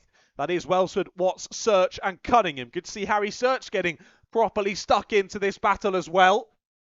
Search well and truly in and amongst the top 10 here and squabbling over a top 5 finish. Well, like I mentioned, Weavers has gone clear, but he's still a few seconds off of the back of Ayrton Rye. And after Ronnie Jones got that move done, he has soared away from Ayrton Rye. I don't know where this pace has come from Ronnie Jones. But either way, like I mentioned, he is pressing on well and truly ahead of the driver now in 3rd place. That's a nice up and under on the exit of hairpin number 2. Harvey Watts gets through into 5th place. After only a couple of moments ago being under pressure from Harry Search in behind. The differing lines here in changeable conditions offers up interesting racing for us to enjoy. But we're ticking down to session over here in Junior Rotax. Only 20 seconds left to go on the timing screens. It'll be close here as to whether it's one more or two more. With Harry Friel so far ahead here, this is going to be right on the bubble here as to whether we do get one or two more laps. Around the final corner comes your race leader. We're ticking down 2, 1. It is final lap. Just, that was milliseconds in it, but Friel starts the last lap of the race. With Friel, Jones, Rye and Weavers all pretty much on their own now in the top 4. I think the same can be said now for Harvey Watts. He's gone clear now of Thomas Welsford. But this is the final lap then for Harry Search to try and find a way through into P6 in this race. They'll continue on out of Stadium Bend. And Harry Search is through. Search is through at Stadium. Nice move from him. And now the 42 of Vinnie Cunningham will follow him through as well. Good racing between those two. But here comes Harry Friel. Take a bow, Harry Friel. What a race. What a day from Harry Friel. He wins in the final in Junior Rotax. Celebrates across the line as he should. What an amazing day from Harry Friel. And that final was the cherry on the cake for the 284. He celebrates throughout this lap. And like I say, as he well should. Fantastic showing from him today. He's going to be going home with a big smile on his face. Ronnie Jones has to settle for second this time. But either way, battled really nicely and did find a way back through on Ayrton Rye with a few laps to go. And Luke Weavers, great race there in the final from Luke Weavers. Whereabouts did he start on the grid? That's a great question. 12th place. 12th on the grid for Luke Weavers to a 4th place finish. Very impressive. Harvey Watts rounded out the top 5. He just about managed to stay there in 5th, with Harry Search in 6th, Thomas Welsford 7th, Vinnie Cunningham 8th, then Tigran Gregorian and Tyler Nickelbean rounding out the top 10. They were followed across the line by Lachlan McDougall, then Edward Jones, Tudor Gianta, Jamie Riches, Timmy Shahini, Ronnie Chapman and Declan Pires, the last year finishes in that one. We did lose Dylan Suresh there, I think, on the final lap. And of course, Zuzana Mikolovska came in for that mechanical flag earlier on in the race. Well, a slightly subdued Junior Rotax final there, comparatively to what we've seen prior, but understandably in these tricky conditions, those gaps always open up a little bit more easily in these kind of conditions, and understandably so. But either way, a great win by over 4 seconds then for Harry Friel, and a fastest lap to boot as well. Right then, 2 more finals still left to come, ladies and gentlemen. It is, of course, our senior Rotax drivers who will head out on circuit in a second for their final. 2 more finals left to go to finish off the day here at round 2 of the Rye House Kart Club.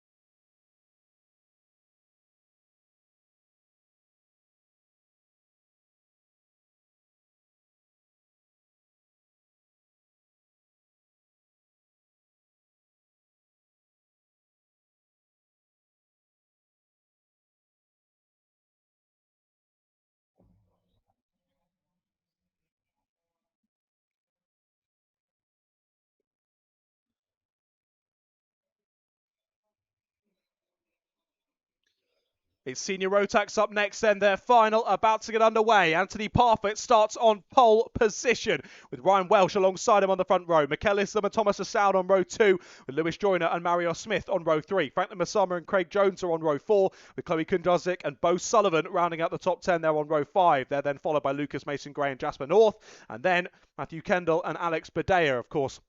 Don't think Matthew will be out in this one. Again, thoughts are with him after that big incident earlier on. But we look on towards the final then. As you can see on the camera on the live stream, light beginning to dwindle here at the Rye House Kart Raceway, but we still got 2 finals to get under our belt. Anthony Parfitt and Ryan Welsh do not lead us to a start because it's a chevron flag on the gantry. We will be going round again for another warm-up lap. A few more moments for drivers to try and get some heat into those wet tyres. As actually I'm going to try and look and see. Yeah, those are still wet tyres, I think. I'm struggling to see now. Loss of light and my lack of eyesight does not add up for good kart spotting. I think they are still all on wets. I really don't know. I'm not even going to speculate because I can't tell. But anyway, pressing on then.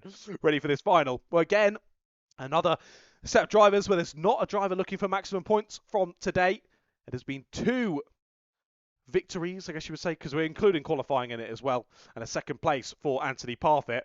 He starts, of course, from pole position, but Welsh, Islam, right behind him, those 3 have been scrappy throughout the day, and don't count out the likes of Assaud, Joyner, Smith, Wasama. They've all been in and involved and amongst it as well throughout today.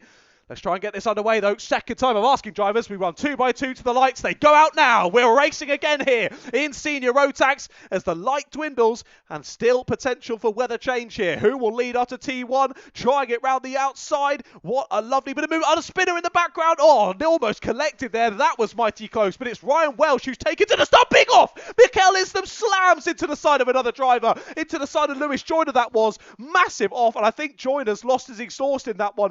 Islam furious there down on the exit of hairpin number 1. Clearly feels like he was pushed into that one. I think that's a fair assumption. I didn't quite see how that all started. All I saw was Mikel Islam arriving on the apex a good 10 miles an hour faster than he would have been hoping to. He's got a destroyed right side pod, but he's going to carry on nonetheless. Yeah, Lewis Joyner's exhaust is gone. It'll be a mechanical flag for Lewis Joyner there. What a shame for him in the opening part of this race. A chaotic first lap then in the Senior Rotax final. But it is Ryan Welsh who leads us through onto lap number 2 then, ahead of Anthony Parfitt. And now it's Franklin Masama in 3rd place. He's under pressure from Mario Smith at the moment, and Bo Sullivan in amongst it as well.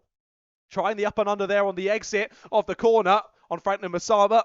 Can't put alongside though, has to settle back into 5th place for now anyway. But all of that chaos in behind from about 3rd place has been perfect for Ryan Welsh and Anthony Parfitt. Welsh is 2 seconds clear at the sharp end of the field, and Parfitt is a further 2 seconds clear of now Mario Smith in 3rd place. So Smith has gotten through there at the end of that lap. They continue to battle through to the exit though, as they press on through this lap. So yeah, 73 then through. There goes Sullivan now down the inside of Osama as well. So Smith into 3rd. Wasama's still fighting this one in 4th place. But Bo Sullivan covers off the up and under and holds on to P4 then. But they have lost a lot of time in that battle there. From now, 3rd place of Mario Smith. Could Mario Smith potentially challenge here? He's fired off after making up those positions. What was that previous lap for Mario Smith? Yeah, it's a 38.7 for Mario Smith. Wow, what a start in fresh air for Mario Smith. What can he do for the rest of this final? We've still got 5.5 minutes of this final to go. Plenty of opportunities for things to change as there's a move down the inside with Sama, I think, continuing to drop back, sadly for him. This time it's Craig Jones who finds a way through into the top 5.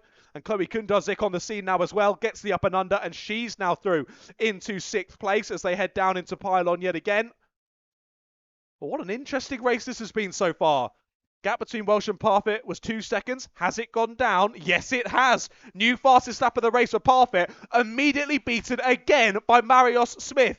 1.4 seconds now between Welsh and Parfitt, and then a further 1.4 back to Marios Smith. The top 3 are closing back up, ladies and gentlemen.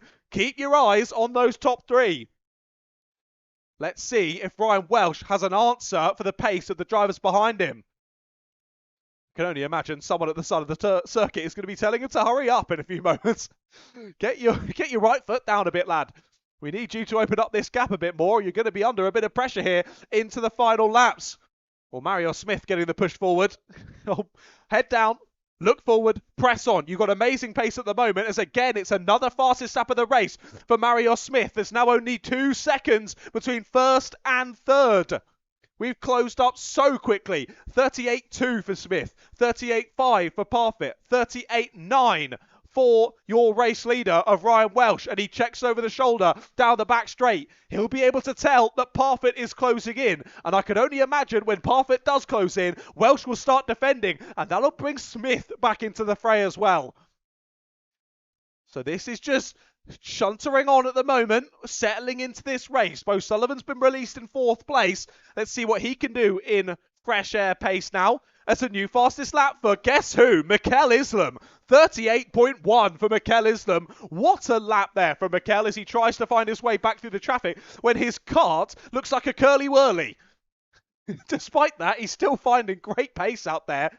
And now trying to find his way through on that's Chloe Kundarzik and Craig Jones it is, the 2 drivers ahead. Kundarzik trying to make her own moves as well. Down through into pylon, but here we go then. Leaders have already closed up, and now Ryan Welsh is under a lot of pressure as we head through onto lap number 8 of this race. Right then, I'm interested in the other battles, but I have to keep my eyes on these 3 as they have closed up. We are nose to tail now in our top 3. Will there be a defensive from Welsh? There isn't, but Parfitt doesn't go for it this time. Thinks better of it and stays there. Well, if this kicks off in the battle for the lead, it will only be a matter of time until Bo Sullivan's on the scene as well, I'm sure. We're almost 3 wide on the corner exit, guys. Whoa, we've just about made it through there. Wow, that was mighty, mighty close here. I think there's a few hearts in mouth in the pit lane at the moment as this starts to kick off. As Parfitt nibbling at the rear bumper there of Ryan Welsh. Good exit there for Mario Smith as he pulls alongside. Will he get the overlap into Stadium? I don't think he's quite got it. I think they'll slot back in as they were. They do as they head through into Reggie's elbow once more. Still 2.5 minutes on the clock. Could this be it for Parfitt? He goes straight up the inside. Doors closed. They might make a bit of contact. Good room given there from Welsh. And now that's Smith through as well. Welsh is going to make contact with him though. It's hairpin number 2. Oh, that door was always going to close, Ryan. That was a little bit of a do or die last grab there for Ryan as he tried to get back involved with the battle. But no, drops back into 3rd then. And let's see how this one plays out now. I thought there might be a bit of more aggressive defending here from Ryan in that opening part of the skirmish. He slaps the wheel in frustration there as he heads on to a new lap. But let's see if now Parfitt and Smith lock horns. Now, Parfitt has won many, many races in his time here at the Rye House Kart Club, but I want to say this could be Mario Smith's first ever, and he does that move like it was the easiest thing in the world. What a beautiful up and under there from Mario Smith, and he takes the race lead on lap number 10. What a performance so far in this one from Mario Smith. I do believe...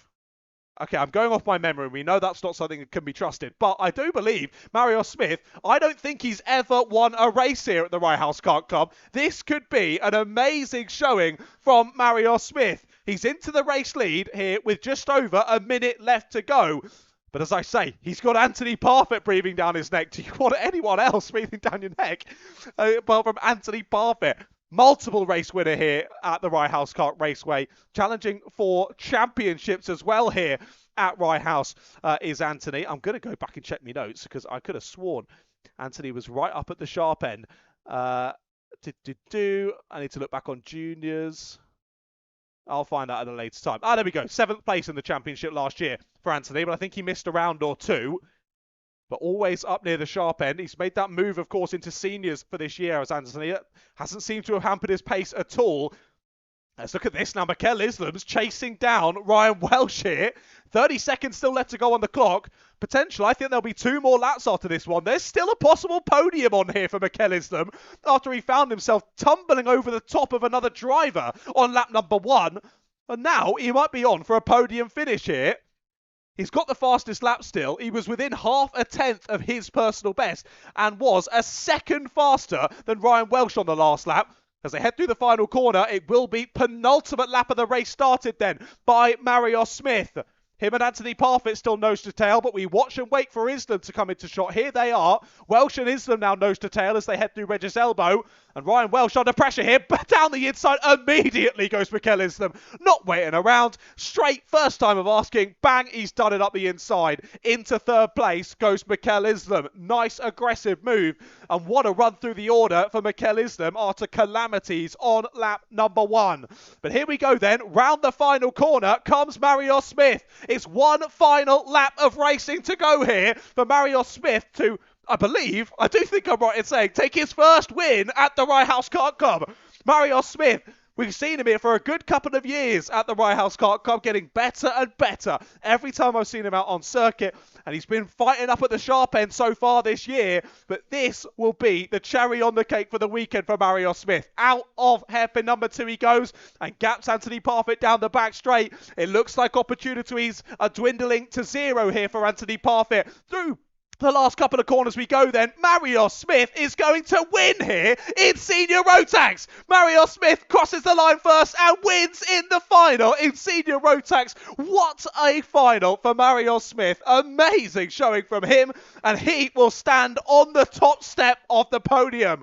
Well done to Marios. Amazing race from him, and gets a spud there from Anthony Parfitt. A well done spud. That's respect there between the 2 drivers. Parfitt, a very accomplished quick racer, and couldn't do anything there to challenge Mario Smith over the last few laps. What a run through the pack there from Mikel Islam. A last to first challenge from getting spun off on the first lap there at hairpin number 1. Gets back to P3, and a shame there for Ryan Welsh. I think he's going to be frustrated with that one, but still some good points on the board there for 4th place, but missing out on the podium in a final that he was leading for most of it. Bo Sullivan rounds out the top 5. Good final there from Chloe Kundarzik, finishing in P6, followed by Craig Jones, Thomas Assaud, Franklin Masama, Jasper North, Alex Badea, Lucas Mason-Gray, and of course we lost Lewis Joyner after that first lap crash. That knocked his exhaust off, and of course mechanical flag after that one had to peel back into pit lane. What an exciting final there in Senior Rotax, and a big well done to your race victor of Mario Smith. But immediately we turn our attention on then to the 177s. There's only one more final left to go here at round number 2 of the Rye House Kart Club in 2026. And it is our 177s getting ready to go in pit lane. I think there's a few little last-minute changes here for some of the drivers as they fiddle with setups and tyres and whatnot. But they're about ready to get going then as we clear the rest of the circuit. The last final of the day is about to get underway.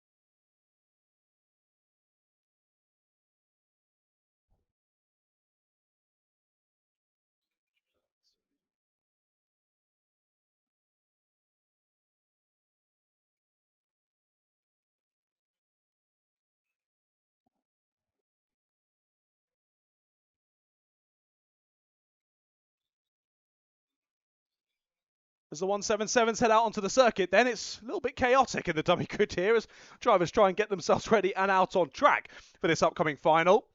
Let's run you through the grid, as I think we're definitely going to be going round again here. There's a lot of stragglers round the back as the leaders head round to the final couple of corners. It's Bill Bowyer on pole position. Another driver looking to finish off a perfect day here at the Rye House Kart Raceway. 150 from a possible 150 points so far for Bill.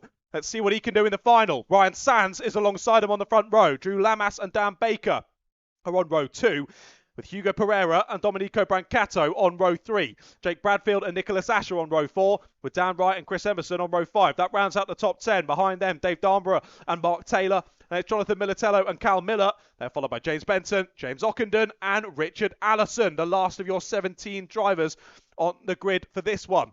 Sadly, at the moment, it's not looking like Cal Miller is going to make it to the start. He's still there in the dummy grid area. And he's quickly trying to get his gloves on. Best thing for him here, I think, is going to be a pit lane start. Or will they allow him out of the pits now? I'm not sure if they will just press on or whether they'll hold him for the race start here.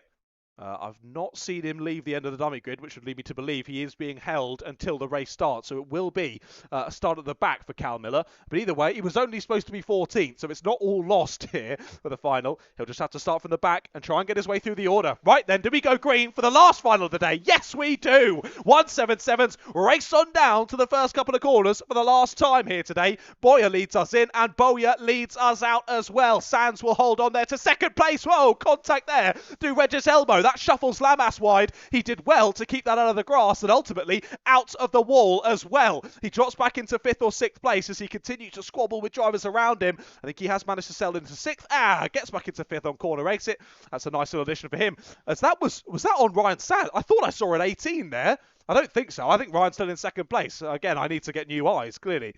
I don't know who that was then he got back past.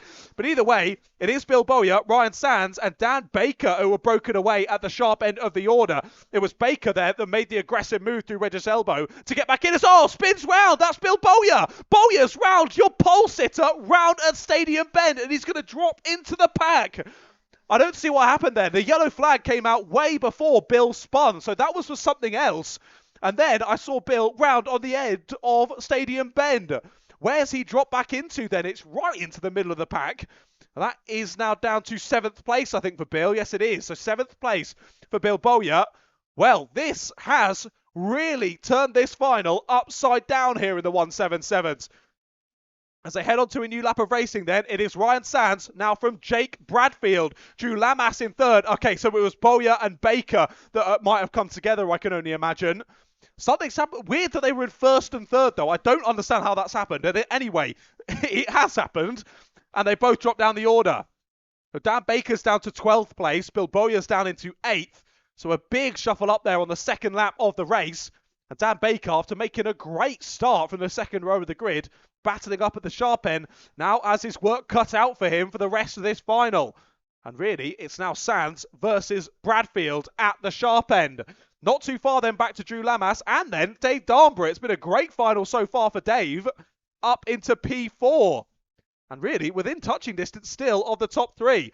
Ockenden's made move on the last lap. That's James Ockenden through to 6th place. Bill Bowyer is back up to 7th. Hugo Pereira lost out on that lap down to 8th. Dan Baker is back into 9th place. And it's Nicholas Ash who currently rounds out the top 10. So it's Ockenden. It's through on Dan Wright now. So that's another change that's just happened. So Ockenden is up into the top 5 now. Dan Wright shuffles down to 6th place. And now he's got his mirrors full of your pole sitter, Bill Bowyer. Well, I thought maybe I'd be able to have a nice little relax for this last final of the day. Well, that's not true, is it? Bowyer's up and under out the final corner. He's pulled alongside there of Dan Wright as they went onto the gantry. There was 5 thousandths in it between the two of them, but Bowyer had the inside line and Bowyer has the place. So he moves up into 6th position now, does Bill. But he's still got some work to do to get back to the positions he was in earlier on in this race. Bit of a wide moment there out of Regis' elbow for the 222 of Nicholas Ash. Held onto it well, though. Stays on the back of Hugo Pereira for now. At the bottom end of the top 10, that is. But onto a new lap go your race leaders. Gap's opened up. It's doubled, actually, on that last lap. From half a second to a second. as it is opening up massively now. Look at that. The 18 of Ryan Sands pressing well and truly clear. Was that a mistake for Jake Bradfield to have lost that much time? Only half a lap ago, he was on the back of your race leader, and now he is way, way behind. And Drew Lamas is closing up to his rear bumper. So Bradfield dropping backwards here in the final. And Bradfield, yeah, now under a lot of pressure from Drew Lamas. So how quickly the pendulum swings back the other way, and Lamas trying to make the move out the final corner. What was the lap time? It was still only a 39.5 for Bradfield. It wasn't particularly slow, but he has been overtaken there. Down through Stadium and into Regis Elbow they go. That's Drew Lamas, your leader in the Masters, now into second place overall. Impressive move still being made then. There's Lamas into P2 then. Bradford down to P3. Ockenden's there in fourth. So Ockenden through on Dave Darnborough now, and Darnborough under pressure from your pole sitter of Bill Bowyer. Bowyer all behind him, all over the rear axle there through Complex Nouvelle. Couldn't quite find a way through. But Ockenden is on a charge in this race at the moment. It's James Ockenden. He's gone into fourth and now finds himself about 2 seconds off the back of Jake Bradfield. Well, Drew Lamas has taken nearly a second gap ahead of Jake Bradfield on that last lap. Well, I don't know what's happened to Jake Bradfield's pace. As the leader now, Drew Sands, gets into the 37.7s, 37.8 for James Ockenden, but it's a 39.4 for Bradfield. So maybe it's just a setup thing for the conditions. I'm not quite sure, because we know that Jake Bradfield can win races here at Rye House. So it's an odd thing to see him dropping back quite so consistently as well. Struggling for pace, as now gets overtaken out the final corner by James Ockenden. So Ockenden up into the top 3 after watching one of the races from the sidelines with his kart giving up the ghost before we even went to green flags. I think if you had told him that he would be in the podium positions in the final, he'd be pretty happy with that. It's been a great final so far for James Ockenden. Whereabouts did he even start in this race? He was in 16th place. On the back row of the grid was James Ockenden. There's still over 2 minutes left to go in this race, and he's up to the top 3. Mightily, mightily impressive. And there's a potential for second place still here in this one. Bradfield's now lost out to Bill Bowyer as well, I think. Yep, there we go. Changes on your live timing as well. Bowyer into 4th place, then Bradfield dropping down into 5th. And there's a change to 2nd. It's already happened. Already, James Ockenden is past Drew Lamas. Amazing pace in this final from James Ockenden. This has been mightily, mightily impressive. And now takes second place for himself.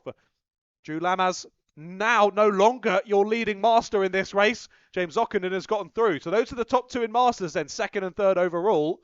But it is still Ryan Sands for RB Motorsport leading the way in this one. It has been an RB Motorsport 1 and 2 in both of the heats. But with Bowyer dropping down in this final, it's now an RB Motorsport 1 and 4 for those two. But can Ryan Sands hold on to take the win in this final? It's looking good. But he is having to get through a couple of back markers, to be fair. I think, he has already done that, to be fair. It is looking nice for him out front. He's still got a sizable lead of 6 seconds here as we go through into the final minutes of racing action here for round number 2 of the Rye House Kart Club. It is Ryan Sands who is leading the championship going into today's racing. And with his performances so far today, particularly this win in the final, this will help him to extend that gap at the sharp end of the championship. It was Drew Lamas 2nd, Bill Bowyer 3rd in the championship going into today's action. It's going to be those 3 still in the top 3, I think, but a little bit reshuffled after what has happened on circuit here today. Time continuing to tick down then. Your race leader about to come through to start a new lap of this race. So this will be onto the penultimate lap of the 177 final here. And we are almost at 800 views on the live stream as well. Amazing to see so many of you joining the live stream for today's racing event. Really appreciate you dropping in and saying hello, cheering on your favourite drivers. Always lovely to see the camaraderie amongst the RHKC paddock. Because, oh no, is that James Ockenden? James Ockenden's off. And James Ockenden is out of the race. Calamities here. Yellow flag through Stadium Bend. I look up and it's Ockenden going slowly. Well, as quickly as I sing his praises, he undoes all of that hard work. I didn't see how it happened, whether it was on his own or whether it was getting collected in with another driver. He's dropping down the order. But here comes your race leader then, around the last couple of corners. Ryan Sands, what a race so far in this one for him, as he leads us through onto the final lap of this race. It's still clearly challenging with the conditions out there. Slipping and sliding around this final lap is the 18 of Ryan Sands. But Sands leads us through onto the final lap then. Drew Lamas second, Bill Bowyer now in third. As there you go, Ockenden's parked it up in the barrier at the final corner. He tried to continue one round, but couldn't do so. Made it past the pit entry and then parked it in the barriers there at the final corner. Less than ideal. But here comes your race leader then. Ryan Sands comes round the final corner. It'll be a win in the final for Ryan Sands, and he extends his championship lead in the 177s. Great victory there for Ryan. Second place comes across the line now of Drew Lamas. Wins by 7.5 seconds does Ryan Sands. And Bill Bowyer, after that lap one, back to third place. Very impressive there for Bowyer. But 10 seconds off of the race leader by the checkered flag. Fastest lap does go to Bill Bowyer though. Impressive race for him after those issues earlier on. So Sands from Lamas from Bowyer, your top three. And we are changing in the order in behind as well. Jake Bradfield finishes fourth. Dan Wright gets through into fifth there on the final lap, I think that was. Or maybe my timing was mistaken, because he ended up 6 seconds ahead of the following two. So no idea what my timing was doing there. Anyway, James Benton was sixth. Dan Baker 7th, Hugo Pereira 8th, Nicholas Ash 9th, Chris Everson 10th, Mark Taylor 11th, Jonathan Militello in 12th, James Ockenden DNF there on the penultimate lap of the race. Dave Darnborough we lost in that one as well. I missed that. What a shame for Dave. Was almost on for a podium position at one point there, not finishing the race, and the same can be said as well for Domenico Brancato. A shame, 3 drivers there not making it to the checkered flag. And just as we do that, I think we could see why drivers were struggling for grip out there in that final race, as precipitation gets heavier here at the Rye House Kart Raceway. But not to worry, because racing is all over and done with then for round 2 of the Rye House Kart Club. What a day of racing we've had here today. It has been mightily exciting, and it's always a pleasure to be up here in the commentary box guiding you through all of the action. And appreciate you dealing with my dulcet tones over the airwaves throughout today. A big thank you to all of us for joining us here at the Rye House Kart Raceway for round 2 of the Rye House Kart Club in 2026. And a big thank you especially to all of the mums who have joined us here today for round number 2 on Mother's Day. A big happy Mother's Day to all the mums out there, whether you're listening here at the circuit or on the live stream at home. A big thank you for joining us and getting involved with the action here today. Of course, a massive thank you to everyone who joined us on the YouTube live stream. Don't forget, for the rounds future in this season, make sure you head over to the Rye House YouTube channel. There should hopefully be a live stream for every round this year, so make sure you keep up to date with that and send out the link to anyone who wants to give it a listen. And of course, if you were racing today and you think, what was that idiot John shouting about me in the comms box during my race? Well, you can go back and listen at your leisure. It will be there available to view whenever you're ready to do so. But again, big thank you to everyone, whether you were racing here today, supporting, whether you're behind the scenes. Of course, a big thank you to all the medical staff. We never like to see them out on circuit, but we had to today, and they jumped straight into action. A big thank you to all of them. A big thank you to all the staff here at Rye House who make racing possible and go out there even when the conditions aren't so nice to make sure that racing action is possible here at Rye House. A big thank you to everyone behind the scenes, and a big thank you to Rye House in general for having me back yet again to be Mr. Shouty Man here in the comms box. It's been an honour to guide you through all the action here today from round 2 of the Rye House Kart Club. Go and drop me a follow at Ratters Media on Instagram is where you want to go, at Ratters Media. If you want to drop me a follow, I'd really appreciate it. But otherwise, I will see you very soon for more racing. Of course, round 3 next month. I sadly won't be able to join you for that one. It'll be Joseph Black guiding you through the action on the 19th of April, but I'll be back for round 4 on the 17th of May. I wish you all the best of luck at round 3. I look forward to joining you again at round 4 in a couple of months' time. I'll see you all over in the main clubhouse building in about 15 or 20 minutes or so time for your podium presentations. But otherwise, have a lovely rest of your evening, and we'll see you back at Rye House again very soon.